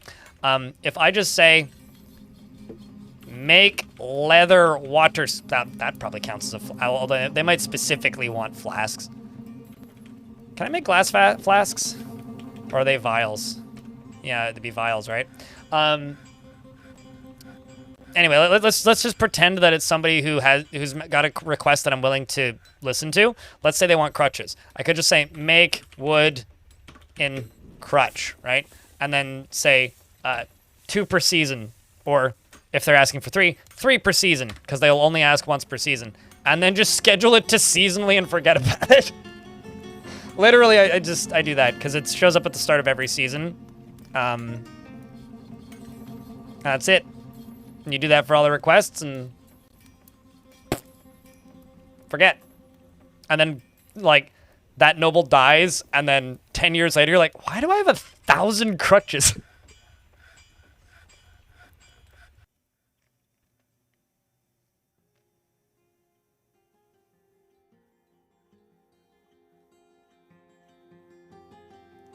I've noticed my nobles asking for a wider variety of things, like 4 to 5 different things.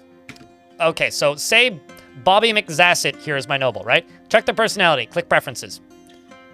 Generally, unless something has changed, and if something has changed, don't mind me, sorry, I may be wrong, but historically, this dwarf, if they were a noble, and they wanted an item that was specific to their needs, they would want something that includes warthog hoof, or milk opal, or panda leather. So they might want a panda leather bed, which would be like, what the fuck? But actually, I don't think they could ask for that. But they could ask for like a milk opal bed, which would be a bed encrusted with milk opal.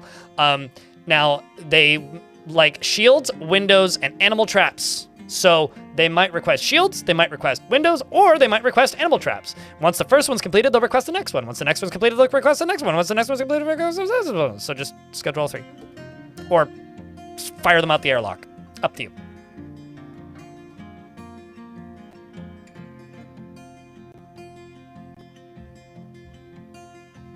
The thing is, it's not seasonal, Elf, but it takes 3 months, which is a season, for them to get mad at you for not making it, okay? Sometimes they'll request it once a season, sometimes they'll wait a season, but if you make it, they'll and they want to demand another one, they'll automatically redemand another one, and you have 3 months to complete it. I think it's a little more than that, actually, but roughly 3 months. So they'll demand it, you make it, and then at the start of the next season, which is like, what, 2 months later or whatever, you'll make it again and they'll be fine. That's like just enough time to get it done and not piss off your nobles. Holy fucking bags, Batman. Okay, so I'm gonna do something real quick. I'm gonna go to my kitchen menu, and I'm gonna say don't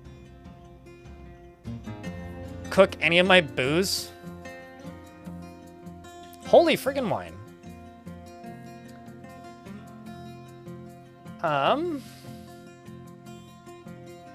Don't brew pigtails. I want to make those into cloth.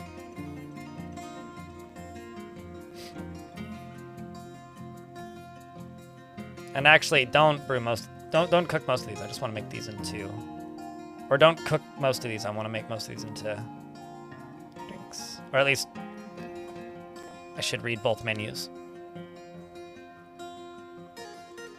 Because most of these I think I've purchased, so drink variety is good.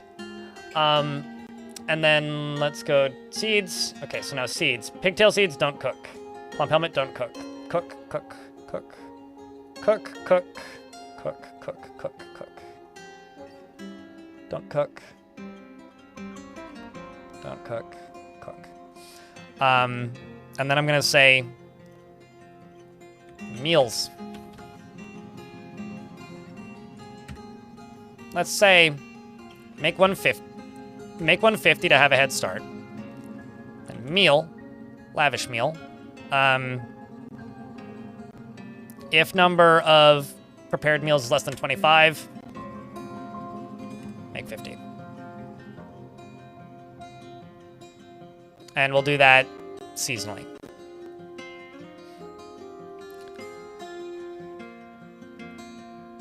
All right, you here. Let's just do another season round of sweet pods and plumps. And pigtails. And pigtails, same with you. Plumps. Sweet pods. Pigtails. And plump pellets. The next thing I'm going to do is I'm going to go here. And I'm going to go to plants, and I'm going to type in pigtails. Because that's probably going to be where most of my cloth is coming from. I'm going to remove pigtails. And then I'm going to make a separate stockpile up here.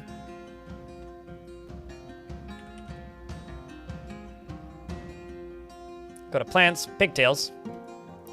Take this workshop.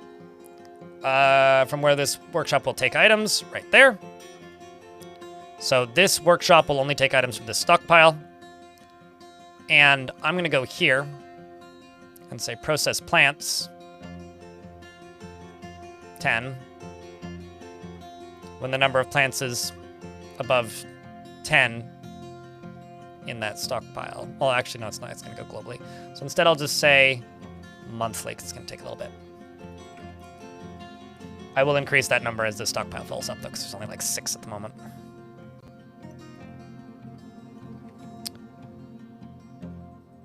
And all right.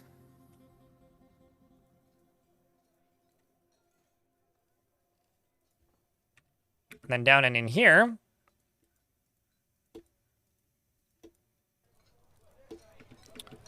make a stockpile for just prepared meals. And you are going to take from there. And over here, this is just for drink.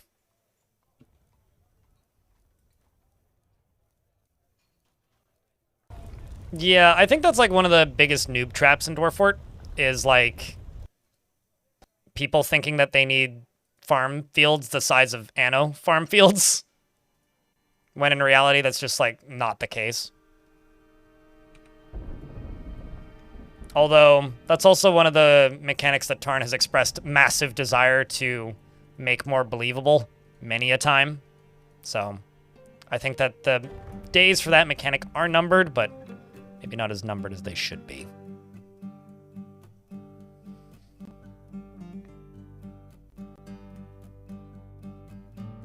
Okay, so moods are still pretty shit. But less shit than they were. I'm gonna go down here, and I'm just gonna go craft store shop. 1, 2, 3, 4, 5, 6, 7, 8, 9, 10, 11, 12. Let's also look at this moat. Moat is full, my friends. Good news, everyone. The moat is full. Sweet success.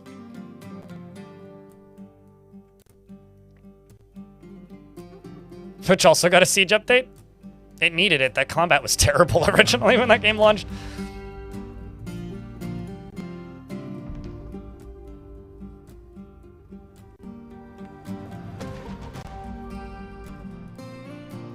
So let's see what we grab for meals when our next cookie gets here. Okay, so we've got yellow bullhead fish. Oh.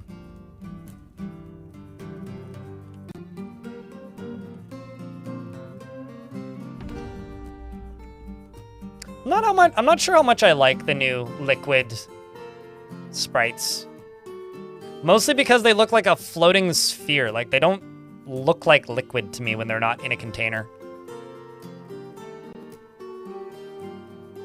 Got strawberry seeds, taro. Look at these vegetarian dwarfs. This is how I get rid of my seeds, by the way. I just tell them to cook them all. Sometimes if I have like more seeds than I know what to do with, I literally remove all other cooking ability to cook things and just allow like seeds to be cooked in the kitchen. I will often do that. because it's like, sometimes you just need to get rid of a bunch of stuff for cooking. And there's like no other way to do it. Well, maybe not no other way to do it, but like that's just the fastest way to do it.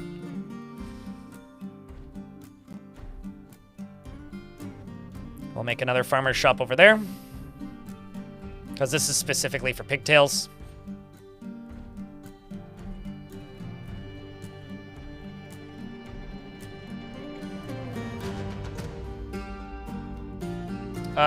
You get a kick out of letting dwarves access auto buy.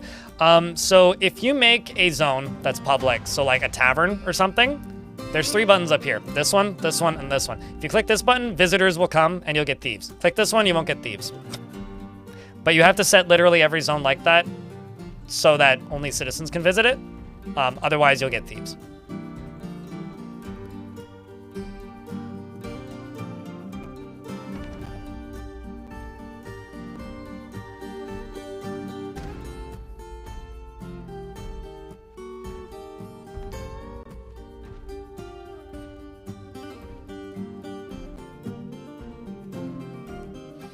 I should just dig all this out, actually.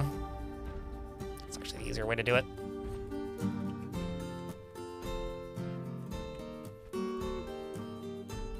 Okay, we are still making pots. So that's good. Getting all those bones out of there. Let's also make totems. I don't know how many skulls I have, so let's say 12. The number of skulls is greater than 50. No, okay, so we got less than 50. Let's just hit this down button. Okay, so we got 13 skulls. So I will make 13 totems.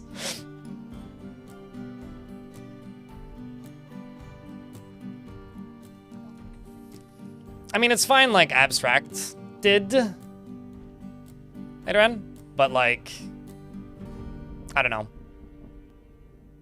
You know, I'm looking at this tavern. It kind of looks like a pixel art head of E.T. to me.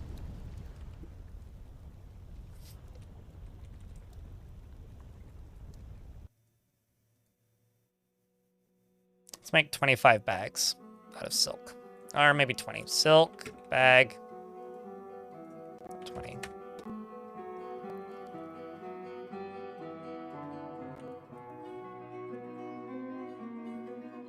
And let's unforbid all of the jobs now. Everybody get back to work. I'm also going to go... I actually need to hotkey the game now. I'm going to go all the way back up to my temples.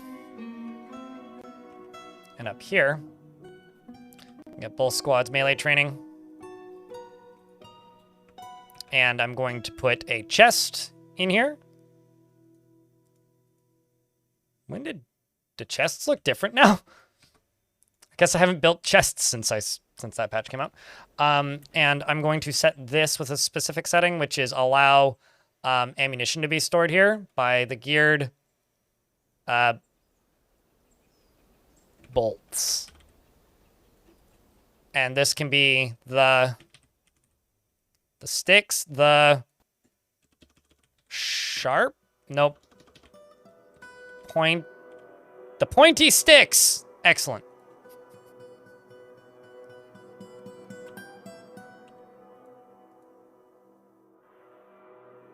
I actually have some competent fighters. I don't know if any of them would actually like it. Nil, would you like it?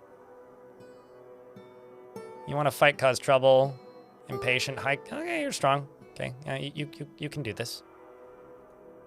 I'm gonna throw another kitchen over here. Granite countertops.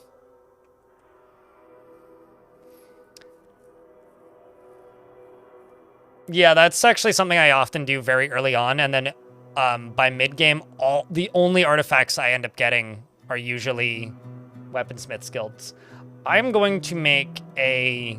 I'm actually going to deconstruct, I think, a bunch of my mason shops pretty soon, but I'm going to make a siege weapons guild.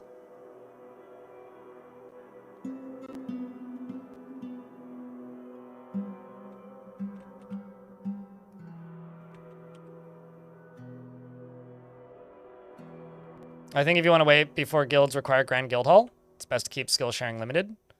I mean, I would rather make one Grand Guild Hall set and forget and then not get 40 demands for a bunch of small guild halls than have 40 small guild halls, but that's just me.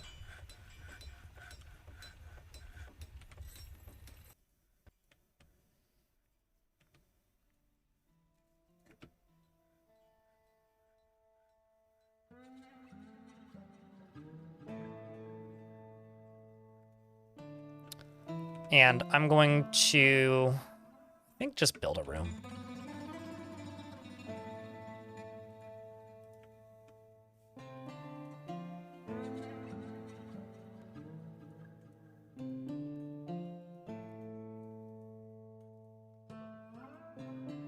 That can be a bit of a pattern for the floor.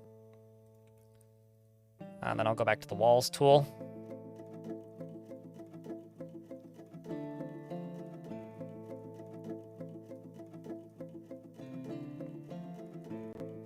Okay, and then for the different color.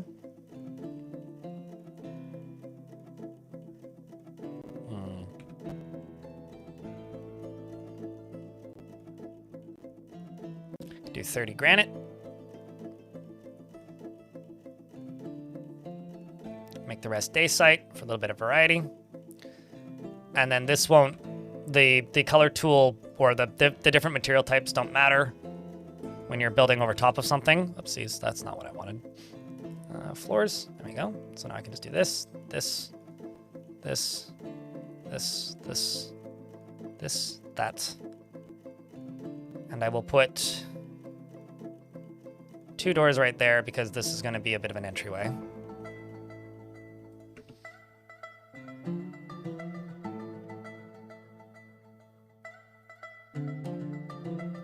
Also going to start deconstructing these because I don't need as many of them as I have. I mostly just did that to satisfy a bunch of needs and also get rid of a bunch of bones. Oh, no, don't do that. Don't want those jobs canceled. All right, now let's just let them construct stuff.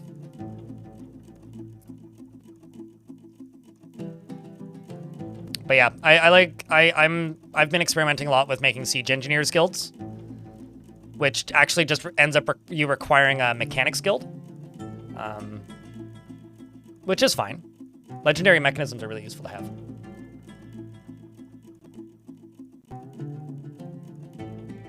To the big beast that was found earlier?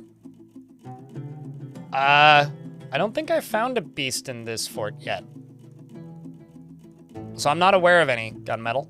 You might be thinking of a YouTube video that you watched. I did have some, like, forgotten beasts in the last fort, though. But that was a different fort.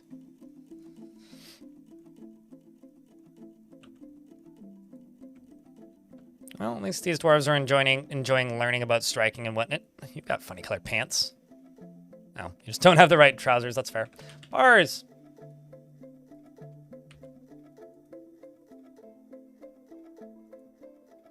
I love the fact that just all of my marks dwarves are just pissed. I may actually just go to all the most upset dwarves, one by one. And if they're in the military, take them out of the military for the time being. So you are the leader of this squad. Replace you with Eustace. Tubby's also pissed. Just remove you.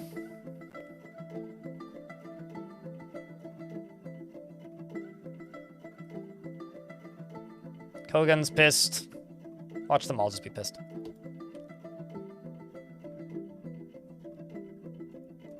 Just because I want them to go figure out what they want from their lives that isn't going nuts in the military, you know?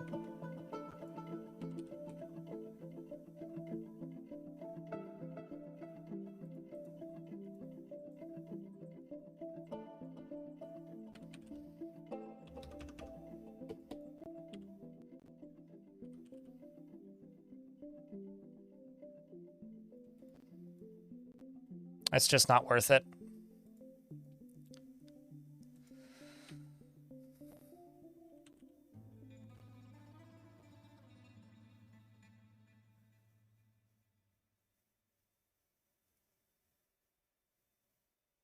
That's Oh, I see. It's TIR.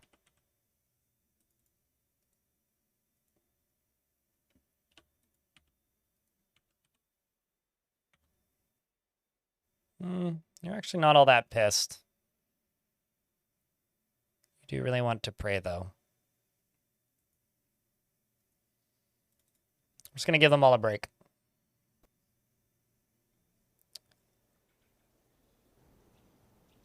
In a test range? Yeah, I was thinking about testing that, but, like, things got a little rough.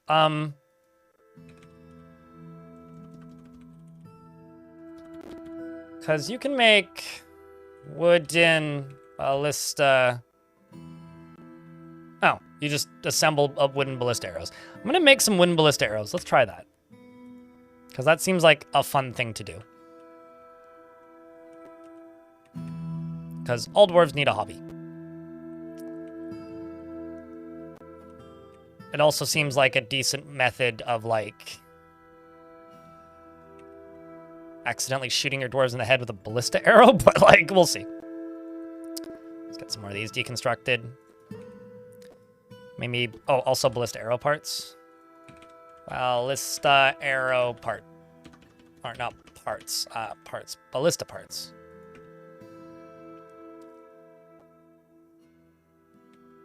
You would move into the Age of Legends before you hit the end of it. There is an age that indicates that the majority of the mega beasts and titans in the world have died. And I think it's the Age of Legends? I think?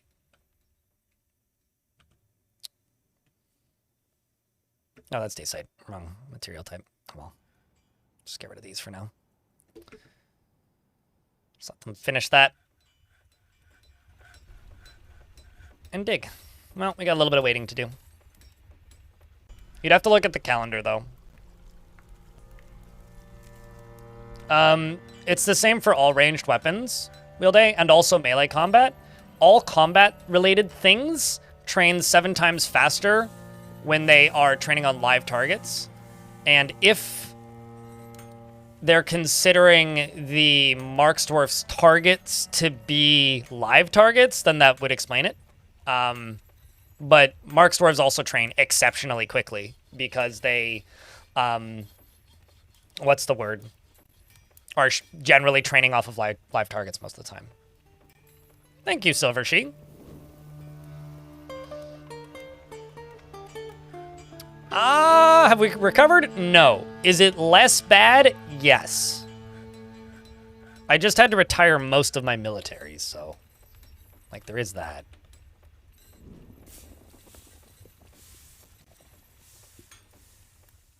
I mean, like, yeah, I need to get you out of the military before you kill somebody. Or go nuts and have to be removed forcibly. Wait, hold up. Why do you... Oh, I see. Because I clicked the wrong button. That's why. Name something. Happiest dwarf. Well, that's a challenge. Rovod. Militia Commander. You're not going to be the happiest dwarf for long. Do you actually want a happy dwarf? Or do you want a dwarf that's currently happy? Neezer, hello. Thanks for the 31st month. Welcome back. Hello. How to do, man? That's fine. Okay. Lazy. Lazy is 21 years old, and she's my militia commander. She's satisfied after learning about wrestling. She never fails to seek out the most stressful and even dangerous situations and has a strong sense of duty. She generally doesn't think before acting and has an active sense of humor. She finds helping others emotionally rewarding, and she prefers that everyone lives as harmoniously as possible. She doesn't tend to hold on to grievances, and she prefers to present herself modestly. She tends to be tight with resources when working on projects, and she is brave in the face of imminent danger. She does not easily fall in love and rarely develops positive feelings.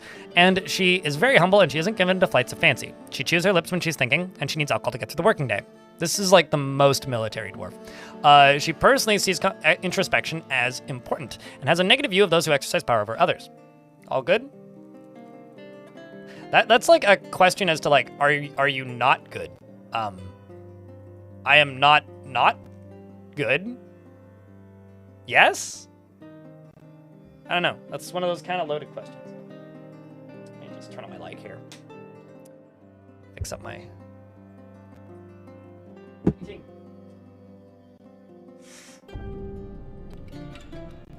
Does it seem that I'm not okay, short caveman?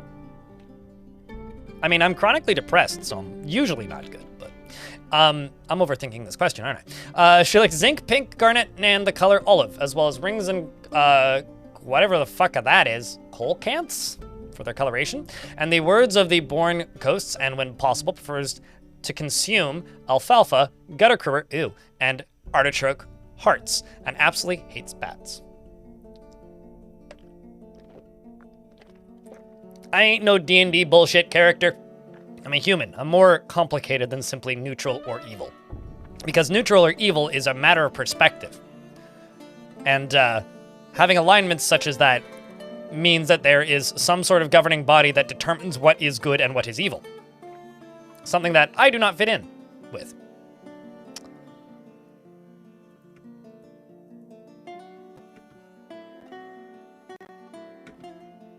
And it would be very silly to assume people do.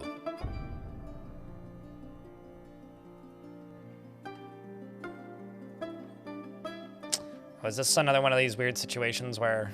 Okay, you know what? Fuck it, I'm actually just gonna get rid of this squad.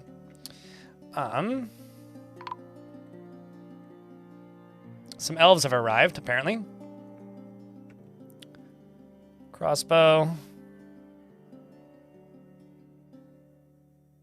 Eustace.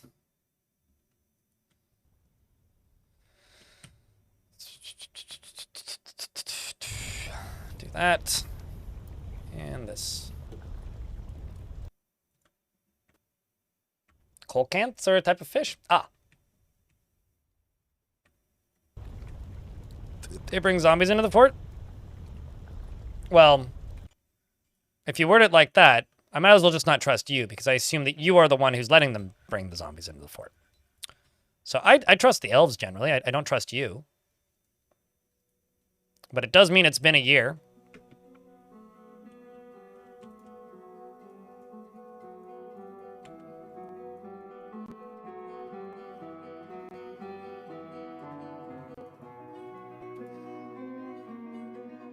Which traders went berserk? The elves, because I locked them in because we were under siege and then they were attacked.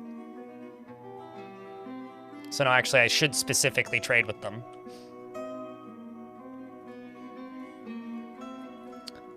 Because if I trade with them, then it'll be more likely that they won't invade me. And believe it or not, I don't really want them to invade me.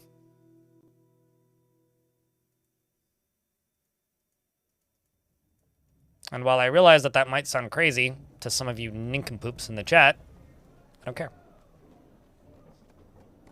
I don't really want them... Well, I mean, they're not going to, like, invade me after the first time something goes horribly wrong like that. The second or third time? Oh, yeah. First time? Not so much. It's kind of funny, like, players of Dwarf Fortress almost often assume that the elves are as petty as they are, but the reality is they're most of the time. They're a lot more lenient than I think people give them credit for. I think it's also like how dwarves are way tougher than people give them credit for. Like, I always go back to that live stream that Tekka did when he set his frame rate to 5,000, turned off any migrants, and then just did nothing and waited to see how long it would take for his dwarves to die of starvation. And it took like 4 years for everybody to die. Not on my screen, you didn't. Oh, I see. Yeah, you did. All right. Yeah, the reply tool on for Dwarf Fort is kind of not ideal.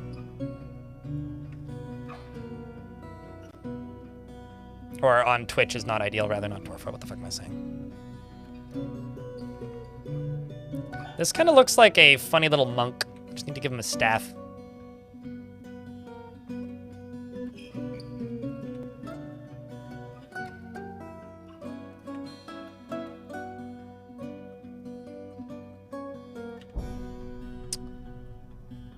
This can be a meeting area.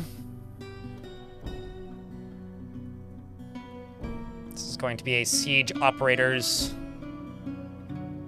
guild hall.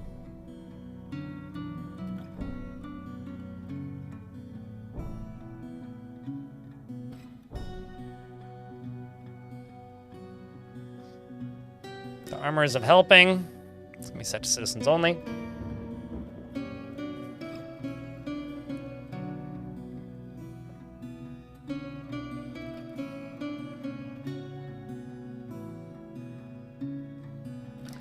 Honestly, I don't think it's got anything to do with how the elves talk to the player. I think players are just very, very used to fantasy tropes, and the fantasy trope is that dwarf fight elf. Like, even Tolkien, like, you don't even need to go that deep into fantasy lore to find that. Like, it's like it's up there with, like, human tall and hobbit have hairy feet. Like, any fantasy lore that has both dwarves and elves almost always abides by the trope of dwarf don't get along super well with elf.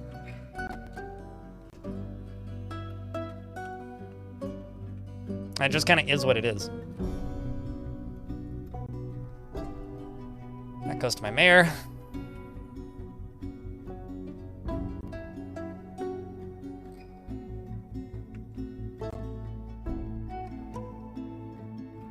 But I have nothing against elves, personally. I don't even mind fighting them. Fighting them is fun now. Ever since Tarn fixed the creature... what's the word? Taming rates, which is when trolls were fixed on paper.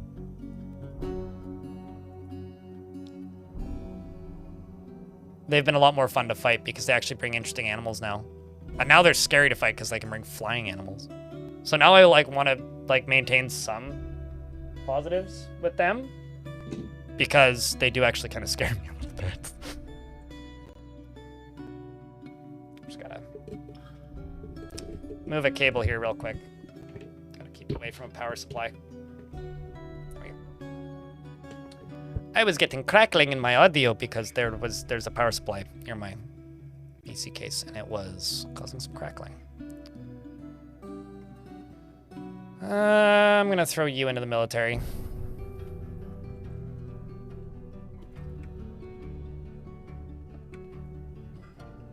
Wasteful, shameless. You want friendship? Yeah, no.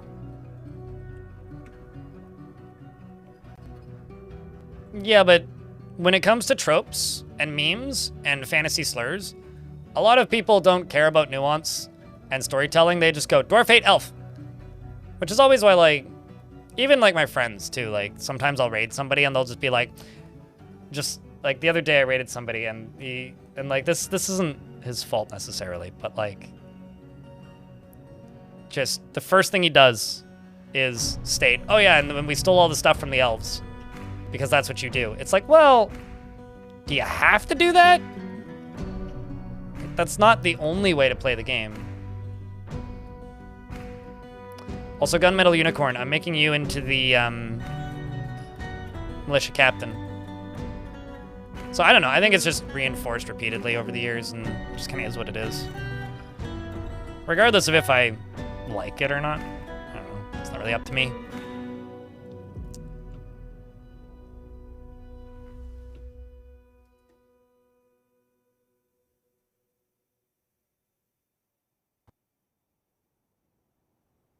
It's fun to kill elves, Sloth, just like it's fun to fight the humans and the dwarves and the goblins. But you know what gets a little bit grating? And this is actually the issue that I take with it, is fantasy racism. And now, every time I talk about this is also one of those subjects that comes up frequently enough. Somebody's just like, oh, you know, you're overthinking and whatnot. It does get a little bit grating as time goes on for me. And there is points where I'm just like, come on. I ban people for it, McLafferty, because I don't tend to, how do I put this? Tolerate racism of any kind, real or otherwise. So I will generally, like, just ignore and not really care if people in my chat say something like knife ears, because generally whatever. But if you're constantly insistent on it nonstop, I will ban you for it. Because if you're that comfortable with blasting out slurs in my chat, I don't know if I trust you that much. I mean, you can say it occasionally, and I don't super care, especially if we're at war with them. But if that is the only thing that you want to talk about in my chat, and I absolutely have encountered those people before in my chat, I don't want you in my community because I don't like being around you. Like, it sucks. And I'd feel the same way if you were talking about the goblins, right?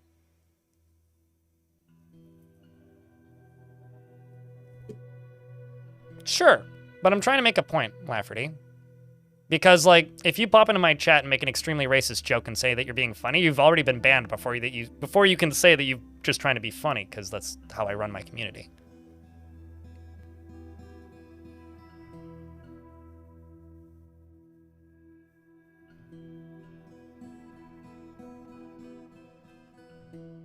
I have a life, says Urchill in YouTube chat.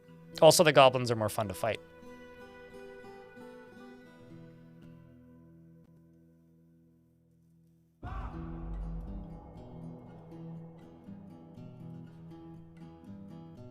Elves need a PR manager? Yeah, they tend to appoint diplomats that kind of suck, don't they? But anyway, babble all you want about murdering the elves. I don't super care. But, like, if that is the only thing that you want to do in this game and it starts to get grating, I will just remove you from the community. Because I don't know.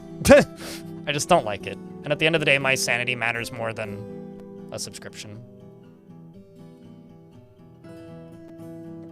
I think absurd humor is fine, but you need to have more than one joke. And if your only joke is, I'm not racist, but, you're not funny, you're just racist.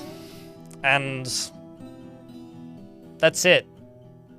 And if you're hiding that racism behind the safe walls of, oh, but it's a video game and it's pretend and it doesn't matter.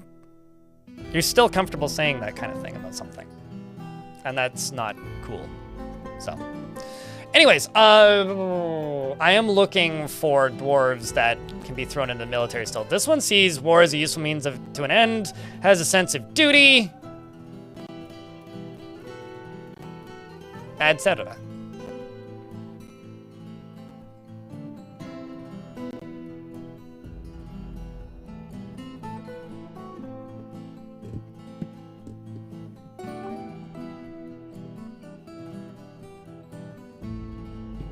I mean, that's like a fair take. I actually really like that ideal, or that concept rather, is that they're all just young and immature little twits. But then in that logic, in this universe, then elves would love goblins. I just like the headcanon that, like, the trees are their phone lines, and so you chopping down trees is like shutting off their internet. Because that just to me is one, a funny mental image, and two, I don't know, I see it.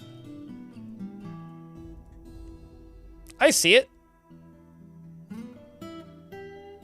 Makes sense. They don't get along with gnomes because gnomes can't communicate and all the gnomes do is steal their booze. At least in Dwarfort.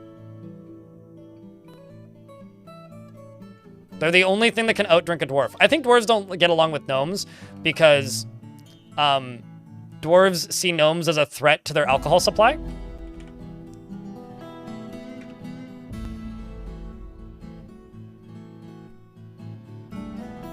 Well, I have a question. Sapphic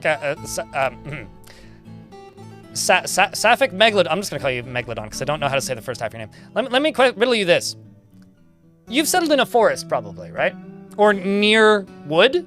If there's wood there, that's the elves' natural land, and their factions existed long before the dwarves were popped into existence by some silly god or whatever.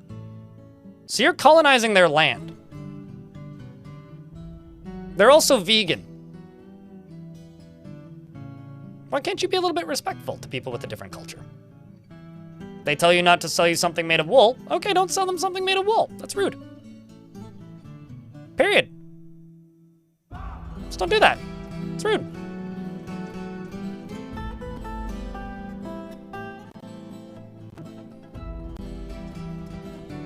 It goes against their religious ideals. They tell you not to chop down the trees, but they let you chop down some.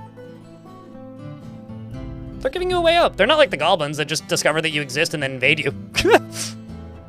Who also, by the way, have the same religious quirks, if not worse. Although, what's really fun to me, for this game specifically, and I feel like it's like once a week I pop up the screen. In my humble opinion, you can disagree if you like, the humans are the evilest faction. Here, let me show you this. So, dwarves, if you kill another dwarf, that's capital punishment. For elves, it's justified with extreme reason. Okay? Humans, it's justified with good reason. Elves, goblins, it's a personal matter. It makes kobolds' brains malfunction and they just kick you out. For killing somebody who's neutral, okay? Not somebody from the same faction. That is fine for dwarves if you've been told to do it. For elves, that's just acceptable, right? For humans, justified if you don't get caught. Goblin, required. They are legally obliged to kill anything that isn't on their side. Kobold, required. They are legally obliged to kill anything that isn't on their side. Mountain dwarf, acceptable for killing an enemy. So if you're killing an enemy, that's fine. Killing an elf, for elves, killing an enemy, that's acceptable. For humans, killing an enemy, that's acceptable, and kobolds and them, it's required. For killing animals, for dwarves, that's acceptable. For an elf, that's justified in self-defense. For humans, that's acceptable. Goblins, it's acceptable. Kobolds, it's acceptable. Plants, dwarves, it's a whatever. For elves, killing a plant is unthinkable. For a human, it's acceptable, acceptable, acceptable. Torture, as an example, for dwarves is unthinkable, elves is acceptable, humans is acceptable, goblins also acceptable, and then kobolds unthinkable. Torture for information, misguided for elves, unthinkable for dwarves, acceptable for humans and goblins. And kobolds don't understand language, so they don't torture for information. Torturing for fun is unthinkable for both the dwarves, the elves, appalling to the humans, and acceptable for the other two. Treason for the dwarves is capital punishment. For the elves is exile. For the humans is capital punishment, and everybody else it's a capital punishment, except for the kobolds who don't understand what treason is, so it's unthinkable. Oath breaking, capital punishment for the dwarves. Exile for the elves. Capital punishment for the humans. Personal matter for the goblins. And these are all not applicable to the kobolds because they don't understand it. Vandalism, it's serious punishment for the dwarves. Reprimand for the elves. And personal matter or serious punishment for the humans and goblins, respectively. Trespassing, similar. Same with theft, similar. And assault, similar. So goblins, assault is just a personal matter. Slavery, capital punishment for the dwarves. Exile for the elves. Acceptable for humans. Unthinkable for kobolds. And personal matter for the humans. Eating sentient creatures. Unthinkable, unthinkable, unthinkable. Personal matter for the goblins. Okay? Unthinkable for kobolds. Making a trophy of a corpse from the same race. Appalling for a dwarf. Unthinkable for an elf. Acceptable for a human. Acceptable for a goblin. Unthinkable for a kobold. Making a trophy of a corpse from another sentient race. Shunned by the dwarves. Unthinkable for the elves. Acceptable for the humans. Acceptable for the goblins and unthinkable for the kobolds. Meanwhile, making a trophy from the corpse of an animal. Acceptable for the dwarves. Unthinkable for the elves. Acceptable for the humans. Acceptable for the goblins and unthinkable for the kobolds. So, unthinkable or appalling? Appalling is not as bad as unthinkable. Unthinkable is like the most the worst thing that you can possibly do without like getting executed, more or less. The kobolds are just really dumb. Like they don't understand what language is, which is why most of these are not applicable. But like to me, the humans are actually eviler because killing the same entity is fine with a good reason. So it's except for the goblins that just everything is just they're libertarians basically, except murder is legal. And because it's a personal matter. Neutrals justified if no reason. So like if you don't get caught, you can kill anybody who isn't in your faction in human society, according to their ethics. So to me, it's like that to me is worse than required. Like, being required to kill neutral entities that aren't part of your faction, if you don't get caught, is worse by kind of a lot. Especially, like, when you get down to eating, like, things, because the elves only eat, like, are cannibals under extreme duress after they've killed something in battle. It's like a religious rite for them after a fight. Whereas, like, for goblins, it's just a personal matter. Like, if you want to eat something, just go eat something. If you're hungry, just eat it. Whereas with I don't know, to me, it's like humans are the evilest race to me. The only reason the goblins are, like, the bad guys generally is because they attack you unprompted for no reason, whereas the humans don't. Ergo Goodies, hello! Thank you very much for the 6 months. Welcome back.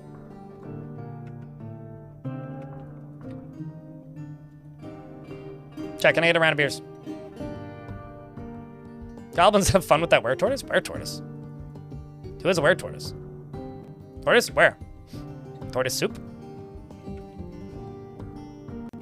Single-minded, distrustful.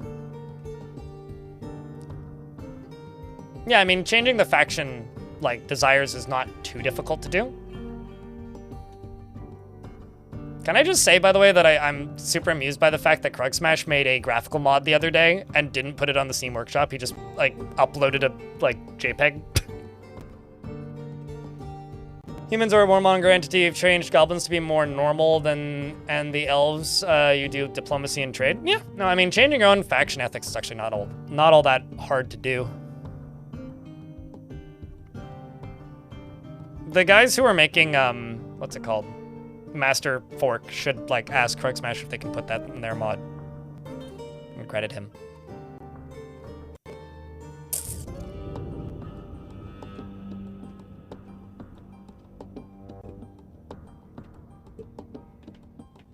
I need to, like, redo my cabling, apparently. Because I'm getting static interference. Scanning.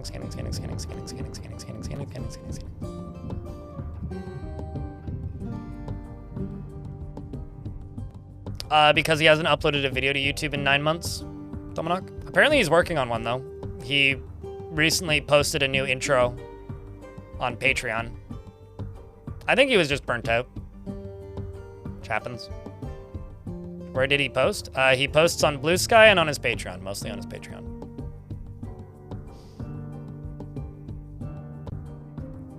But he's never really stopped posting stuff on his Patreon. He took like a month off at one point, but...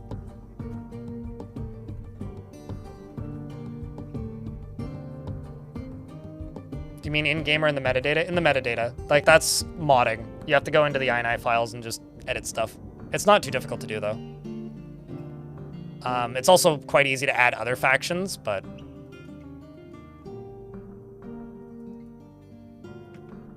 Not good for military.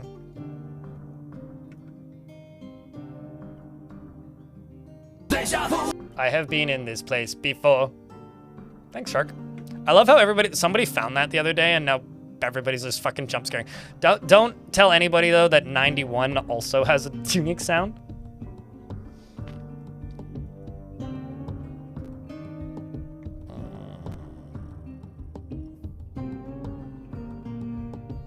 Does not often feel as well flights of fancy.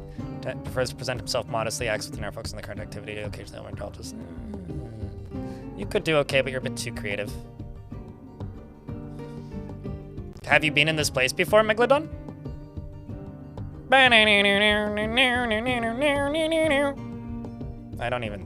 haven't listened to that song in a long time. I legitimately also forgot that that was the sound command in this chat, and then somebody used that, or cheered 90 bits, and it, after I finished, like, sweating, I eventually relaxed. Shady Shopkeep, can you please go trade? That'd be nice. I cannot name toys. Toys are not nameable. Next thing you'd like to name, El Rey?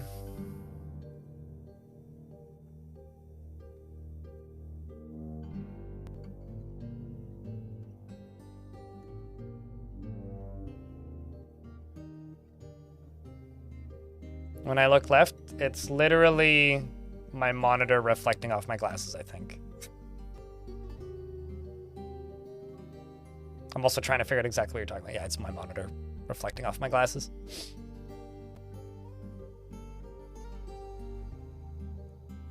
Mark all. 1, 2, 3, 4, 5, 6, 7, 8, 9. Done. Thanks for the food, friends.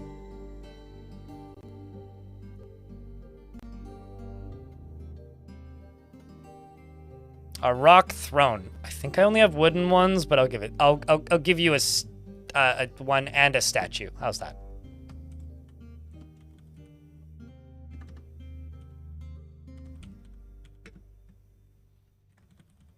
And it is in fact a very high quality. It is in fact a superior quality chair. And I'm also going to give you this. For fuck's sake.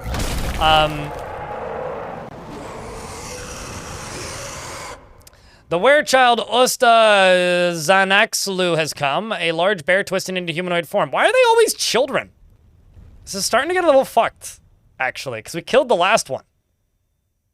But I think every single were creature I've had in this world has been a child. Anyway, it is crazed for blood and flesh, and its eyes glow orange. Its black hair is very curly. You will know why you fear the night. I'm going to pause the game.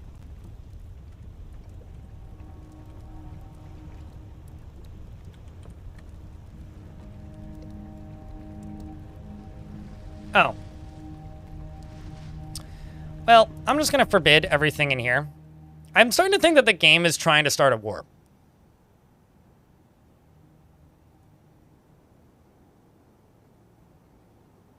Well, it's certainly not the mines in regards to the children yearning.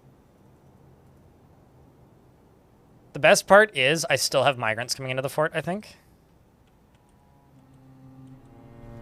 Or maybe they're all in already.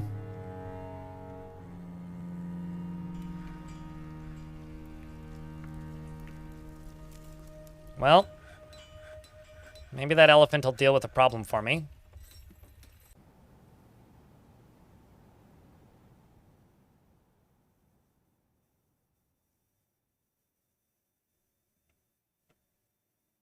Well, that's a shame.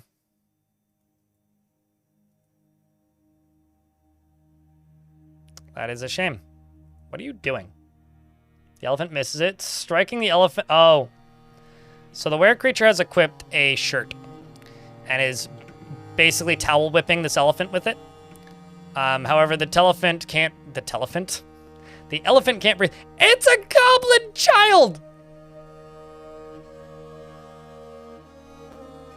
I've never seen a kid goblin in fort mode before. It's so cute. Look at this little guy. He's delightful. That's an incredible name, actually. What's the delightful? He's delightful. He's a very angry goblin. Okay, this is what happens when baby goblin has a temper tantrum. Can we keep him? No! He bites. She bites.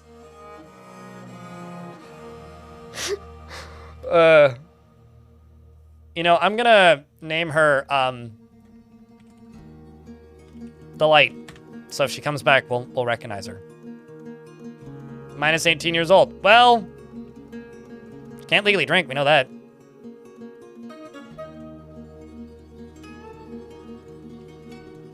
Good luck, Missy.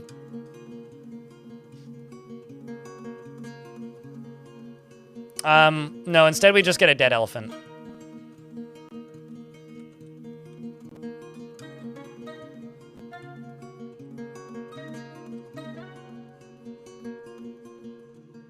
Godspeed, little freak, yeah.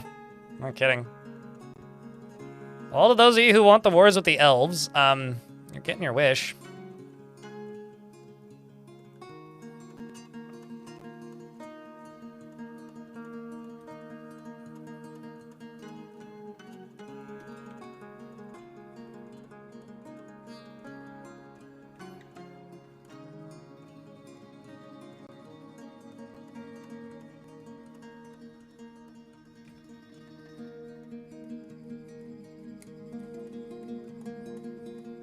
Remember, they can attack whenever now? Oh, I know. But I doubt they're going to attack me on the same season. I mean, we're still at peace, right? Like, they'll attack me, don't worry. I'm not worried about that at all. That'll absolutely happen. It's just a matter of when. Speaking of when, though, I do need to hedge my bets. So, let's build a watchtower.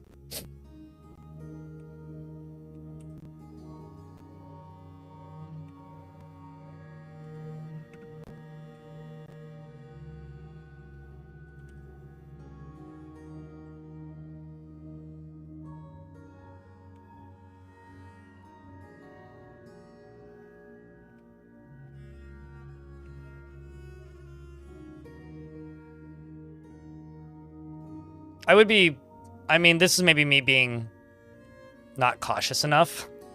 It's entirely likely. But I would generally assume that they won't attack me the same season that something like that happens.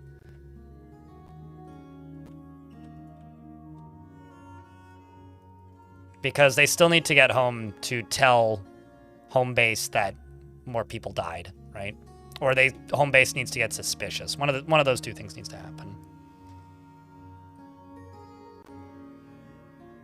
Is a clock tower designed to be worn on your wrist? I don't know if I agree with that. I don't think that's true, actually.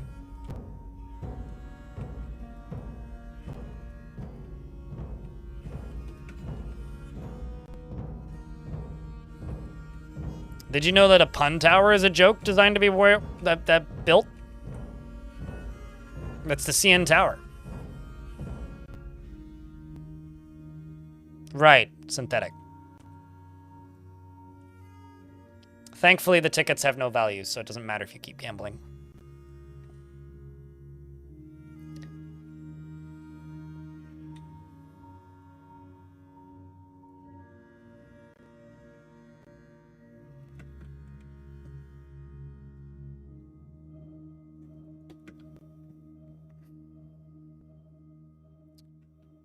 All right, chat, I need to take a toilet break.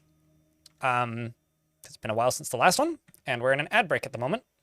So you guys can follow, I don't know, this miner. You guys can follow Shem. Enjoy following Shem. I will be back in a moment.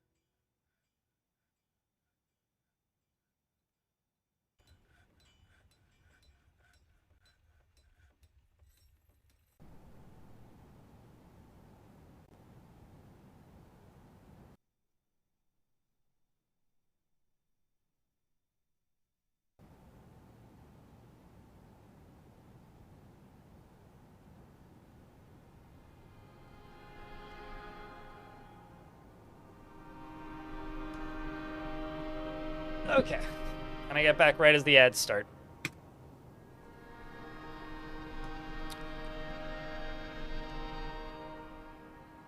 But anyway, as far as that dwarf goes, or that goblin goes, I think that's a bug. I don't think that, like, I have a feeling that were creatures aren't all supposed to be children, and I think that there's a bug right now where, because there was something about that in the patch notes, and I don't think that it worked.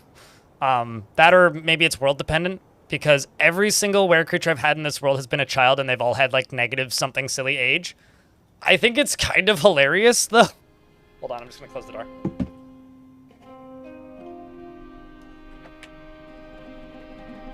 canceled some mining jobs? What do you mean?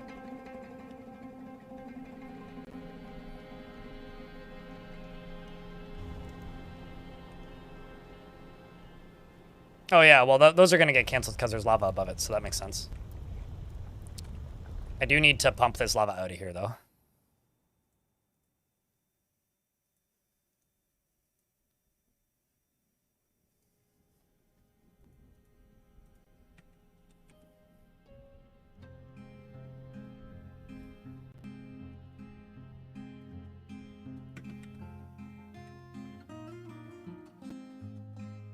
Yeah. It's because it's too close to the moat. Too close to the moat. But yeah, when they get over to this, you can start building over here.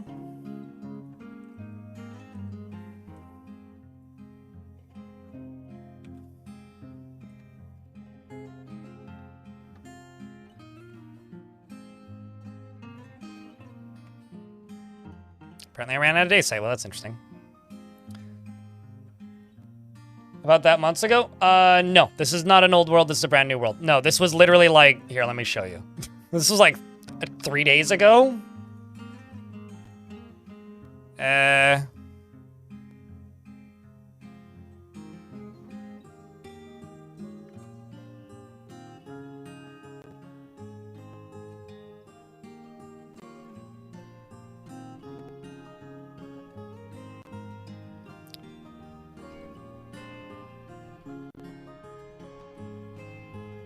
So they fixed an error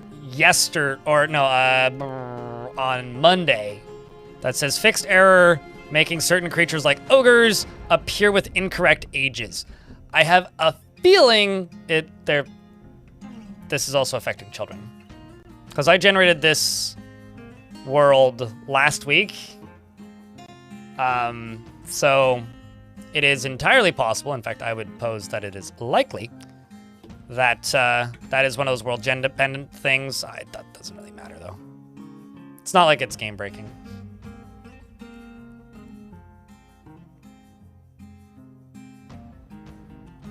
You choose to believe that they were born worshipping unknown gods who are angry? Sure.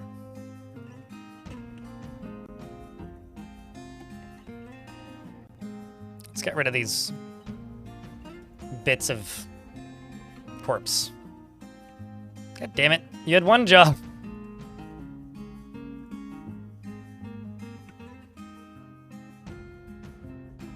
It's like you're supposed to throw it in the lava.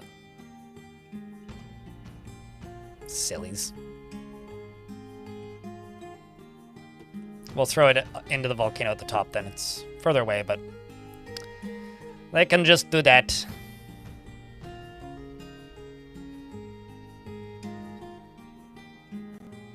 Maybe the bug affected were creatures too, not just ogres. Yeah, that's my theory. Which, not unoften am I correct when I make theories like that, so we'll see. I mean, I don't really know. All I'm doing is guessing. Actually, I just pump this into the...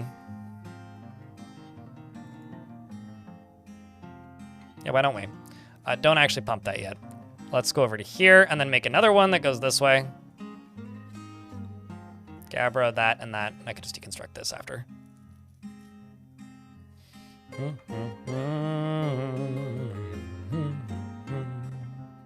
Just trying to move this lava from down here into here so that, you know, I don't have to worry about this continuing to cancel digging jobs. Not that it super matters, but...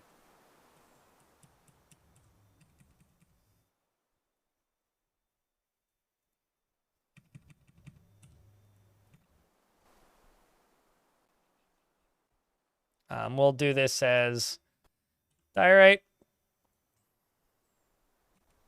Okay, what? 1, 2, 3. 1, 2, 3. And now that should be fine. They should make it through this time. There they go.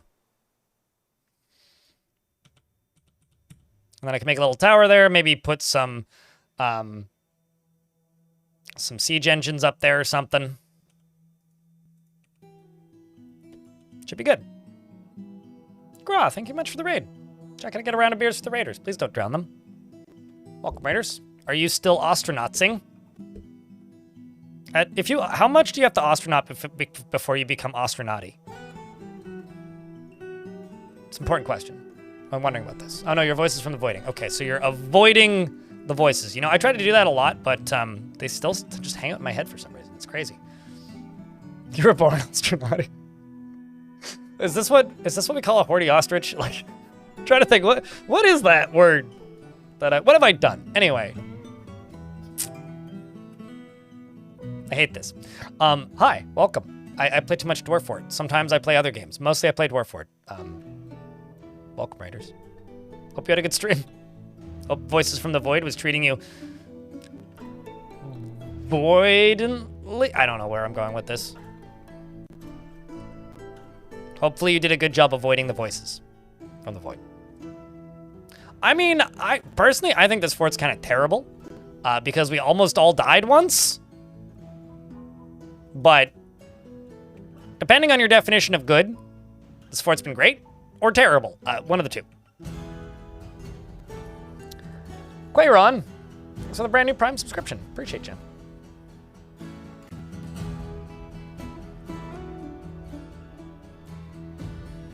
That's just normal proceedings. Well, I beg to differ. The idea is to try to not make everybody almost die until the fort dies, right? Like, I would argue that, sure, the fortress dying may be inevitable, but you want to try and delay the inevitable as long as possible. Can I get a couple extra beers for Quayron, brand new Prime sub? Chat room, please. But, like, you know, at least in my case, I would like to delay the inevitable for as long as my little dwarf legs can carry me. The fort will last? What are those? Are those geese? No, it's a dodo. I see what you're doing there. Oh no, it's a dodo.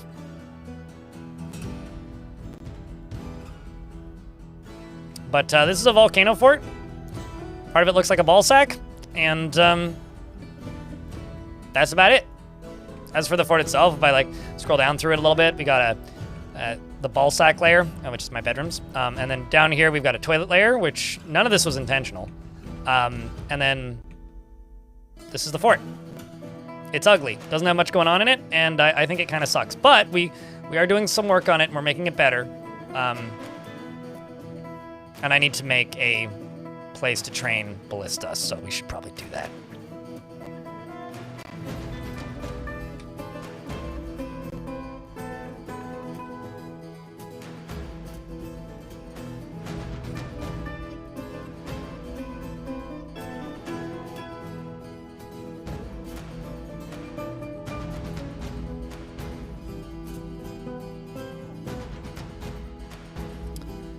Very much an experiment. It might go on for a while. You didn't see that ball sack image. What am I talking about?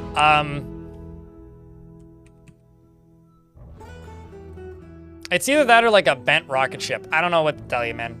It's either a chode or a bent rocket ship. It's one of the two.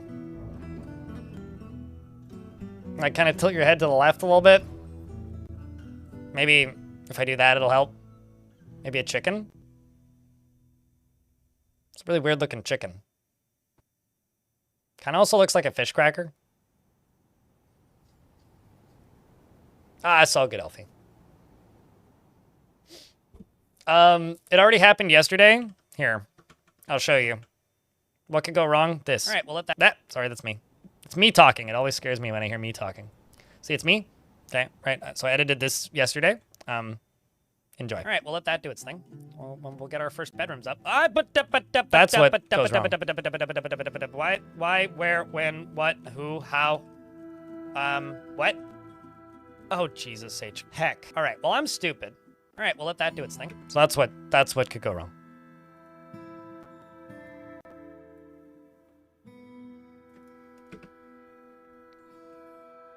Oh, true. It could be like a goblin child theft. Baggy.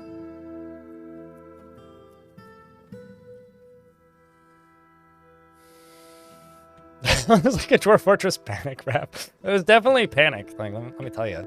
Panic at the Dwarf Fort? Maybe? Okay, let's just move the piggies over here.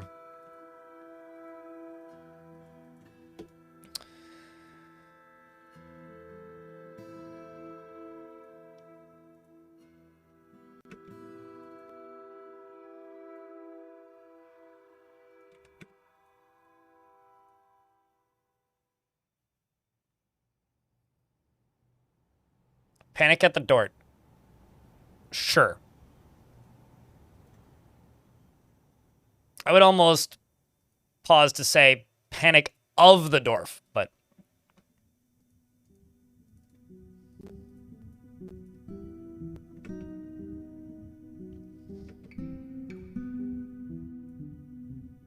Although let's actually do fortifications for the end here.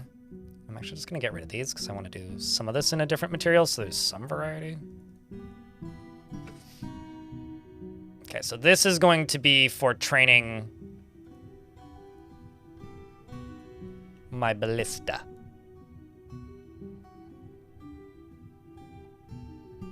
D-O-R-F-F-O-R-T. Panic at the Dwarf Fort. Because disco is 2 words, because I'm assuming that's what this bit is it's a Panic at the Disco bit. So if this is a Panic at the Disco bit, then like that would make sense.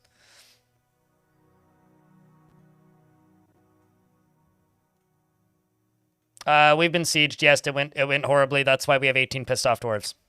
S in the YouTube chat. Actually, twice, technically. Plus an Etten and a Giant. And 2 were creatures. That's today. All in all, it's a miracle this fort's still standing, frankly. Fun times? Eh. It's times, all right. Something, something best of times, something, something worst of times.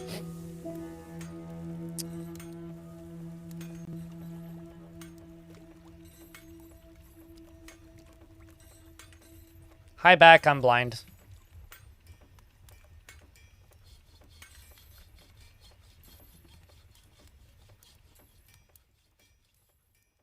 How goes the fort? Check. Can you give them the TLDR? Because I just gave them the I just gave you the TLDR. So this is like your test. It's like the oral exam.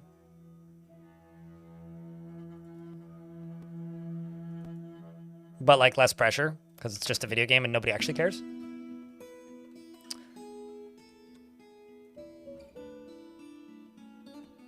Sieged, well, not that early. Sieged at really bad point in time. It's going swimmingly. I'll have you know, only about 5 of my dwarves have fallen into lava and died. 1 of them had lava fall on them and died, so none of them have intentionally swam in the lava to die, thank you very much.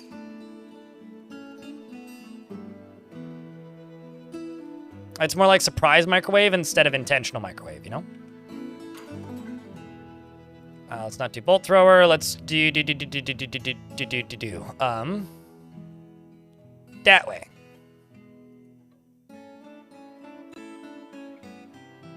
And that way. And that way. Oh. They don't quite fit. That's slightly frustrating. Okay, so instead I'm gonna do this. Let's do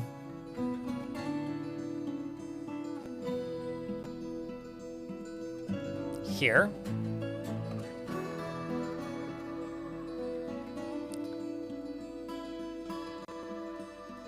It'd be really nice if they remembered the direction that I was using, but I felt that way ever since pumps, but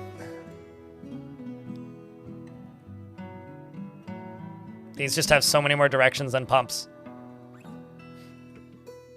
And then let's go here and say SIE GMO. Quality is whatevers. I just want them made out of wood. Turn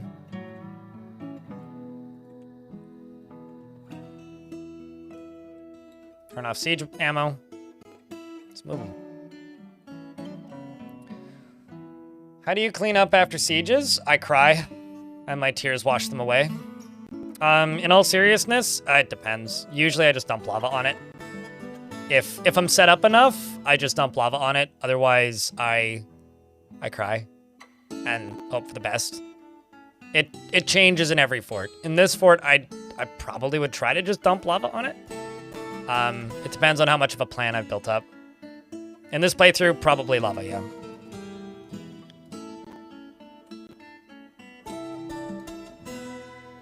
I might make 2 of these batteries, one mirrored on the other side, pointing in the other direction.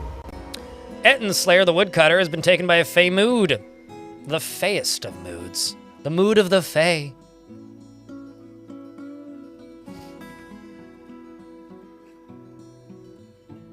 And they claim a craft store shop. And they grab chalk out of the wood stockpile.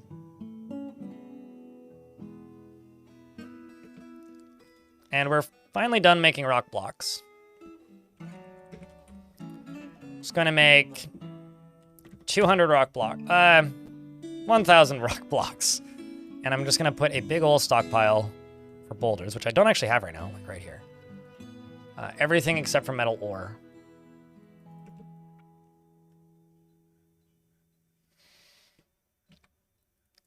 And we'll let you get to it there, dwarfs.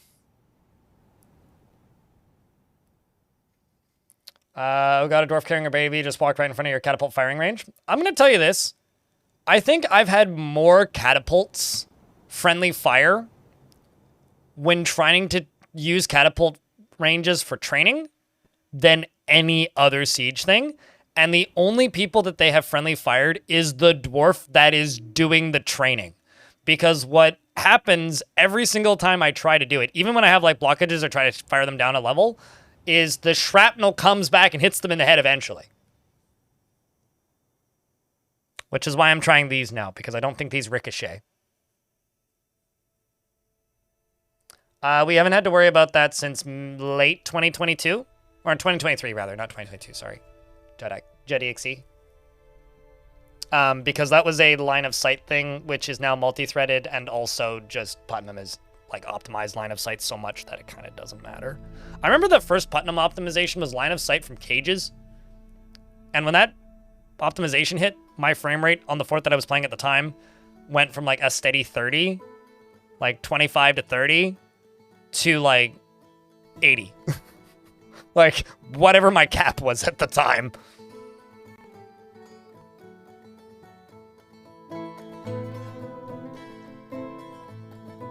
So use hammer dwarves if you want less, like, bits and pieces everywhere. What are you doing, dwarf? There's no zone here. Are you asking for the sweet release of shoot me in the face with that ballista, please? I don't understand.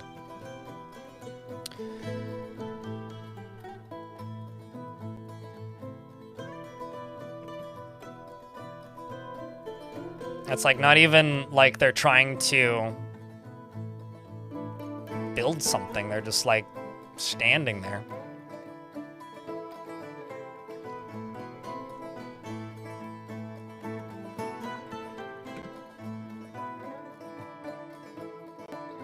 So these dwarves are all just socializing because nobody has skills in siege weaponry. But once we get this training, they'll start to develop them pretty quick. Siege operators plus medics. Medics can't do much if the dwarves' head and brain are both completely gone. Which is what happens. It's like, destroys brain. Pfft, dead. Maybe necromancy if you have that, but... I did a bunch of necromancy around October, and I'm good for a couple months at least. Unless there's some heavy, like, changes to how those work mechanically.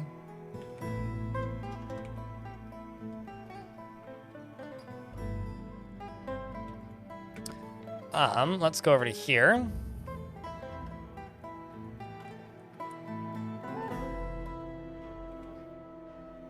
Yeah, let's just go to here. Deconstruct all these. Don't deconstruct that bottom one. All right, so now you, once this is done, what are you doing? Oh, right, you can do that. That's. I'll allow it. Let's get these loaded. Now what I'm gonna do is I'm going to assign some of my old militia dwarves to be siege operators, such as Etten Slayer, Tubby, Manbear Dwarf, Kubuk.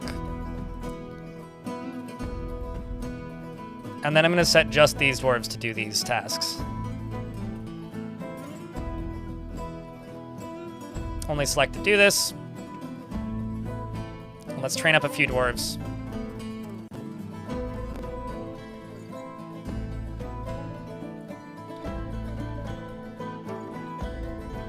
Can you channel to save the bolts? Yep. That is an exploit, though.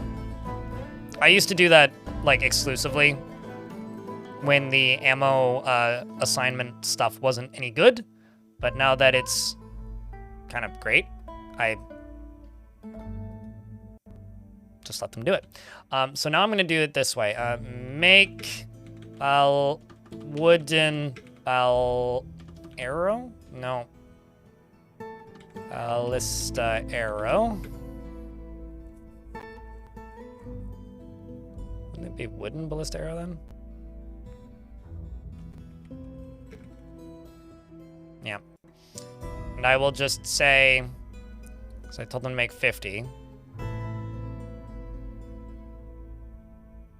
Exact bearing plant siege ammo. That is... okay. When that amount of siege ammo is less than 30, make 25. Or make 50. Moreb. Happiest dwarf. Do you have preference of beard? Moreb. I hopefully that just explained it. Although I have changed it so that you can only redeem 1 per stream as of this morning. No beard preference? Okay. Well, you get this dwarf, who's currently in the military. Moreb. No problem. He easily changes his mind and will generally go with the prevailing view on anything. He seeks out exciting and adventurous situations. He's confident under pressure and is stingy with resources when working on projects. He prefers to be alone and finds obligations confining for more than one reason. He is rarely happy or enthusiastic, and he is conflicted by this as he values parties and merrymaking in the abstract. He personally is envious of others. He personally often feels envious of others, and is quite comfortable with others that have a different appearance or culture. He is stubborn, and he can easily fall in love or develop positive feelings. He doesn't try to get things done perfectly and occasionally overindulges. He has a greedy streak, and he needs alcohol to get through the working day and doesn't really care about anything anymore. He dreams of mastering a skill and personally thinks the quest for knowledge is a delusional fantasy and is put off by family and does not particularly value the truth. He likes sylvite and iron and honey yellow beryl, unicorn hoof, the color fabric, and the color spring green, cabochons and fists of coral, fists of cerul, not coral, for their unsettling origin. Interesting. You like necromancer experiments. He likes beet plants for their edible roots, and when possible prefers to consume giant walrus and perch and strawberry wine and flax flour and tomatoes, and absolutely hates fire snakes. Sorry. I'm choking on my own spit.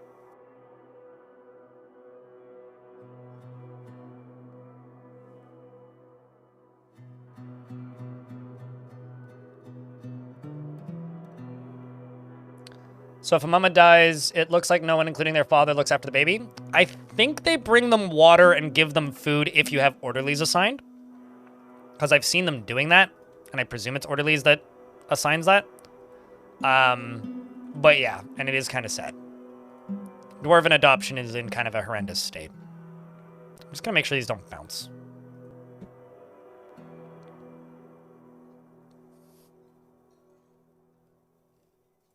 Oh, I set them all to fire at will. I'm stupid.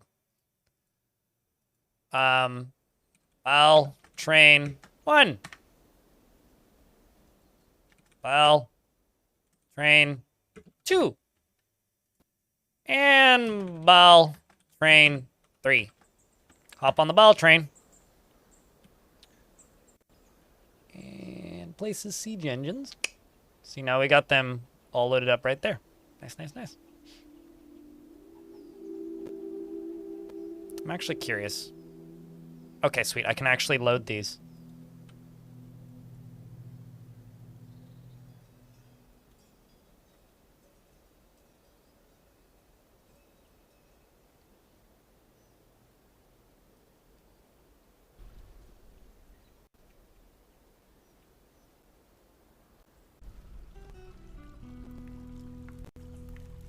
You're already proficient. You're just dabbling.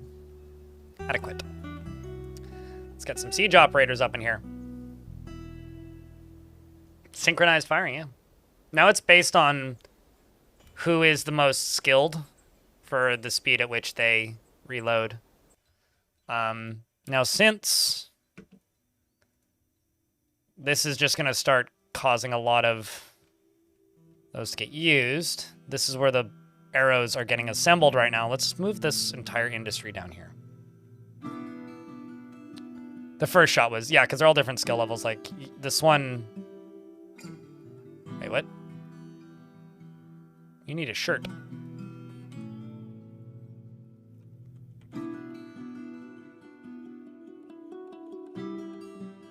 16 pigtail cloth.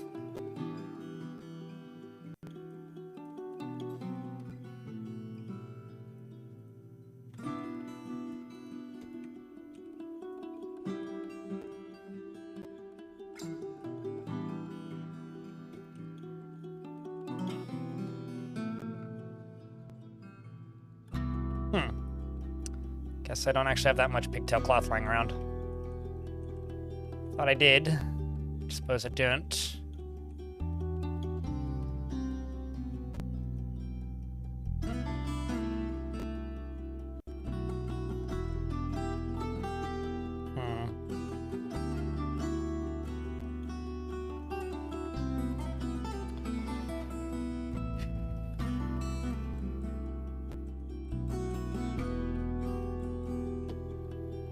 Let's just run that for a little bit. Let's also do silk shirts and just do 20. Okay, I have 20 silk. Actually, do I have 20 silk? Cloth. Sheep's wool, llama wool, alpaca. No, let's do 10 pigtail shirts.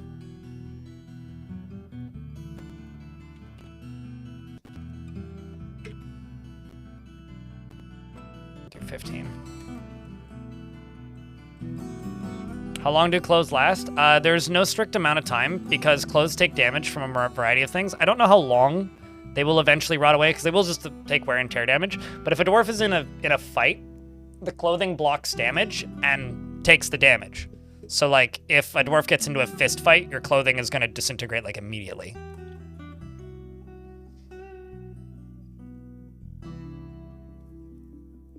I don't know. I often build wide open areas. I've heard people tell me that it's bad for frame rate, but I haven't noticed it.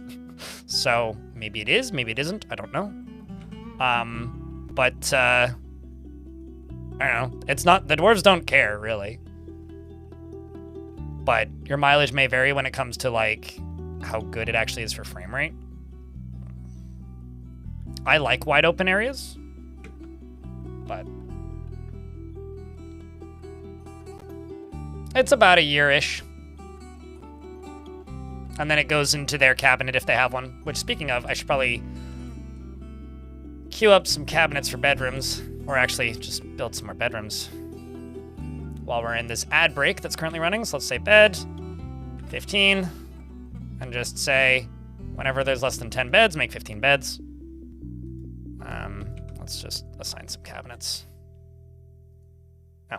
I don't have any. Rock cabinets it is then. Rock cabinet. Rock coffer. 40. 40. Then I gotta go up here and make more bedrooms, because I mean, how many bedrooms do I need? Like, a lot.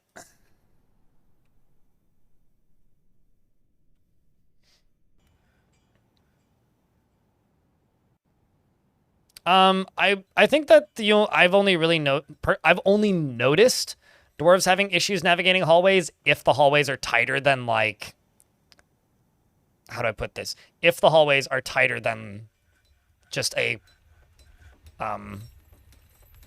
the hallways are tighter than only a couple of tiles wide. So if they're like one tile wide and there's a lot of dwarves going through them, they all lie down and go over top of each other, and that can be kind of a nightmare. But if it's like 2 or 3 wide, it's generally fine. Historically, tighter fortresses are better for frame rate, because the dwarves don't have to see as much, and the dwarves are constantly processing what they're seeing. As in, like, that's a thing that your CPU has to think about. So there is that to keep in mind, but outside of that, I don't know. I just like big forts. I like big, wide open forts because I've got a lot more creativity to work in.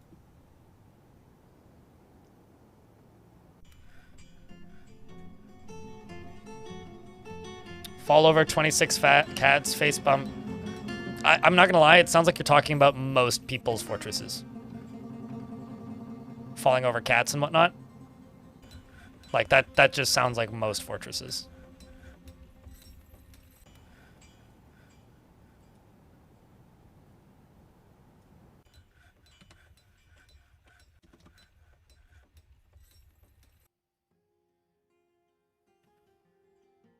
So this is gonna be the knowledge of sieging. Bit on the nose with the name of that guild, I think, but I'm sure it'll work.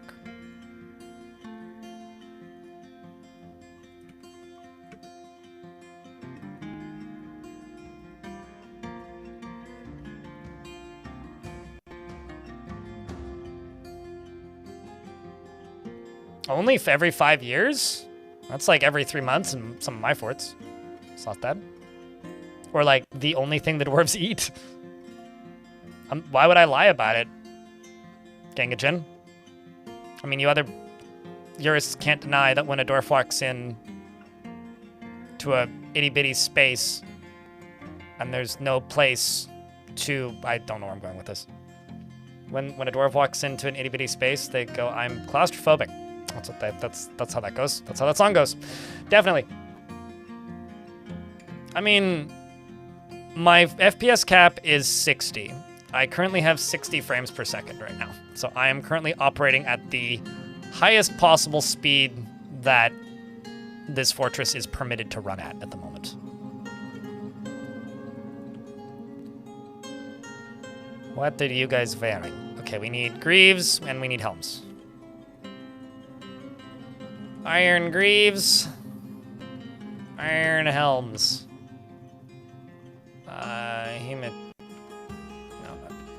Hematite. Got 1 hematite in the fort right at the moment.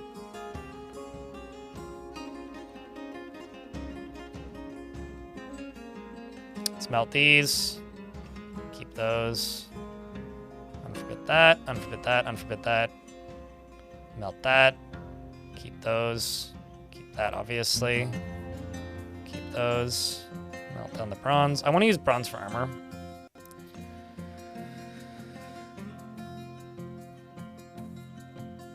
Keep the 16 iron picks. Get rid of the worst ones.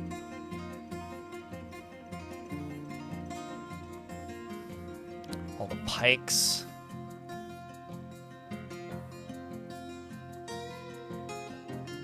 Pike, halberd, two-handed swords, iron mauls, bronze mauls, great axe, melt, melt, melt, melt, melt. Flail we can melt, bronze flail we can melt, Morningstar that.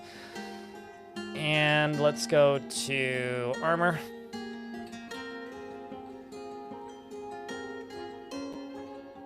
Keep those. Keep those. Throw these out.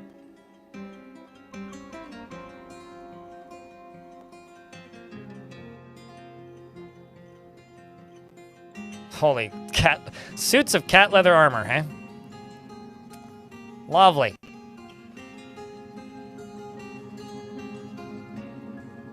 It's time for spring cleaning, literally.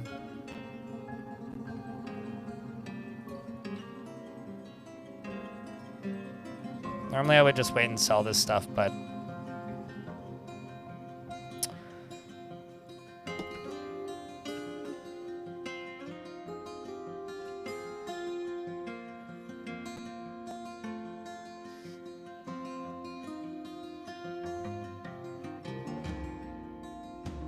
Also, you are completely correct, and I was mostly joking. I haven't had, like, an animal overpopulation issue in a fortress since I've intentionally... Unless I intentionally ignore them, generally. And every now and again I do. Lizard Chilled? I know. Or every time I intentionally do ignore them. Or every now and again I do intentionally ignore them, but the vast majority of the time it's just dealt with and it's a non-issue. But I'm the one often reminding my chat that the opportunity is gelding. Or the way to deal with it is gelding. Make a point of neutering goobers? Oh yeah, no, absolutely. I mean, that's my current animal population. Granted, it would be higher, but a bunch of them all died to lava. It was very unfortunate. Speaking of, I should probably geld that bunny and that before that becomes a problem.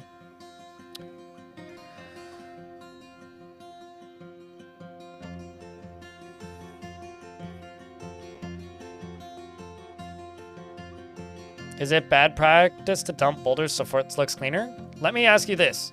Is it bad practice to do a thing that you want to do in your own private home, in your own private single-player video game? If yes, don't do it. If no, do it. Does it matter, really? Okay, what do you need? Infantides. Okay, so you've got... Start off with stone. Arcane glass, tanned hides. Oh, you need more tanned hides. Well, I gotta butcher things anyway. Perfect. Because, hold up. Leather. Oh. Well, that's the issue. Literally have one leather in the fort. Speaking of.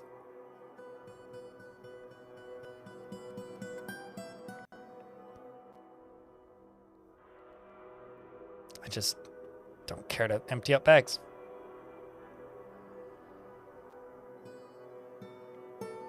You monster. Raging Furball. So you will take items from here. And you will empty out these goddamn bags. So I'm currently setting my kitchens so that they only take items from this stockpile. The only items in that stockpile are seeds. So we're going to have a lot of very seedy meals. See? Alfalfa seeds, tomatillo seeds.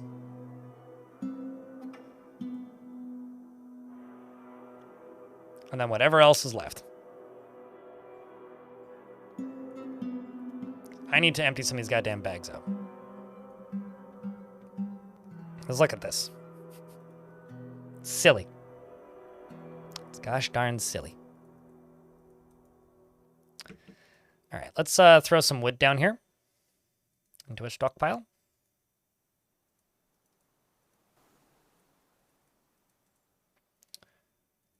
And I also get rid of this wood stockpile. And now I'm gonna go find my carpenter shop. There it is. And you can get deconstructed, you can get deconstructed, and you can get deconstructed.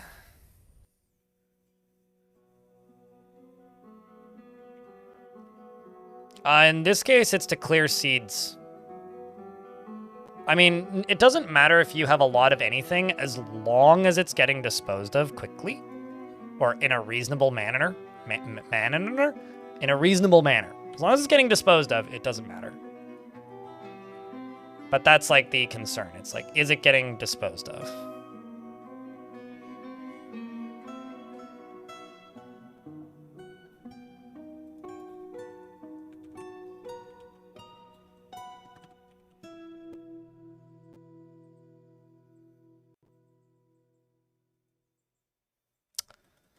Well, I guess that doesn't work then.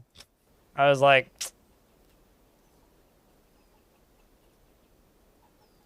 I mean, there's tons of wood on the map, but it's supposed to get queued up again.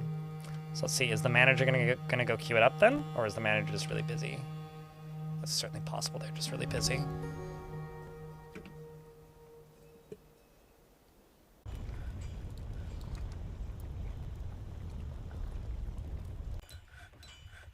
I mean, they're a valuable trade good. I might actually sell them if I get an excess. I used to never sell meals because it always felt like cheating. But I don't care so much now that they've balanced it in a more reasonable manner. All right, well, in that case...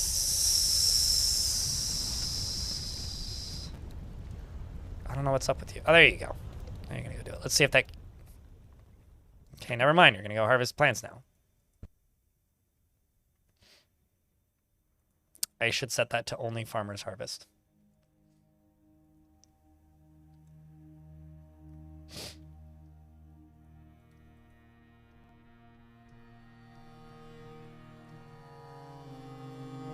Why do I never remember where this is?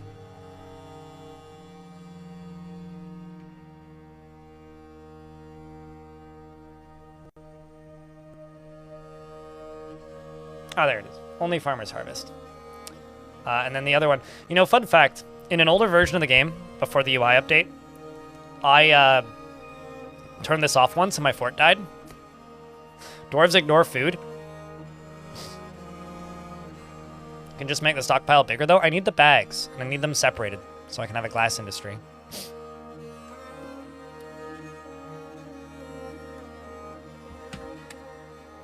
So it doesn't really matter if I can separate them.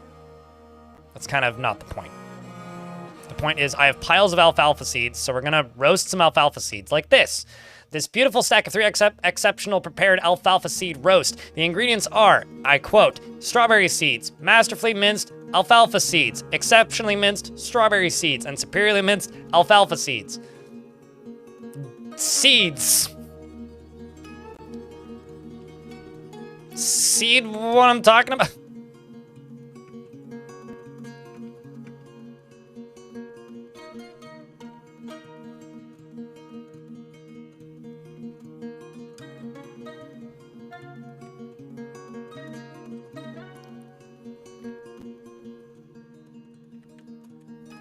And let's also just do wooden wheelbarrows, speed this process up. That's an adamantine ballista arrow.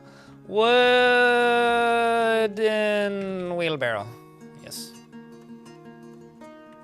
30. Just get rid of that.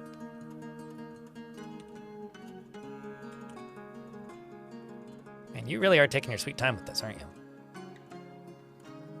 I may have to assign a new manager if you fail this again, Dwarf. A human caravan has arrived. Oh, that's the first time. What could possibly go wrong?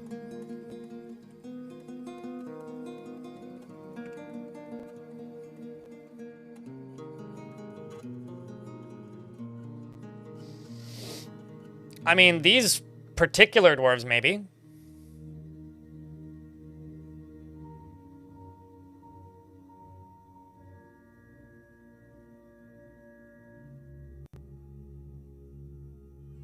Also, the Gib in YouTube chat is correct. There is a hide function. Like, if you don't want to see something personally and it bugs you, just do this. I do that with rocks that I'm never going to get to again, like if there's a magma-proof rock at the bottom of a lava reservoir or something.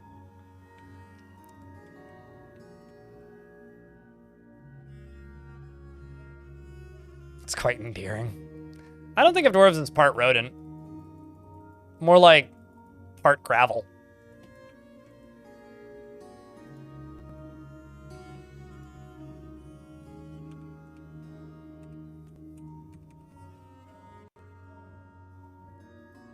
Oh, did I not make a tanner's shop? Shit. Oh, yeah, no, I fucked up. I didn't make a tanner's shop. I deleted it and then never made a new one.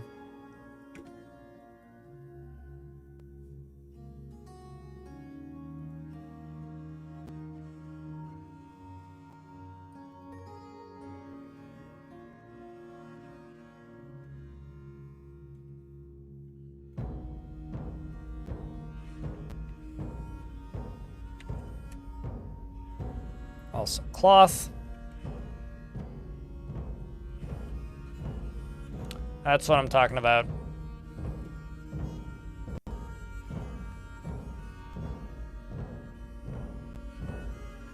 Have you ever made a certain specific wood bins for specific productions? I don't think there's a way to, like, decide what type or, like, material of bin goes into a particular location, so no?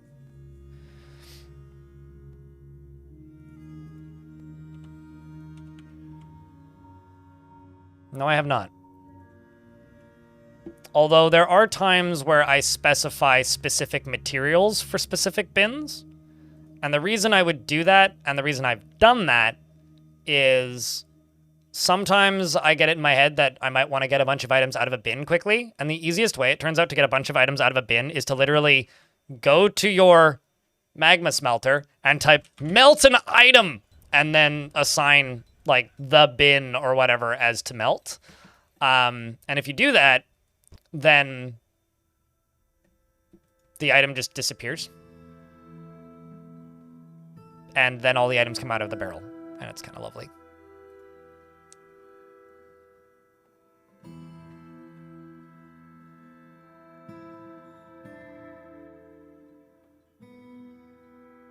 I mean, I didn't say it. Chat said it. Laser chill. I think to whomever called the dwarves part rodent, you've offended the entirety of YouTube chat because there's only 2 of them, and I think they're both offended. And there's more than them, but there's 2 actively talking at the moment.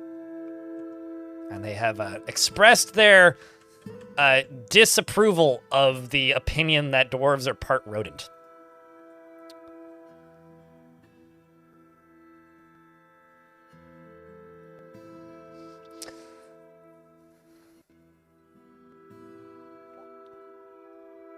I could not give less of a shit, ADJ. So no, I have not. You'd be hard-pressed to find something that I care less about. Can you have a bald cook? The only cook I have is, in fact, bald, so good call.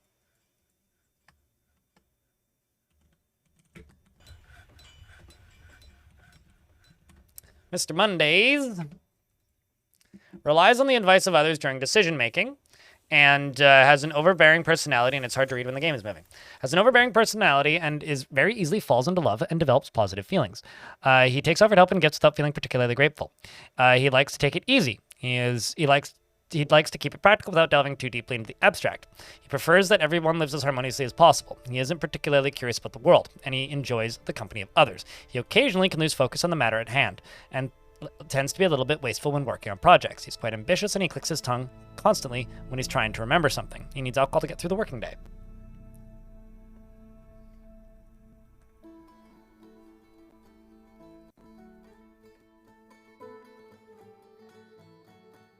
Do ballista bolts break regardless of gap underneath, like arrows? I mean, they could break, but I'm using them to train.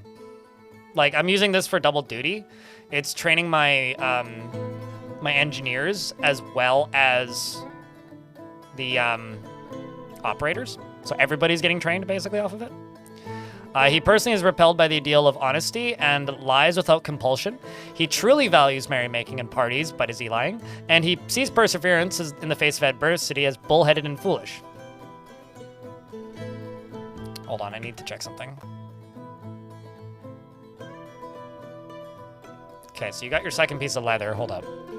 Where's raw green glass? Tanned hides, cut gems, raw green glass, tanned hides, rough gems. What's the next thing? More tanned hides?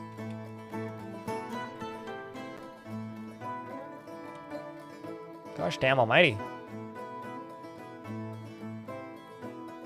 I think we'll just buy some hides from these friendly humans over here. I was gonna say, unless they brought none. Oh, no, they did.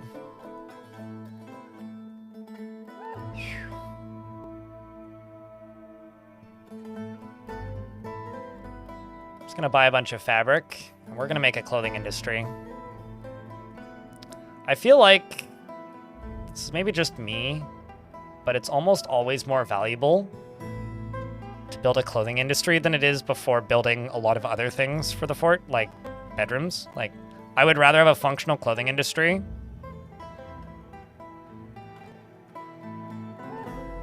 than most other things in Dwarf Fort. Let's actually trade that real quick. And then go here and go totem. Sure, bring that.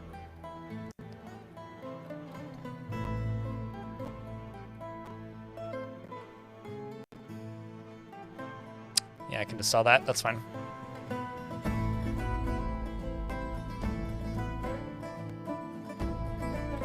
Can sell everything in that except for the... Hold on. I'm gonna go to the mayor. Mayor, you can have that. So you go equip it.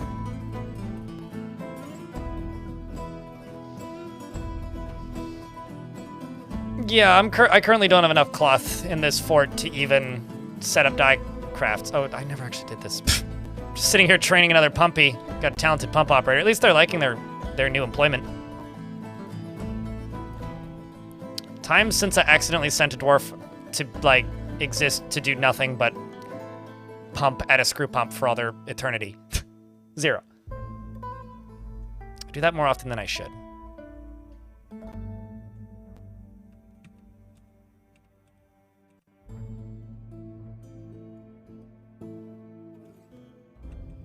Okay, Dwarf, you can go do whatever. Dwarf up here, you can also now go do whatever. Let's trade.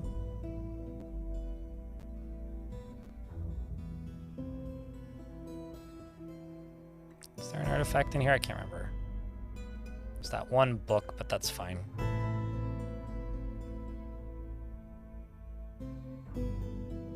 Yeah, that's fine.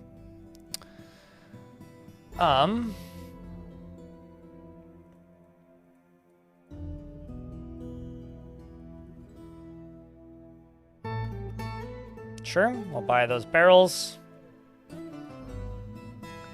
Then, oops, no. Trade.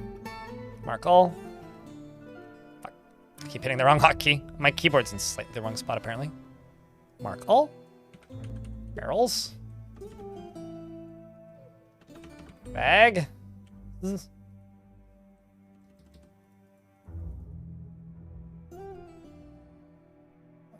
Fuck it. We'll buy the cheese. Buy the thread.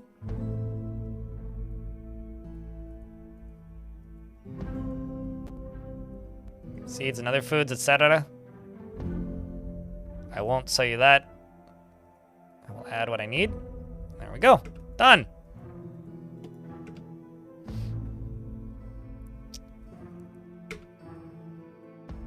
That's what I wanted to do.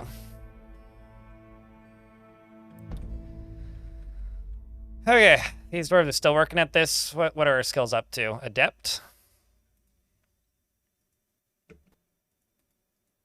Let's take them off training. Let's get them loaded. So I got 2 experts, a competent novice, and 1 skilled. I'll just chuck you in there. So hopefully these dwarves can now go into there and start teaching. While we catch up on ammo, among other things. It's been pretty good, Sam, I guess. How about yourself? So the other thing I would like to do is I would like to throw you into a volcano. But the other thing I would like to do is this is the level that we're going to dig the whole thing out. So I'm going to go here.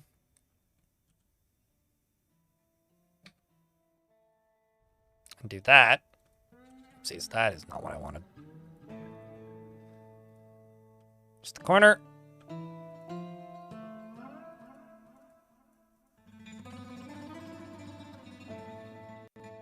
That.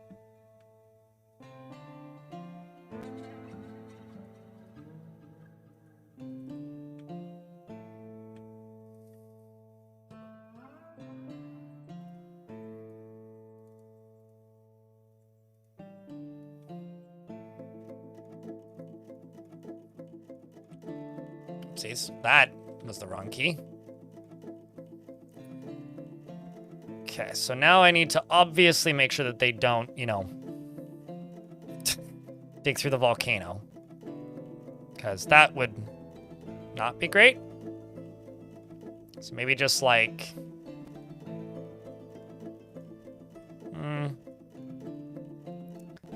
Just kind of go from here to here to here to here to here to there. Let's do that. Let's do that. Let's do that. And that. Let's do something like this. Something like that. And that, friends, is going to be the rest of the moat. I don't have a commands command.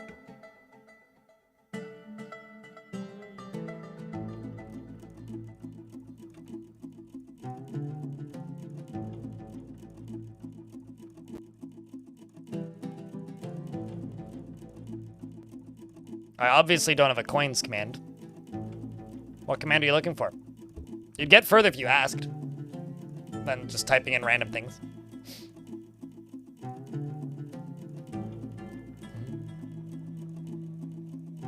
That Gios helped. I try to pester people into asking the question to get the answer, but it doesn't always work, turns out. So obviously they are going to cancel some of these areas, but... Meanwhile, Nil the Etten Slayer, aka my woodcutter, has created Adil Tuman Funendum, a chalk scepter, and offers it to the Song of the Wind. Well, I've got a perfectly good place for it. I think that should go directly in my brand new sieging guild, which has one worker so far.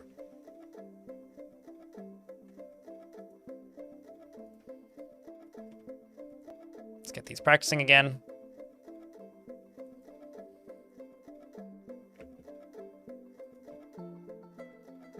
You would love a chalk scepter. I don't think those are the type of scepters they are, but these are more like a conductor's scepter. But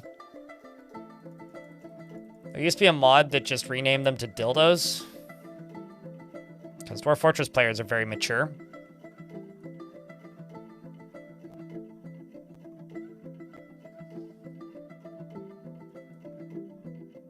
Adequate. Oh, you're a novice mechanic, I see. You're adequate. You're competent. Dabbling. Gotta dabble somewhere. There's like 4 different shapes for volcanoes. These are chill. The World Gen of Dwarf Fortress is ironically, like, the history generation is one of the most advanced, interesting parts of Dwarf Fort. Ironically, the World Gen is one of the least advanced, most in need of a redo parts of Dwarf Fort.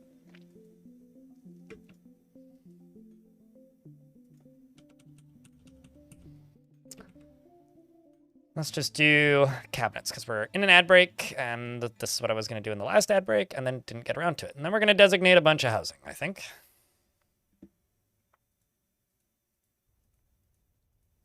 So I can get some of this clothing put away.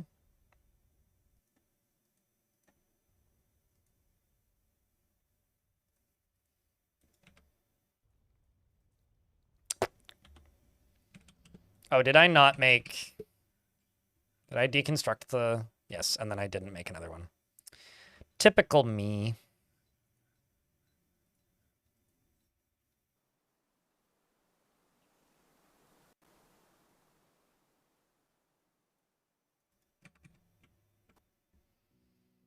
You know what? I also disabled chalk because I thought I was going to make steel. I don't think I'm going to make steel unless I can find a huge iron deposit, and I'm getting less and less hopeful about that.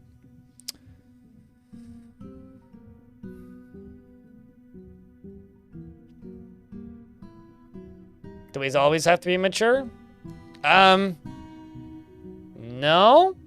But Be mature when it matters. Because I don't want to have to turn on the 18 plus rating on Twitch. Or, you know what I mean.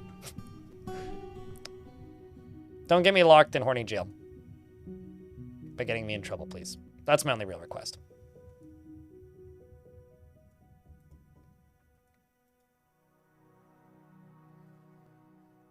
No, you're a rad bug, right? As opposed to a bad bug? Or a bed bug?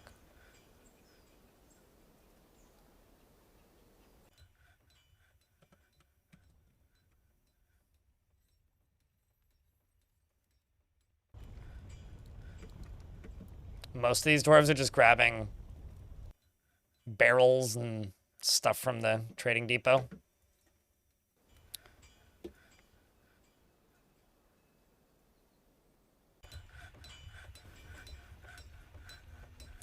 You right here.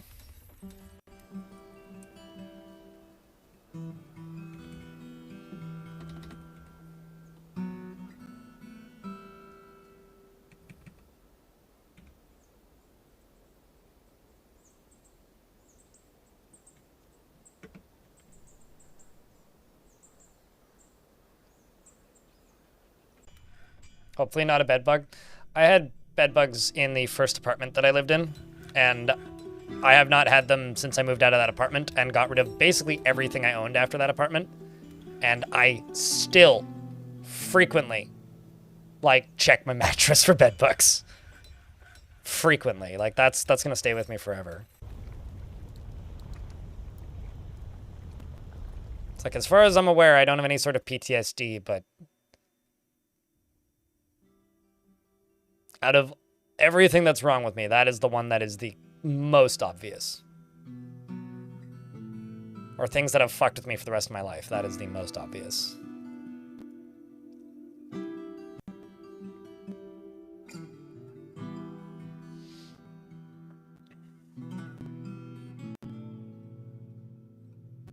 Purge that house? Yeah. Were you renting, or did you own the place? Can you elaborate on the world gen being so bad? When did I say it was bad? I said it was in need of an update. World gen was something that was made when the game went 3D, and then was adjusted slightly when the game gained more mechanics in the 3D era. It is simply old. And the game has evolved and changed, and a lot of mechanics have changed and been updated.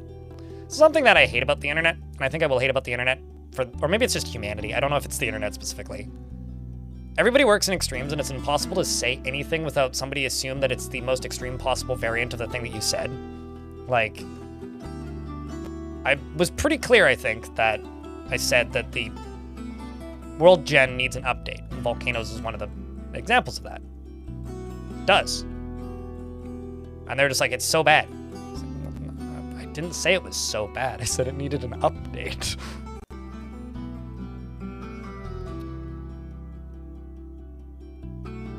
Oh, that's unfortunate. I feel like whenever I hear stories about people who have bed bugs, it's almost always like an elder relative. It's one of those things that, like,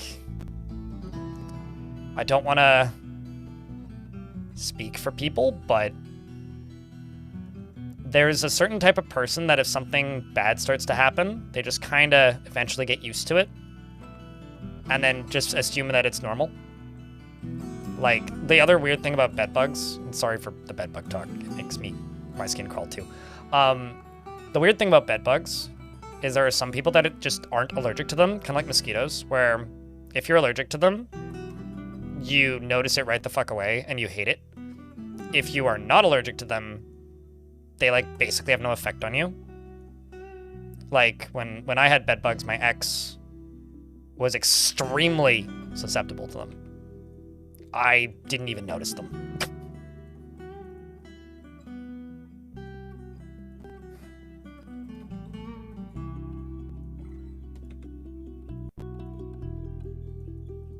Like, I was still getting bit, but they just didn't really cause any negative side effects. Like, I didn't get itchy or anything. So I, like, didn't even dawn on me. You got 20 more dwarves now? Yeah, and you're dead. What's up, Wretched? Someone had brought some to the house from a blanket or something. If they ever traveled, like, that would do it. How'd you die? Zombie. Stabbed you repeatedly in the forehead. I'm actually not sure how they stabbed you, but goblins, or goblin, elf, and human zombies. A pretty big siege, about 50 of them. Maybe a little more than that, but yeah, you were one of many who died. We went from, it was like 55 dwarves down to low 30s. And that's why we have 18 pissed off dwarves. I'm still trying to recover it. Made you wheeze. Turns out it happens a lot in this stream, so I've gotten used to it.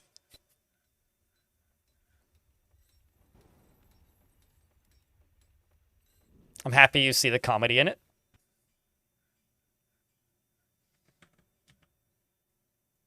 A very scientific zombie, if you will.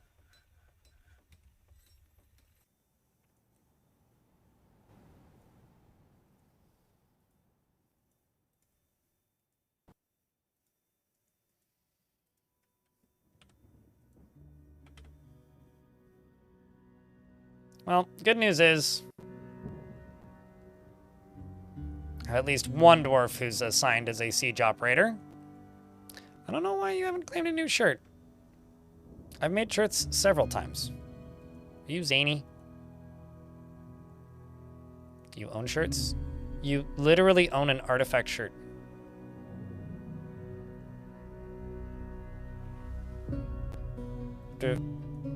What? This dwarf confuses me, chat.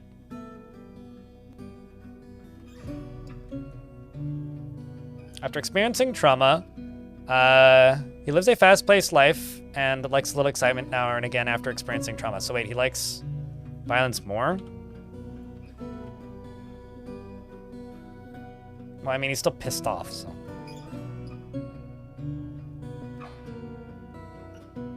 That's his looking at shirt. True. Yeah. It's his art piece shirt. It's in a frame in his cabinet.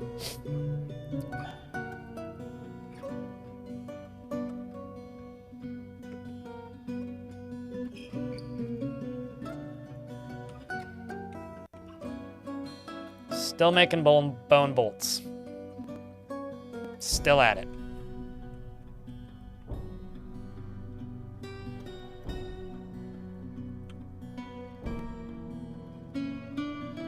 You're all skilled.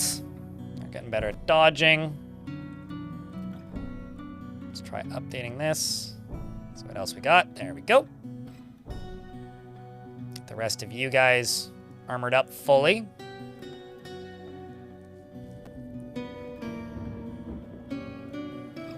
Go get him, lazy.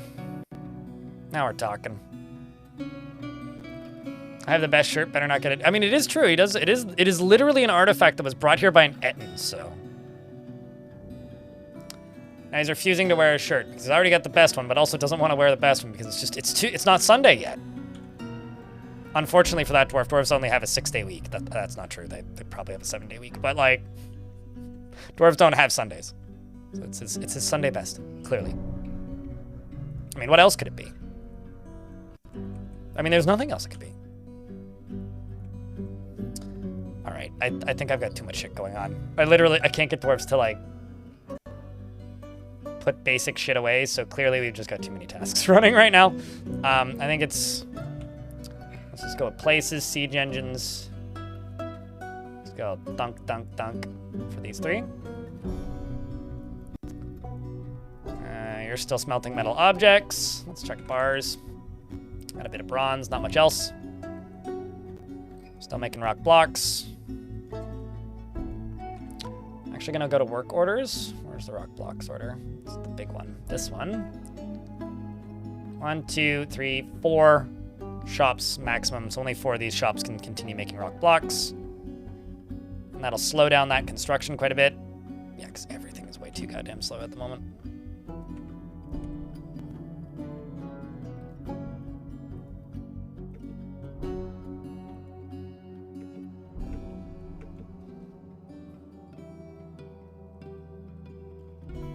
like a famous football player's jersey, except it was a giant that brought it, but yeah. Does it fit? Oh yeah, no, it's sized for dwarves. If it wasn't sized for dwarves, it would specify. Which means it's either elf, dwarf, or goblin sized.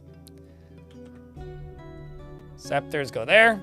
Speaking of being immature, I once had a scepter that was made out of pink tourmaline, the gem, and it was called the Pink Impaler. That was pretty funny. Are volcanoes infinite lava? Yep, just like rivers. Some migrants have arrived, despite the danger, although they don't refill instantly. Strong high willpower recovers quickly. Dreams of seeing great natural places of the world. Actively avoids exciting and stressful situations. Well, welcome to the fort, I guess. Wasn't exactly the skill set I was looking for here. Now this, okay, strong, good with language, tough, high kinesthetic, poor empathy. Dreams of mastering a skill. Oh. Wants to avoid physical confrontations. I mean, that's fair. Likes a little excitement now and again. Get into the stab face squad, you butcher. Butch is on in the stab face squad. You got poor memory. Excellent. You'll forget all of the trauma immediately. It's like, oh no, I saw something terrifying. Anyways. What did I see? I don't know. He's a pessimist, that's for sure. He likes a good party. How about a party where you have a sword, Thresher?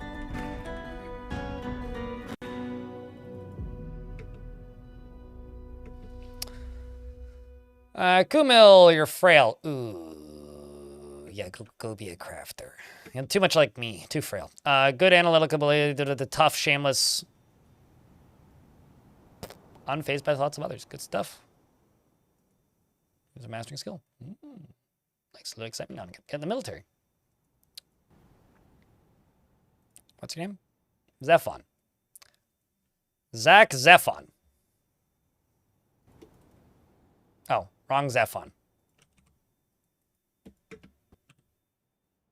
How about you, Wood Burner Saigan? Whitebeard Dwarf? This one? Who I just threw in the military? Heck yes.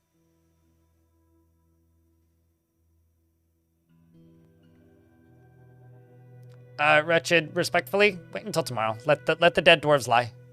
I actually restricted it so that people can only redeem one dwarf a day. As of this morning, so. Just, you know, sharing is caring. You were the expedition leader. The dwarves need to mourn. Wow, Crafted Sinew. What a name. Although I did see somebody make like a mushroom hunting knife earlier on YouTube while I was getting ready for work, and the knife was like held together with sinew. So anyway, he is shameless and absolutely unfazed by the thoughts of others, lacks confidence in his abilities, and greatly is moved by art and natural beauty. He is troubled by this since he dislikes the natural world. He often is sad and dejected, and he can be very happy and optimistic. He doesn't cling tightly to ideas. Obviously, he's open to changing his mind, and he does not go out of his way to help others. He is somewhat quarrelsome and bothered by this since he values friendship. He likes a little excitement now and then, and generally acts with a narrow focus on the current activity, and is somewhat fearful in the face of imminent danger, and tends to avoid crowds.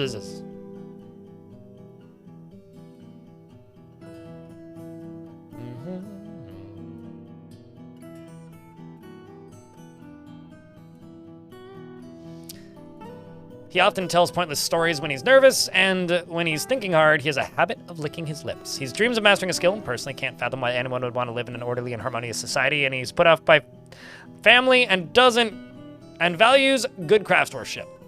He likes saltpeter and aluminum, as well as smoky quartz, silvery gibbon bone, and reindeer for their sight and the wispy style, and when possible, prefers to consume giant monarch butterfly. He likes to consume beauty and date wine. How fancy. And absolutely hates flies. Me too. He worships the same god everybody else does and is a member of the profane doctrine, the less popular of the two religions. Welcome to the fort, Dwarf.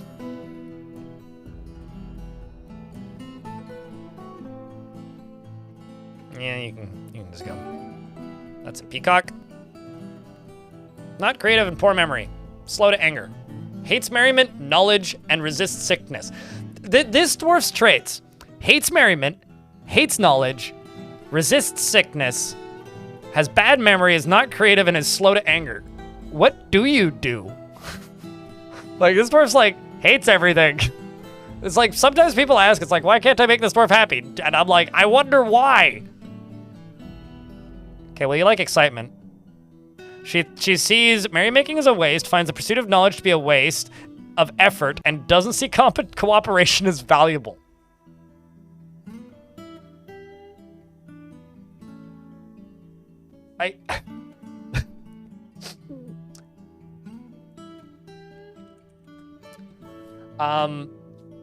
Man. What an unlikable twit.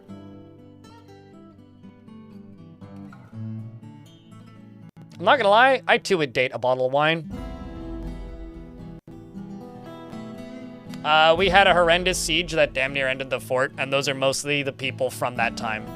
Striped anime pantsuit. We had a bunch of zombies get into the fort, so like it wasn't a situation where just the military got caught up in it. It was like the military, the citizens, and a trading caravan. Jadsky? I don't know. I feel like this person deserves a nickname for how unpleasant they seem.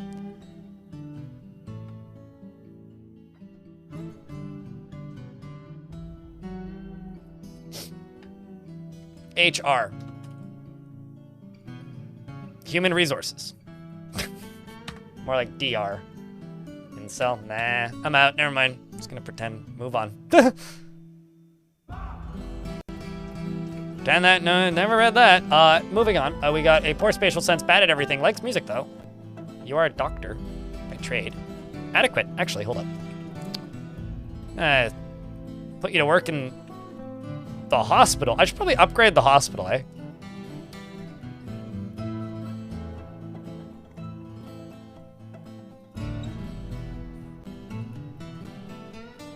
I've actually got a few doctors, turns out. Including like a high master surgeon in here. And an adequate surgeon. Good stuff. Throw another bone doctor in there.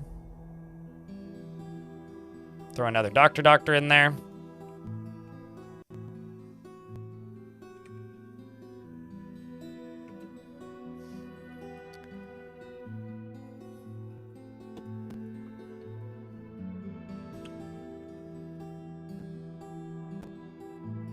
And also, let's go here.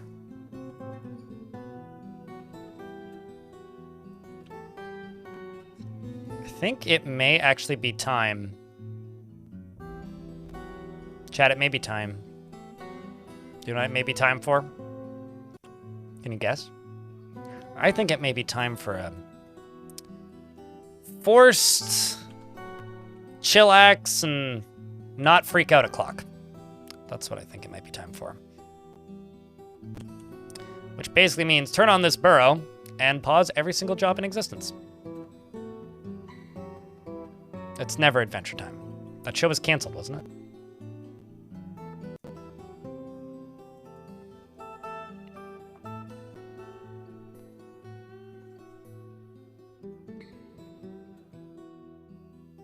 I mean, I think that's just lumped in with surgery.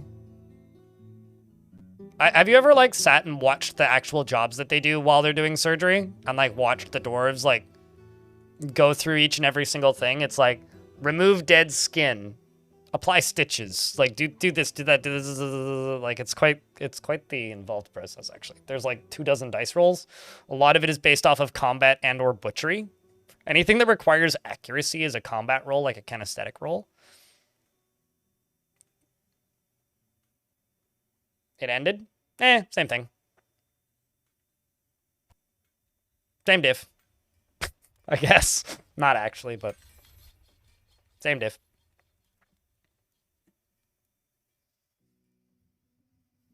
One time it removed like 30 wounds of rotten flesh from your army dwarf's eyes. I just gained a lot of question about the dwarven eyeball anatomy. What the fuck's going on in their eyes? Save the game? Can do. Give me a sec.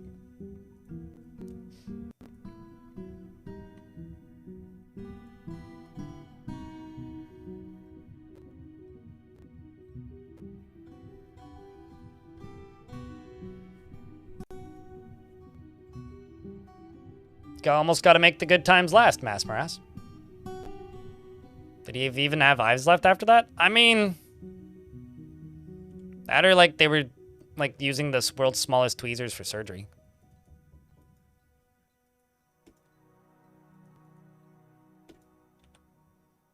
All right, dwarves.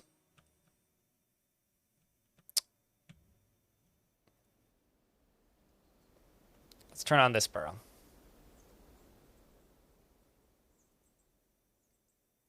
Take everybody off of this one. Whoopsies.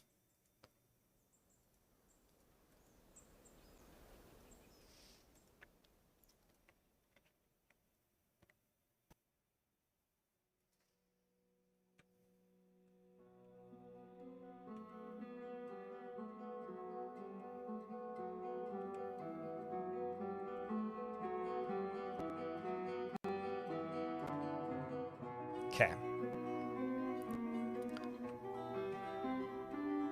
Let's keep this in the burrow right now. I'll permit that to be in the burrow. Let them, at the very least, get around the edge of you. Just get everyone back inside.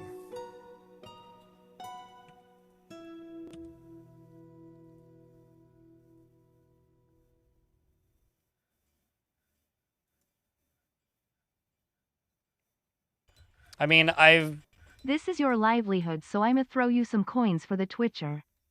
Thank you for tossing a coin at the Twitcher.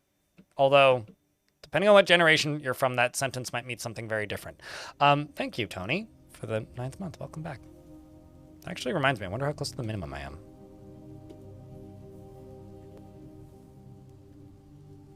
I haven't even looked. But thank you much. No, it's party time. Festival time. Celebration time. Dwarf take break time. Oh yeah, no, we've surpassed the minimum. Cool. Love to see it. At least I love to see it. People who dislike me probably don't love to see it.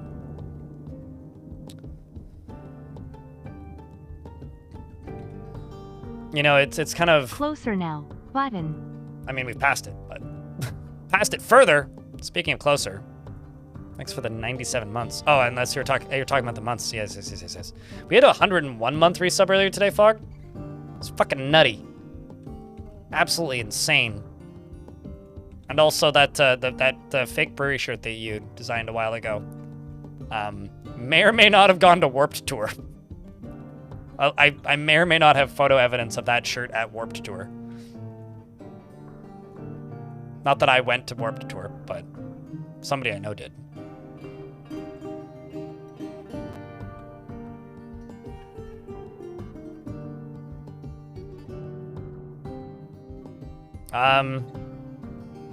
I haven't dropped... Is anybody else having stability issues? Because I haven't dropped any frames.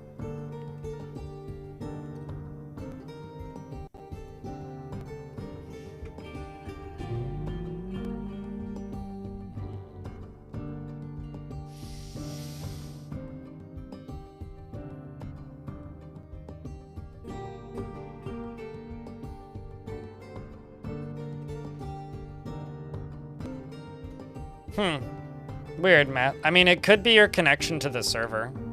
That's usually the issue, like, on any streaming service. If there's, like, weird, anomalous frame issues or stutter issues, it's usually the user's connection to the server. At least in the case of Twitch. So it could be, like, whatever server is closest to you is, like, stuttering or having some sort of connection problem. Or, you know, maybe the server that you're closest to has somebody with 200,000 people currently streaming on it or something, because that sometimes slows down other people on the same server trying to watch. It's a whole thing.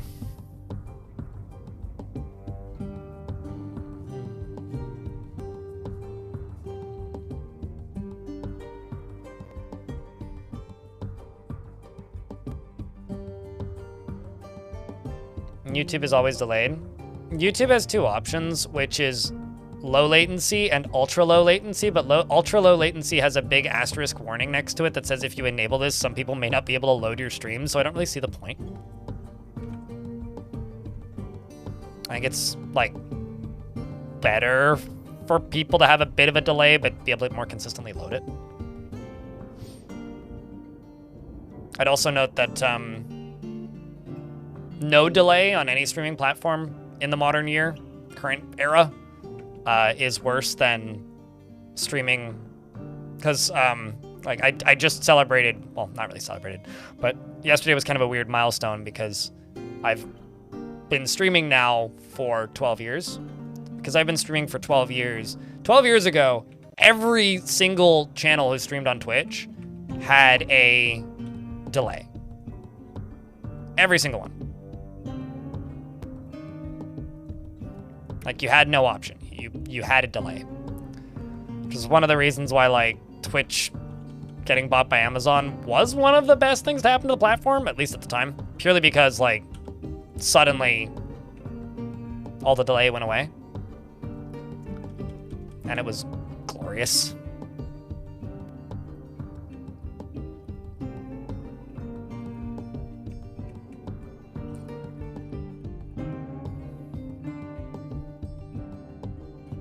It mostly just makes my hair slightly grayer looking when I look in the mirror, Thorn.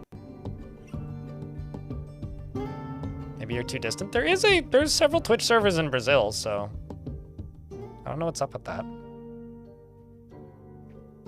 But who knows? Maybe somebody's like clipping the cables between you and there because maybe there's a war happening in EVE Online or something.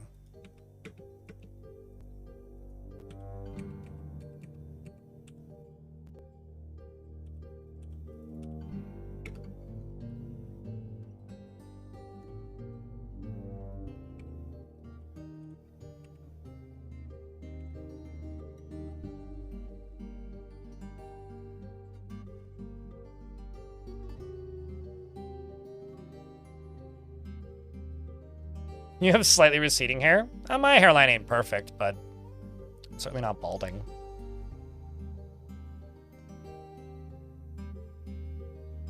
It lags from time to time? Yeah, but I don't have the ultra low latency on. I just have low latency, which according to YouTube's little question mark icon thingy is like 3 to 15 seconds, depending on the user. Ultra low is just like no seconds, which like obviously no latency is better than some low latency, but the lowest latency possible is obviously the best, but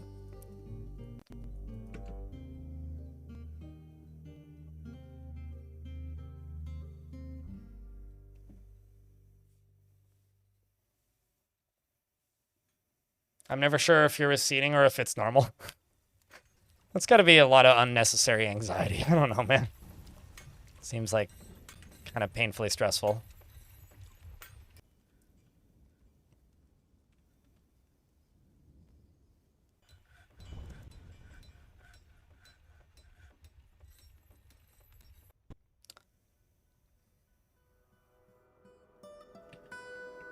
I'm actually just going to make a little pen pasture right here and put all the annoying animals I don't care about seeing here. So let's put a lamb there. Let's put the bunny there. Let's put the cavey there. And then let's go out here. And then put the rest of them out here.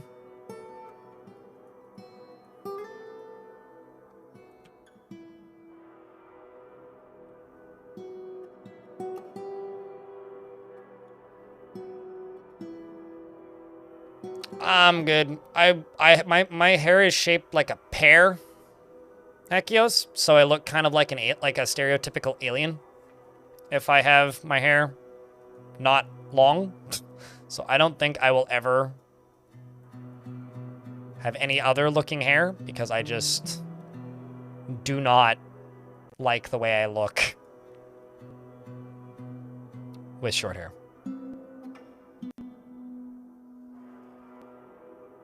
But as of late, you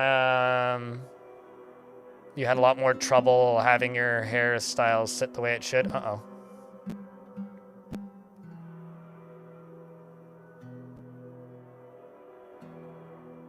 I'll be honest with you, I've never actually had Arby's in my life, Rook. I don't think. It's like that and Taco Bell. If I could disable sports gambling ads from my stream, I would do that because I do not support that message and you should not gamble on sports. Or gamble, for that matter. Like, I'm not even one of those, like, you know, oh, you know, everybody's an adult, you can do what you want. No, you just shouldn't. Just don't do it. It's bad. Don't do is bad. Okay, thanks for coming to my TED Talk.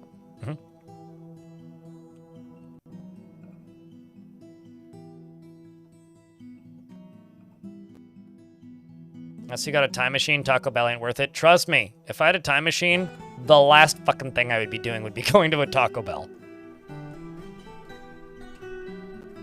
In fact, I don't even think it would be the first 35 things I would do. What's the first?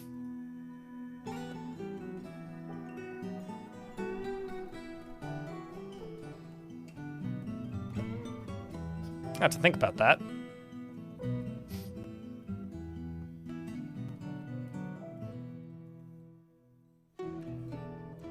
Probably go visit my grandma. But on a less depressing note,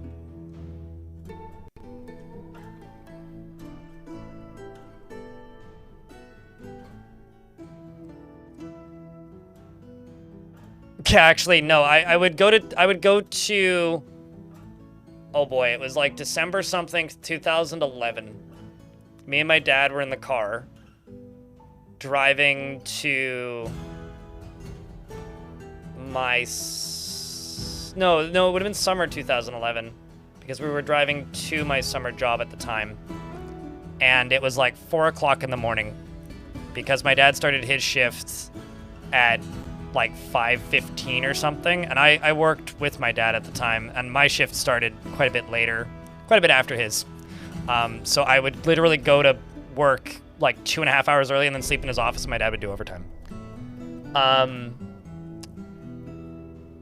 And we were in the car, and my dad was talking about something, and I was like paying almost no attention because I was like trying not to fall asleep in the car. My dad mentions this thing that he was reading about called Bitcoin. And he was like, yeah, it's this like internet money. He was like trying to explain how it worked. And he goes, yeah, no, like it's one of the guys that I work with has bought some of it. He mailed a guy a check in Ontario because there was no way to buy it online legally in Canada at the time. And we like talked about it for a little bit, like it was this funny thing. I would go back to that moment and say buy it because it was like pennies for a coin. Like I remember, or it was like $1 something for a coin. Like I remember the guy, my dad's friend, buying like $100 worth and getting like 70 something. Anyway, if I did that, my presence going back in time would have actually made cryptocurrency never take off. And honestly, that probably would have been for the best. Hey, Clino. You had a Bitcoin that you mined? And got stolen. Oh no.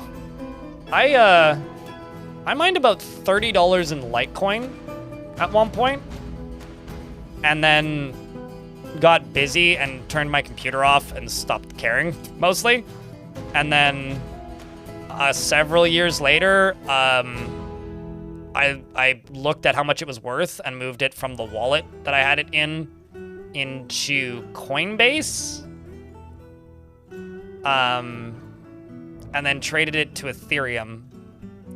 And then around that time, I also put $100 into Bitcoin.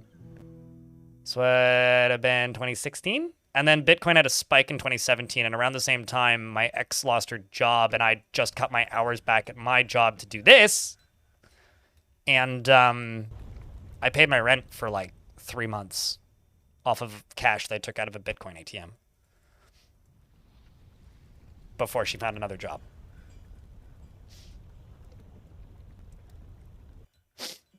Hello, Fowl. Welcome back. You made $30,000 from mine to Dogecoin? Yeah, I don't know. Cryptocurrency at this point just kind of upsets me a little bit.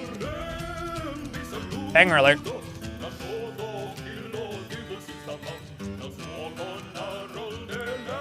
Certainly, Alphanaut, but I'm not trying to explain to you base explaining how to do a crime, but if you say have 1,000 wallets, and you make new wallets every time, and you send small amounts of money through multiple different wallets through automated systems to then appear in other places, there's ways to make it difficult. You can't hide it, but you can make it difficult. And is basically all you can do. That's true. And it's a lot easier to put a bunch of money in a crap coin, or a weird anonymous coin, or a less obvious coin, move it somewhere, and then take it out in cash than it is to put it in a shipping container. Anyway. They're on Bandcamp. DJ Empirical, thank you very much for the raid. Welcome, Raiders. Hello, you brought tots? Well, I've got, whatever this, Danger Room. It's Simon Swewer and, who I always butcher the last name of, and Dabu. And it's all on Bandcamp, so I think it's on Spotify. I don't know, I don't use Spotify. But this is Danger Room. What's the name of this song?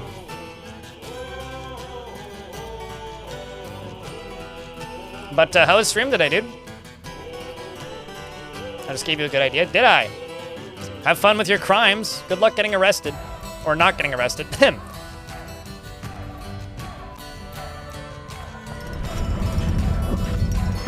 Doran Deductost has created Taranthum, a pomegranate wood crossbow, and offers it to the Song of Wind.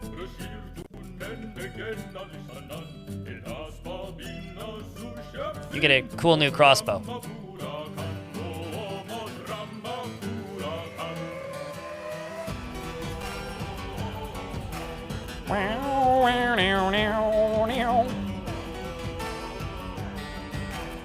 Yeah, definitely do all of your clothing laundrying.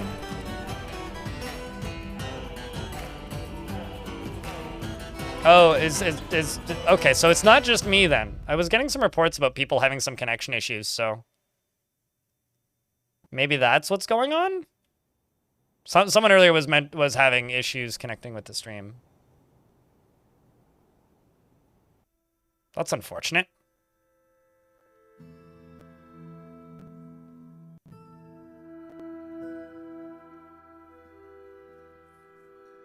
Yeah, I haven't had any disconnects, but I've had some people comment that they've been having issues, so. This is a pomegranate wood crossbow. Okay, so this is an artifact crossbow. Why doesn't it have a sprite, though? It's just a normal crossbow. It's decorated with pomegranate wood and encircled with bands of pomegranate wood. Weird. That should have a sprite. I'm still going to use it, though.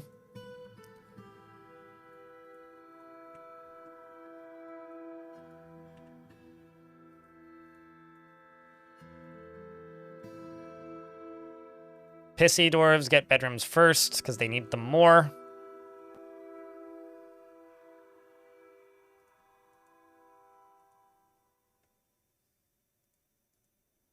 Gobak was one of my ex-military dwarves.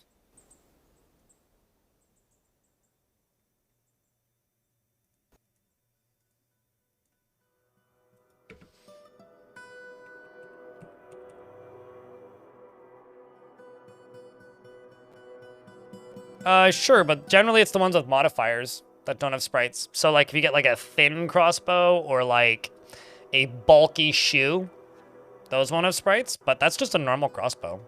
And normal crossbow artifacts have always had sprites for me, so there's something weird there. Cool, we're actually getting dwarves learning about siege operating. That's what we need. I mean, you are a high master siege operator.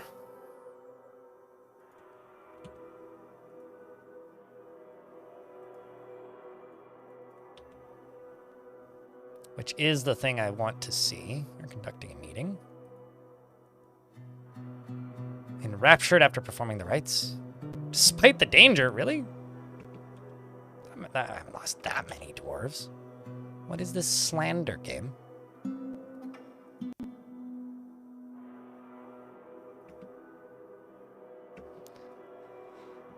High Master, damn right. Maximum stank.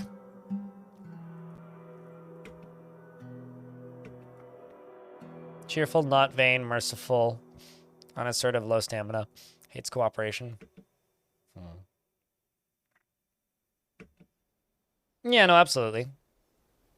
Wretched. Okay, faceted metal stuff should... Okay, so, like, did you select what they are, though? Because faceted metal is a generated god sprite. Those often have modifiers. Like, there's actually a mod... Sure, Jacurzo. Do you have preference of beard? There is a mod that removes all of the modifiers that don't have sprites in the game right now. But usually God and the generated artifacts items are either weird shapes or weird sizes or something. I don't think it's material specific. I've never seen like a godlike metal thing that didn't have sprites though. Unless like it had a modifier on it, like bulky or something.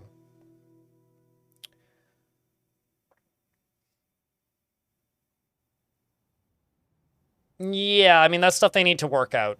Absolutely, Slot Dad.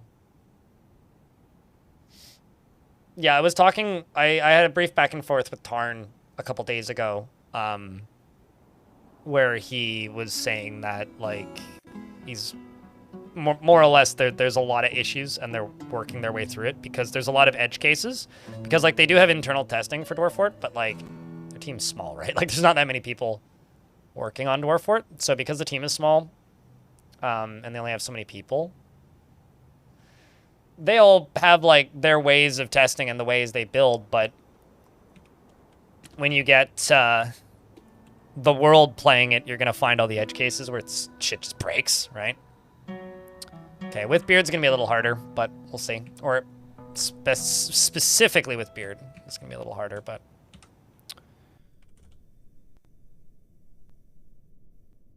Yeah, I don't have any siege operators that specifically have a beard. I mean, I could give you this dwarf who's assigned to learn it. Who's okay, you're proficient. We can do that.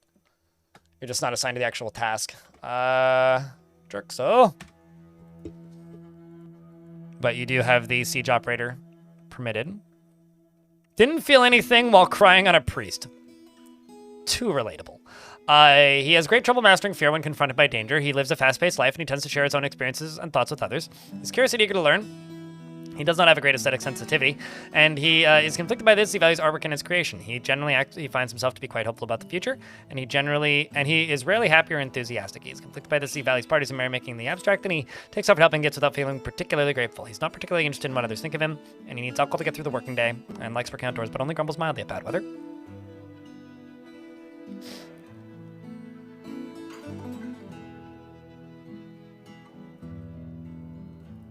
How they aren't running into your kill box, but watching them and trying to avoid it, it just kills your frames. Yeah, no, I mean, that's what they need to optimize, right? Also what Alphanaut said, I was going to mention that. The Rams sometimes will pass... If the Rams have access to a trade depot, they will try to pass to it. But there are certain things that they can't pass through. Like, it doesn't... Like, I had an issue in my last fort where I had a ramp going up, and right at the top of that ramp was a drawbridge that was raised. If that drawbridge was raised, then the Rams would short circuit, and my frame rate would go to 0. But, like, if I lowered that drawbridge, they'd start pathing, and my frame rate was fine. So, like, there's some pathing tuning with the Rams that seems to be a culprit. But I also had an issue where I don't think they can break through a wall from underneath. They can break through floors, and they can dig through natural walls. I don't think they can break through natural walls from underneath. And I had one fort where they were trying to build up and into my fort, but got stuck underneath a wall that they couldn't get through. And when I deconstructed the wall, the frame rate came back. So there's some weird things going on.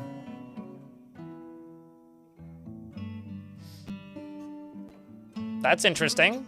Is there also a thread talking about the pathing issues and how we can solve them? That's what I'm more interested in, Clito. But it's cool that it works with custom races. Anyway, he personally values a harmonious existence, values peace over war, and finds those that deny their impulse somewhat stiff. He does not really value skills related to fighting and dreams of mastering a skill. He likes graphite and steel, as well as plumagate and the color green, and warhammers and shields and quivers and cabinets and dogs for their loyalty, the words of the irons of dye, and the sight of the wispy style, and when possible prefers to consume rice beer. And he's a proficient siege operator. He's 18 years old, recent, or has been in here since he was a kid, technically. These dwarves over here are all teaching each other the important tasks. Actually, I'm going to grab you. Expand that.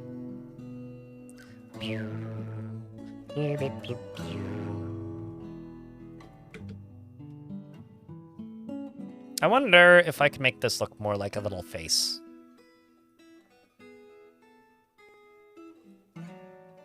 I don't know why I'm making this little duder, but it just looks like a little guy, so I'm making it look like a little guy. What's my advice on setting up wells? You tried a few times, but you can't seem to figure it out. It's like you're missing key info.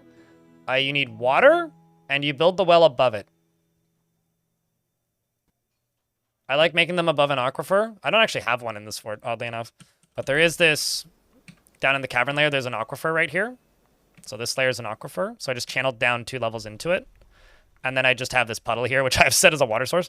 But if I want to be nice to my dwarves, which I probably should be, then I can go in here and I can go to well. And I can go, well, I need a chain. If I had a chain, then I could permit that. Although maybe they just can't access it because aquifer. Or because of the burrows. So let's do this. See, do I actually have chains? No. Okay, so if I make a rope or a chain, I can make one. I don't really know what you could be messing up, so like, what's the issue, I guess? Can you stack wells? Yes, I've seen people do that. I've never done it, though. And the bucket does take time to get down to the levels, so maybe don't make it too high above the water.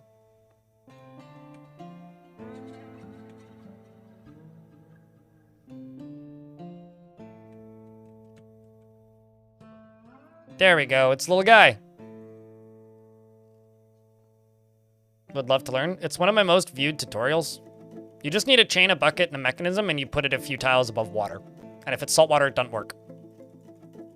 And you kind of want the water to be too deep, because then it's better for the dwarves.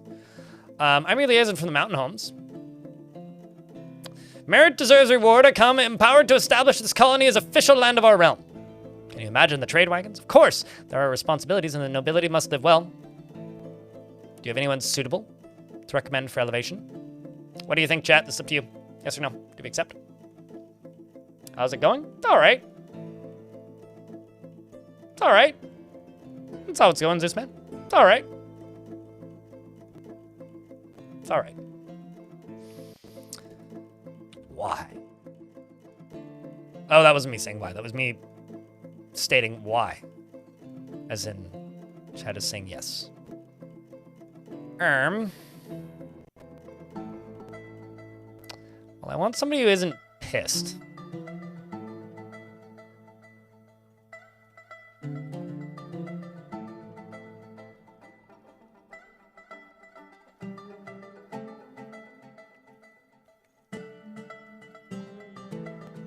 Who also, like, doesn't have a ton of demands. What are your preferences?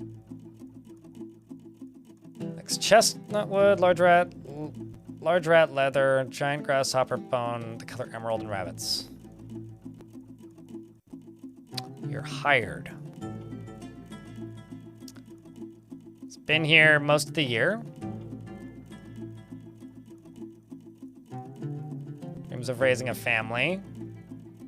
It's not married. Seems to get along with people.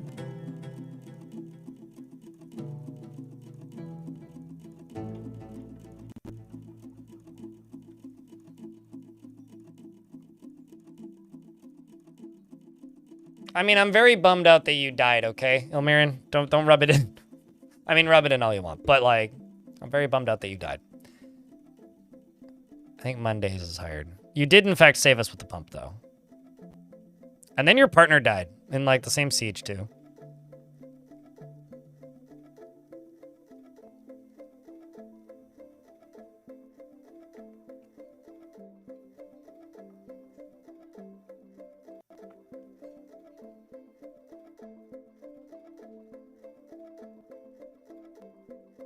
Actually, let me check something else. Wow, you're like recovering. That's crazy. What do you dream of, Dwarf? Dreams of mastering a skill?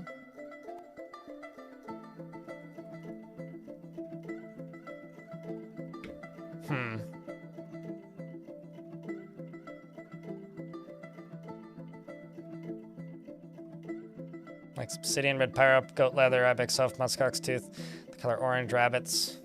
Gecko devils for their rhythmic undulations.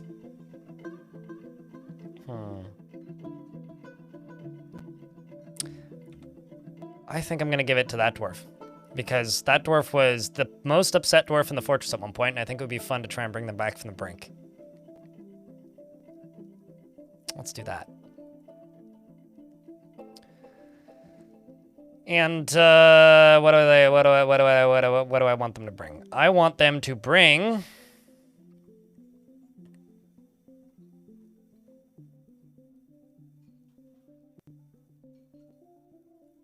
I'm just gonna ask for bags. Bring me bags. They have a need for cheese.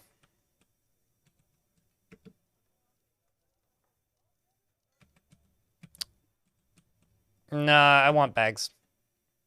Lignite's a bit redundant because I don't actually have that. I don't actually have that much stuff to make getting lignite all that worth it. Because I don't have that much iron ore. So lignite's not all that useful. Because I won't be making steel unless I have iron ore.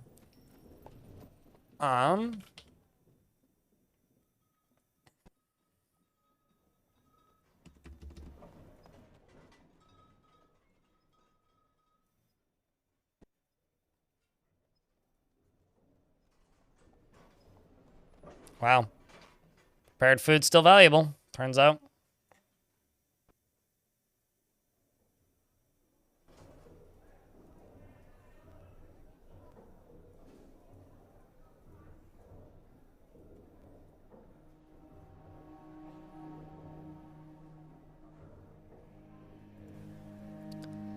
And let's just allow this for right now.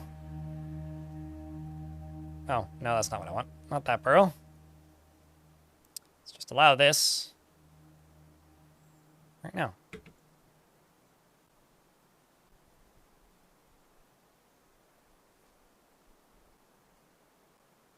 You missed it. Who got Barony? You! You won the lottery. It's gone from late to early in the UK, so you're going to have to take your leave. We'll see you later, Fog. It's good to see you as always, mate. We should chat sometime. Catch up. It's been a while.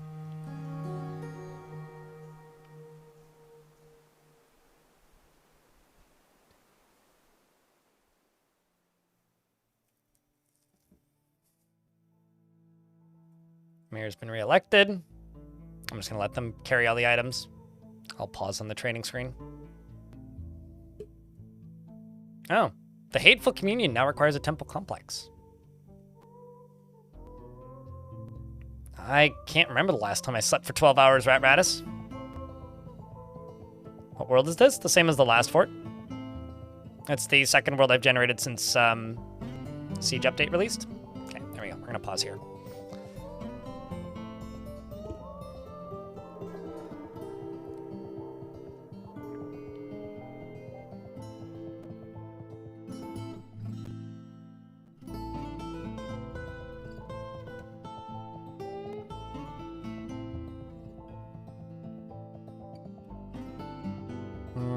Yeah, see in there, they don't really bring that much lignite.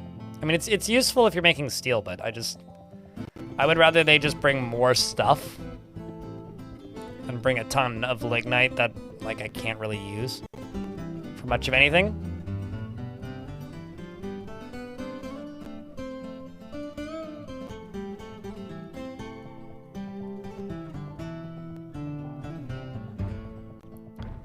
It's so needed. I envy that. You have no idea how much I envy that. I think I've slept an average of maybe 4 hours a night, give or take. for the past week or so.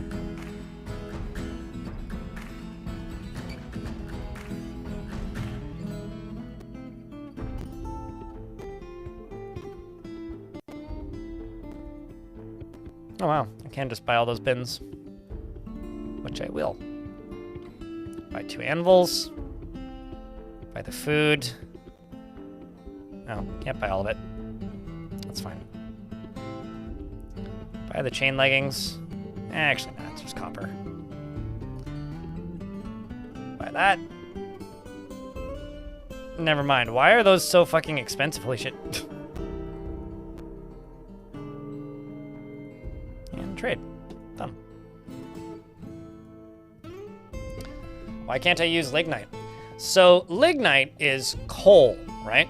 I could use coal, sure, but we have volcanoes, so I'm not using much coal for most of my smelting. And I have, apparently this mountain has iron ore in it, but I've found very little of it. And currently I have like 5 or 6 iron bars total. And in order to make one set of iron bars, you need iron, coal, and it's like 2 iron and coal to make pig iron, and then you need iron, pig iron, and coal and flux. No, you need iron, pig iron, coal, and flux to make pig iron. You need iron and flux to make pig iron and coal with coal, and then you need pig iron, iron, and flux to make steel. I actually can't remember which order it is. You need all those things. You need a lot of iron to make only a little bit of steel, and because iron is already at a premium in this map, which I wasn't expecting, there's like no point to worry about importing coal because like I don't have enough to make iron in the first place. So yeah, I don't know.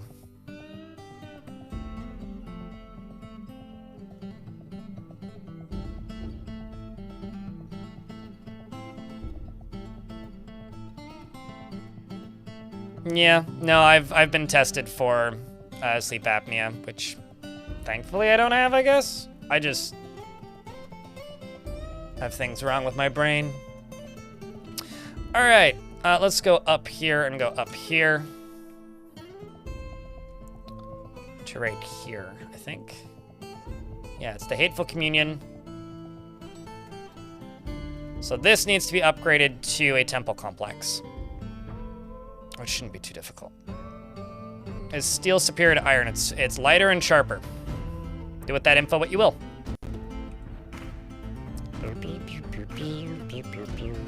I wouldn't say it's necessarily superior, but it's lighter and sharper, which are 2 things that you want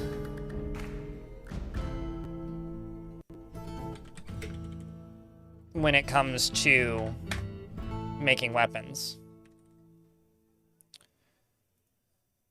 Choose stone.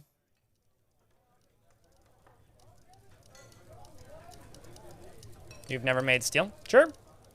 Which is why I'm not bothering. I mean, you don't really need it. It's nice to have, but like I would rather have fully armored iron-based soldiers than partially armored steel.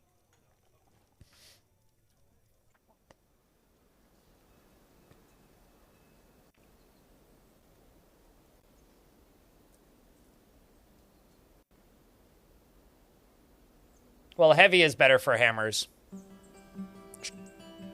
Sharp is better for swords and axes, so steel is sharp. Spears is a weird one, because spears also do a lot of blunt damage. Because if you look at the combat logs for spears, they do quite a lot of damage by bashing them with the butt of it. So there is an argument to be made for silver spears. So spears are a little bit more of a hybrid, but axes are sharp, so you want sharpness. But axes are heavy, so a low skill axe dwarf is worse than a low skill swords dwarf. That being said, because they're heavy, they have like a higher damage ceiling. So a high skill axe dwarf is going to do more damage than a high skill swords dwarf. I like spears and swords for vibes reasons, although I will use hammers if silver's all I got. Sometimes I'll use maces for variety.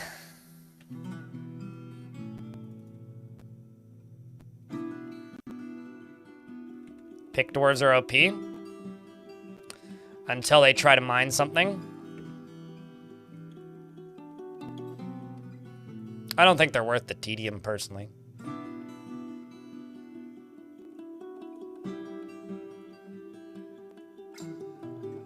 I don't like using things that aren't supposed to be weapons in the game as weapons, purely for that reason. It's because they're not supposed to be used for combat, Dan's Labyrinth. They have, like, uniform conflicts.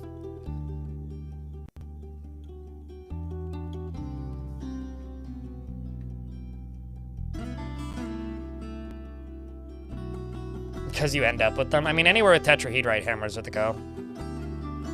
Giant picks, dwarves can't make those. Also, the great picks that like the new factions have, maybe I'm going crazy, but they seem to disintegrate when the guys carrying them die. Because like, I've never once found them in loot after a siege is over.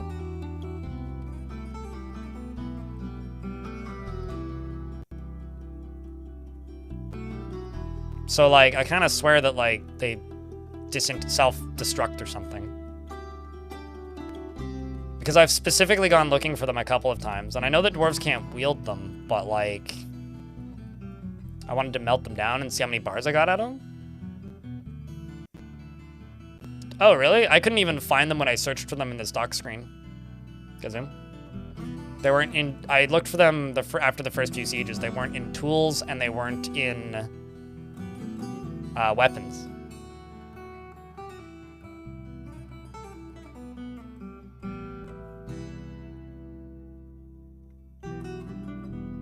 So maybe they're tucked away in some weird side menu. Oh, that's cheating. I don't do that. But fair enough.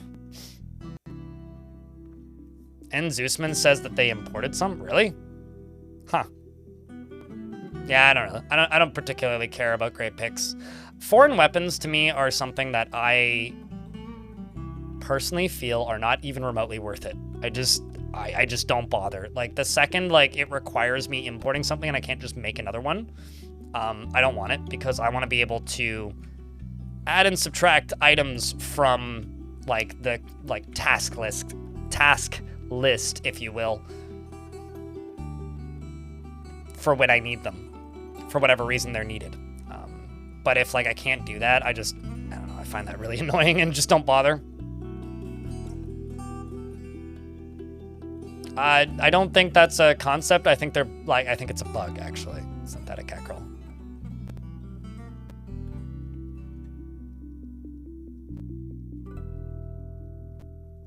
Also, disposable self-destroying weapons are called goblins.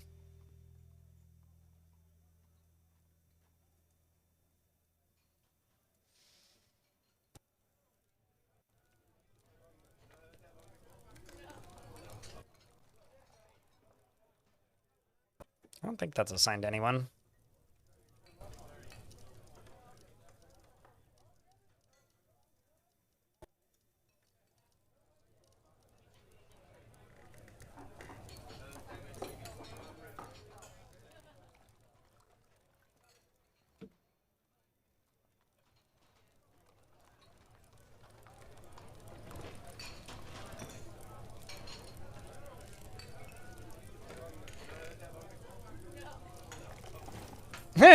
That's all I have to say to that, Tenuous Rock.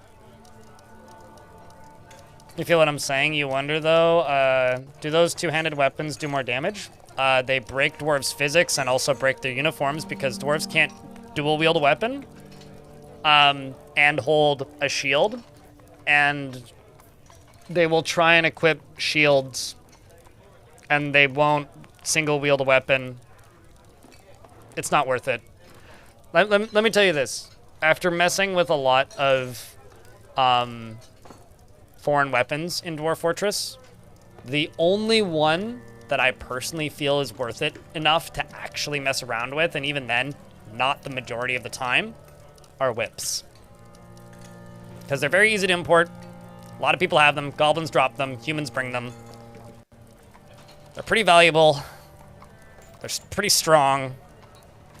Whips are the only one I think are worth it. And largely are the only one that you'll ever see me use. Outside of that, though, I don't think anything's worth it.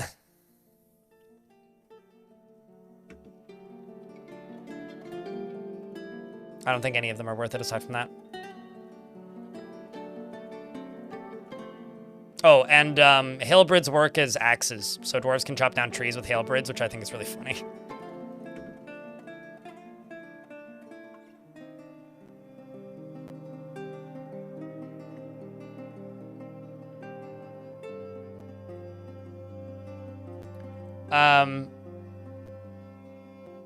In regards to...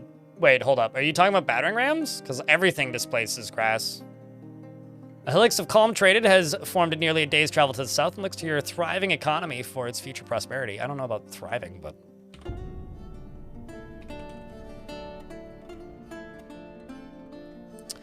Guess it's back to work, dwarves.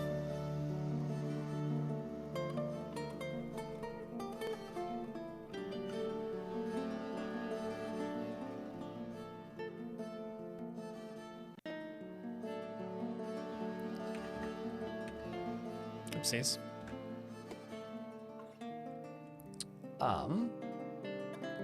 Drink 150.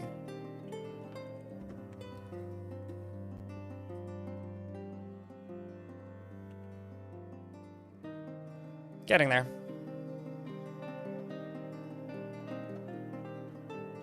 Oh, you're talking. Oh, I understand.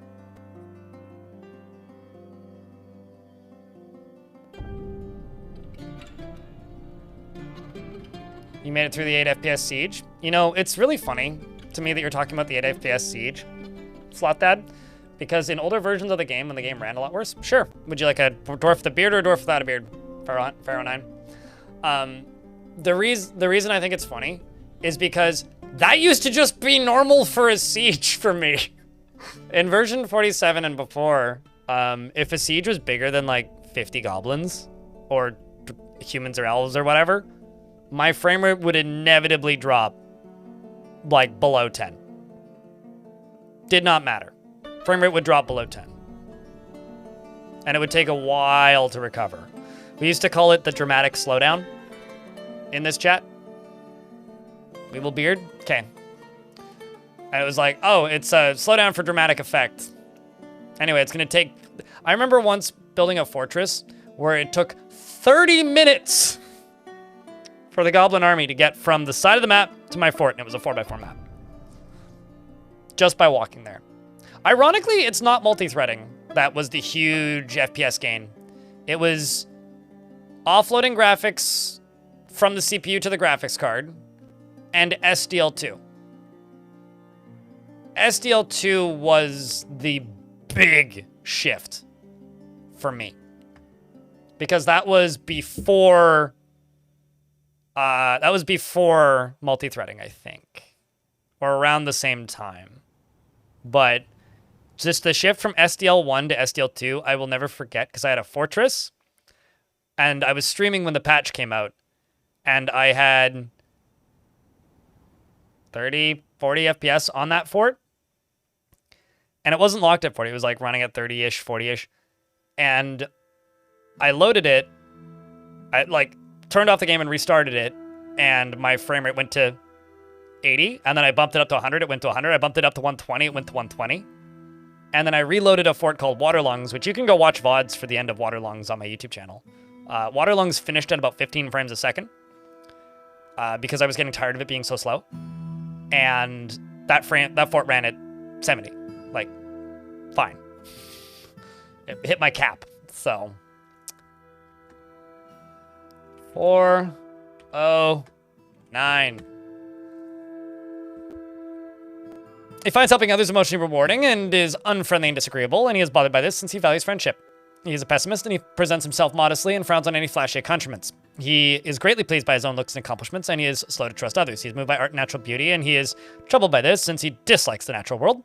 He likes to keep things practical without delving too deeply into the abstract, and he is brave in the face of imminent danger. He isn't particularly curious about the world, and he isn't given to flights of fancy. He can easily fall in love or develop positive feelings and holds his breath when he's nervous. He needs alcohol to get through the working day, so he passes out on the first date. Got it. He personally thinks that that the pursuit of skills of warfare is a low pursuit indeed, and dreams of raising a family.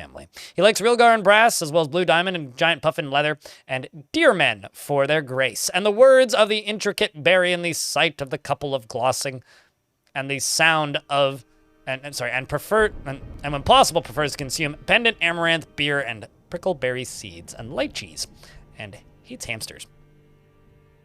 And is good friends with Deagle. Wait, hold up. Deagle is friend with Deagle.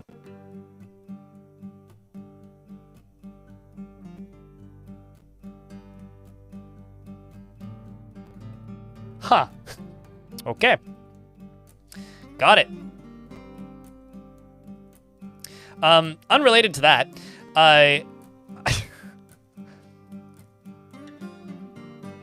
in regards to hamsters,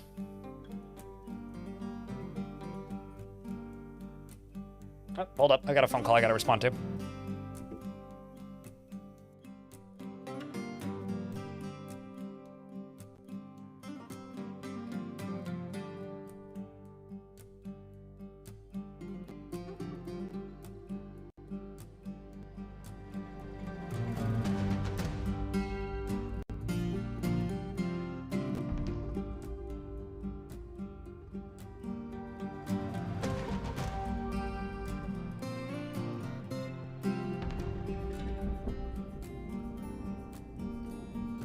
Getting a poster framed and the frame is ready to be picked up. All right. In regards to hamsters, there is a fact about hamsters that I love, but I also agree with you. I think hamsters are terrible creatures. I think that hamsters are absolute monsters and make terrible pets. But as far as hamsters go, they are the creature on Earth that can consume the most alcohol based on their size. No, those would be giant hamsters or giant capybara.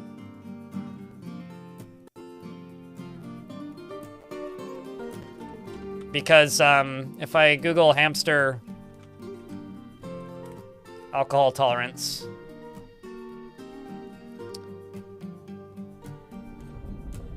courtesy of the Atlantic, They can quite literally drink up to half a liter of Everclear per day and have no ill side effects. If you try to make them drink more than that, though, that's kind of unhealthy for them because they're just like waterlogged. Because they are designed in the wild to like, what's the word here? In the wild, they are designed to eat mostly fermented foods.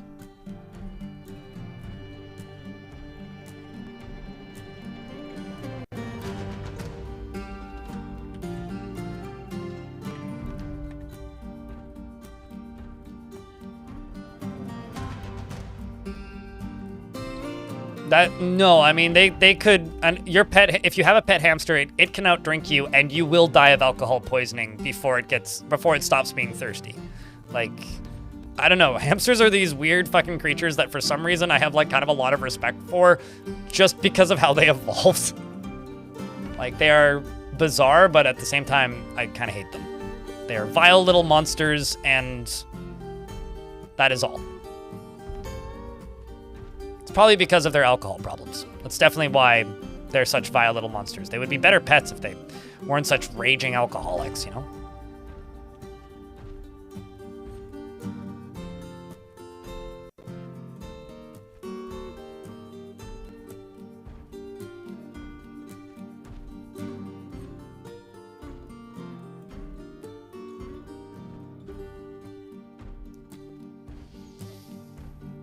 You mean they need alcohol to get through the wheel spinning day? Because I'm pretty sure that's what they actually need. I'm Corian. Thank you very much for the Prime and the 11 months. Appreciate you. So you might be like, what are you doing? I'm building a baddie entrance.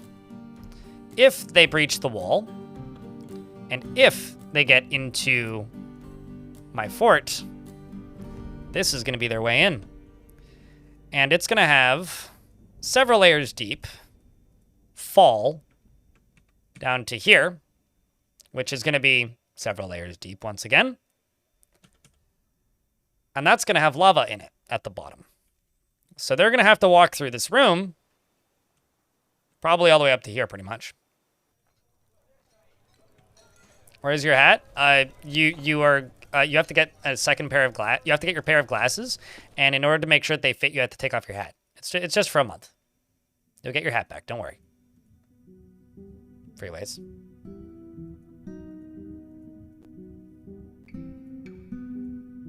Then you get hat and glasses.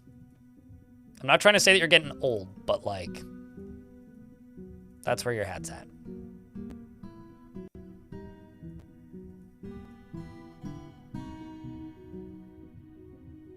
Bring up the lava or bring down the sand? Whatever requires less walking in the end.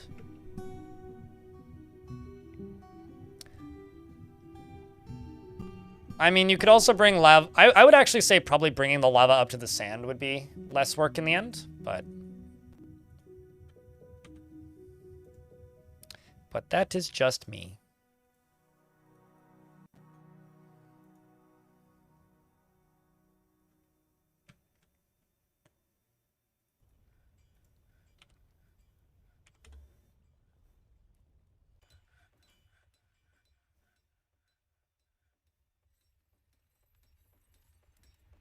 Also, a sock moving at terminal velocity in Dwarf Fortress can kill a dwarf if they get hit in the head by it, so I would be a little bit cautious about that.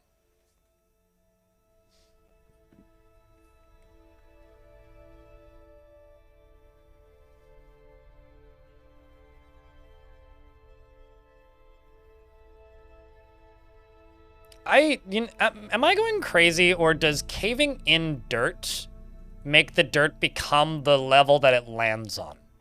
Because I'm pretty sure if you cave in like sandstone from the surface and it falls down to like layer 42, it'll become salt, rock salt, or like obsidian or whatever's on that level. I'm pretty sure it does that.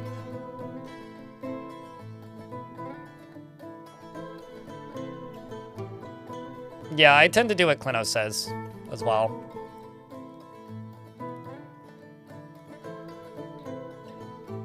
But yeah, well, it depends on where the caverns are at, Clino.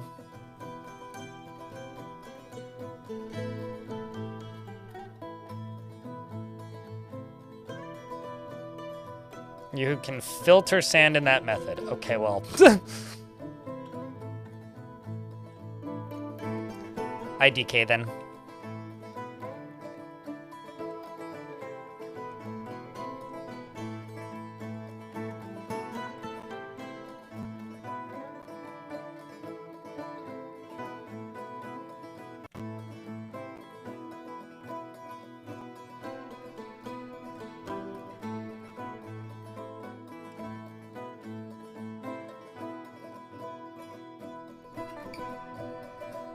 Let's do all this.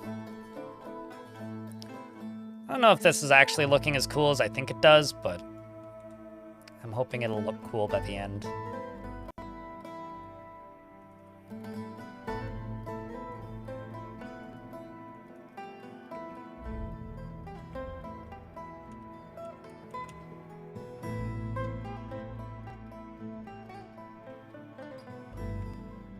Let's chuck a few beds in the end here.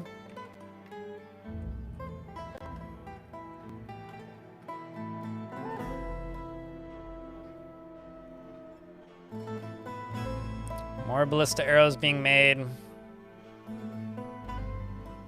Oh, I know what I need to do.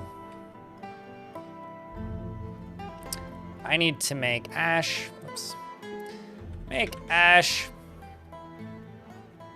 Make lye. Make soap. Get rid of the adamantine ballista arrows as it is. 25, 25, 25.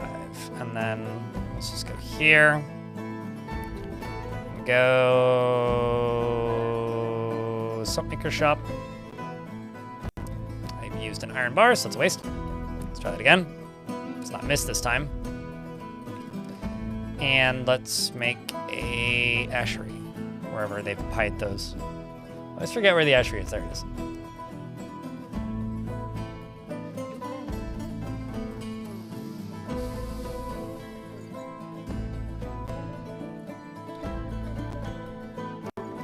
If a map is without sand, but it has loamy sand, you can do a cave-in for loamy sand to make the grass industry sand. I mean, the loamy sand is still sand, sure, but I could bet that that would work. But I think that that's a niche case scenario that's actually getting sand in a different way, which is simply exposing sand on a lower level. Because there are some layers that can have sand as a floor layer, but not as a tile layer. Specifically, caverns often have those, and certain types of dirt can have those, but they're not technically sand. So I think that more likely what that's doing is exposing sand that is there technically, but isn't technically sand. Especially if you've tried it without success, then it probably doesn't work. Like, there's a lot of things that seem like things that you should be able to do in this game that then when you actually try them just straight up don't work. And then you'll have people that claim that they do. Stuff that I've encountered over the years.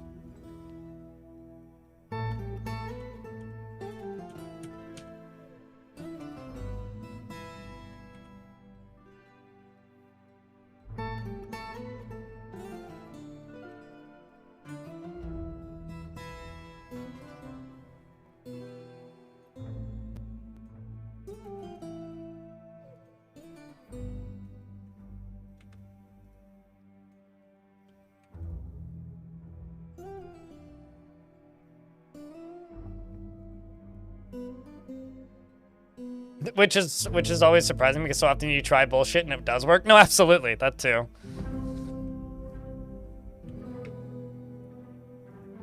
Also, nothing against Steam and Steam threads, but the last place I would trust to find accurate information would be a thread on Steam. Mostly because, like, there's a lot of unreliable narrators on Steam forums,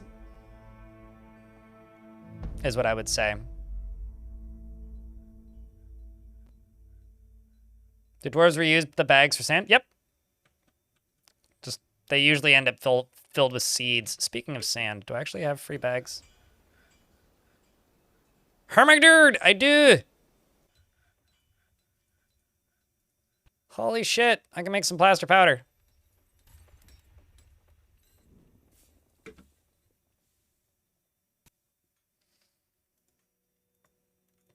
Because I actually have gypsum.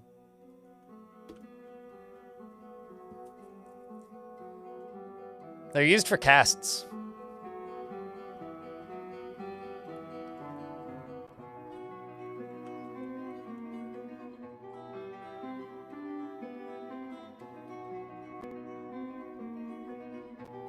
Also, we're in an ad break. Also, hey, Agamemnon? You have a very similar name to somebody else who watches. Unless you changed your name.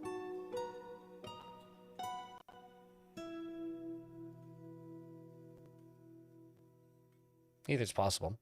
The sand filter trick. You were Googling how sand worked and all you could find was loamy sand and your embark said you had sand. Oh. That's weird, actually. If your embark says that you have sand and you have loamy sand.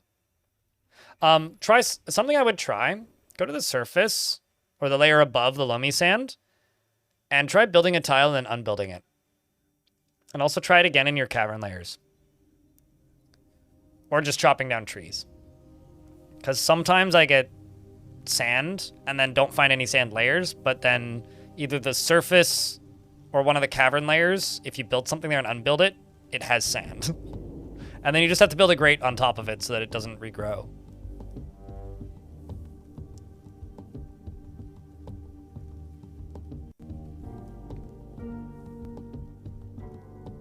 No, because glass isn't well, Yes, as a base material, radbug, so you could do glass, metal, metal. That would probably be pretty strong. I don't know, actually. I don't know what the strength of glass blocks are.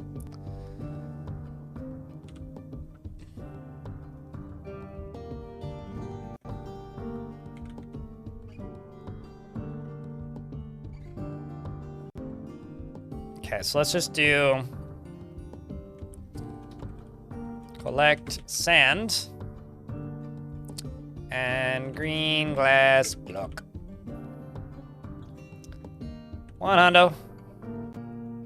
And 1 hundo. And then you. No. Yes. Green glass. We'll just say window. I'm presuming I have extra sandbags somewhere, so.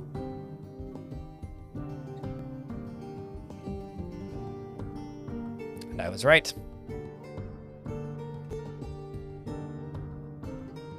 Yeah, a grate. Grate'll do it. A grate or bars. Either or, actually.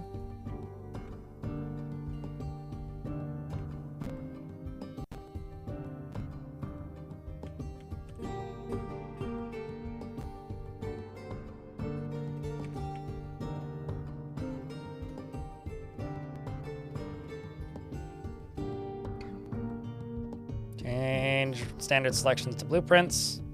Just do like this half.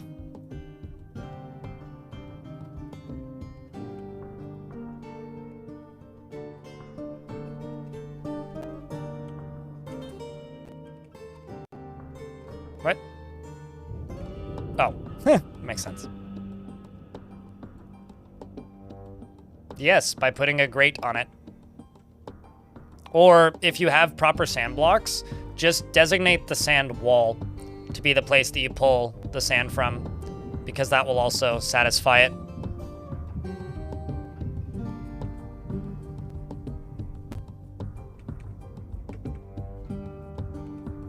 Building a gate. Oh, never mind. Sorry. I was going to say building a grate on top of the caverns doesn't work, but then I realized what you were trying to say.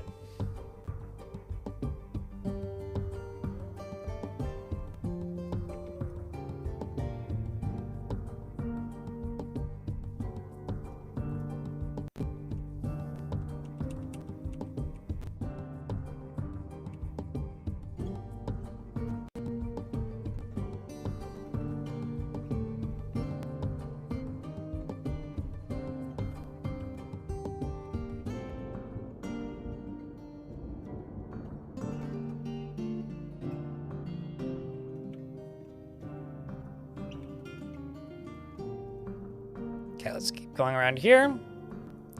All right, I do think my brain is starting to shut off a little bit, which means my pills are wearing off, which means it's been a long day. That's been a bit of a long day. We've been on for 8 hours and 41 minutes. Man, back in the good old days, I used to be able to just stream for 20 hours at a time. Or whatever. And now I'm on pills, and it's like, I feel like my brain fell out of my ear when they wear off.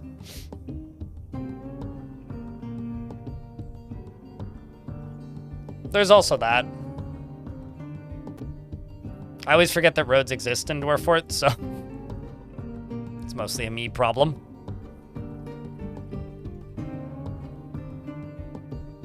So I think I'll build a bridge across to here, and then a bridge across to here, and then these will just spread out to this kind of directly. And this leads them up to here, which lets them off the map and over to my trade depot, which is going to get moved into here at some point. This is maybe the squarest fort I've built in a very long time. But I do think it's got a very fortressy... what in the shit? That's unacceptable. There's a floodplain right here. A pond, if you will. My fortress has been completely compromised.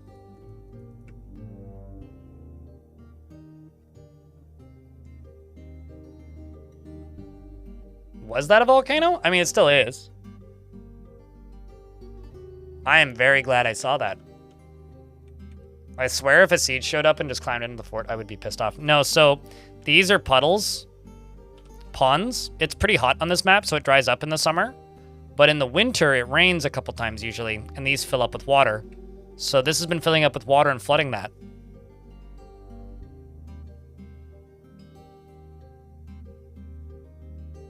Wow. So no, not a landslide, but kind of an equivalent, if you think about it.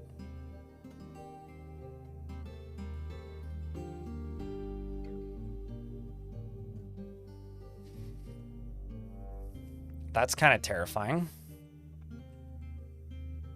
Oh, you're gonna die, aren't you?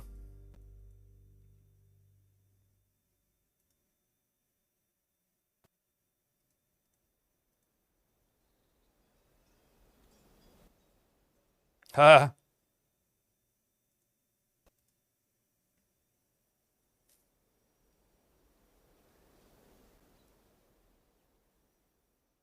Okay. Stores make me nervous. All right, chat. Viking Ball says post beers, and my brain says I need a break. So I think it's time for me to call it for the day, chat room. I have squash soup to go eat because I made a big batch of it on Monday. 'Twas a fun one, friends. Sorry for the salt earlier. I think the plan for tomorrow is, it's a hard decision, but so many options. More of this. We'll be live at 9 a.m. Pacific till my brain turns off. Till my brain tells me it's time for bed. That's what we will be doing.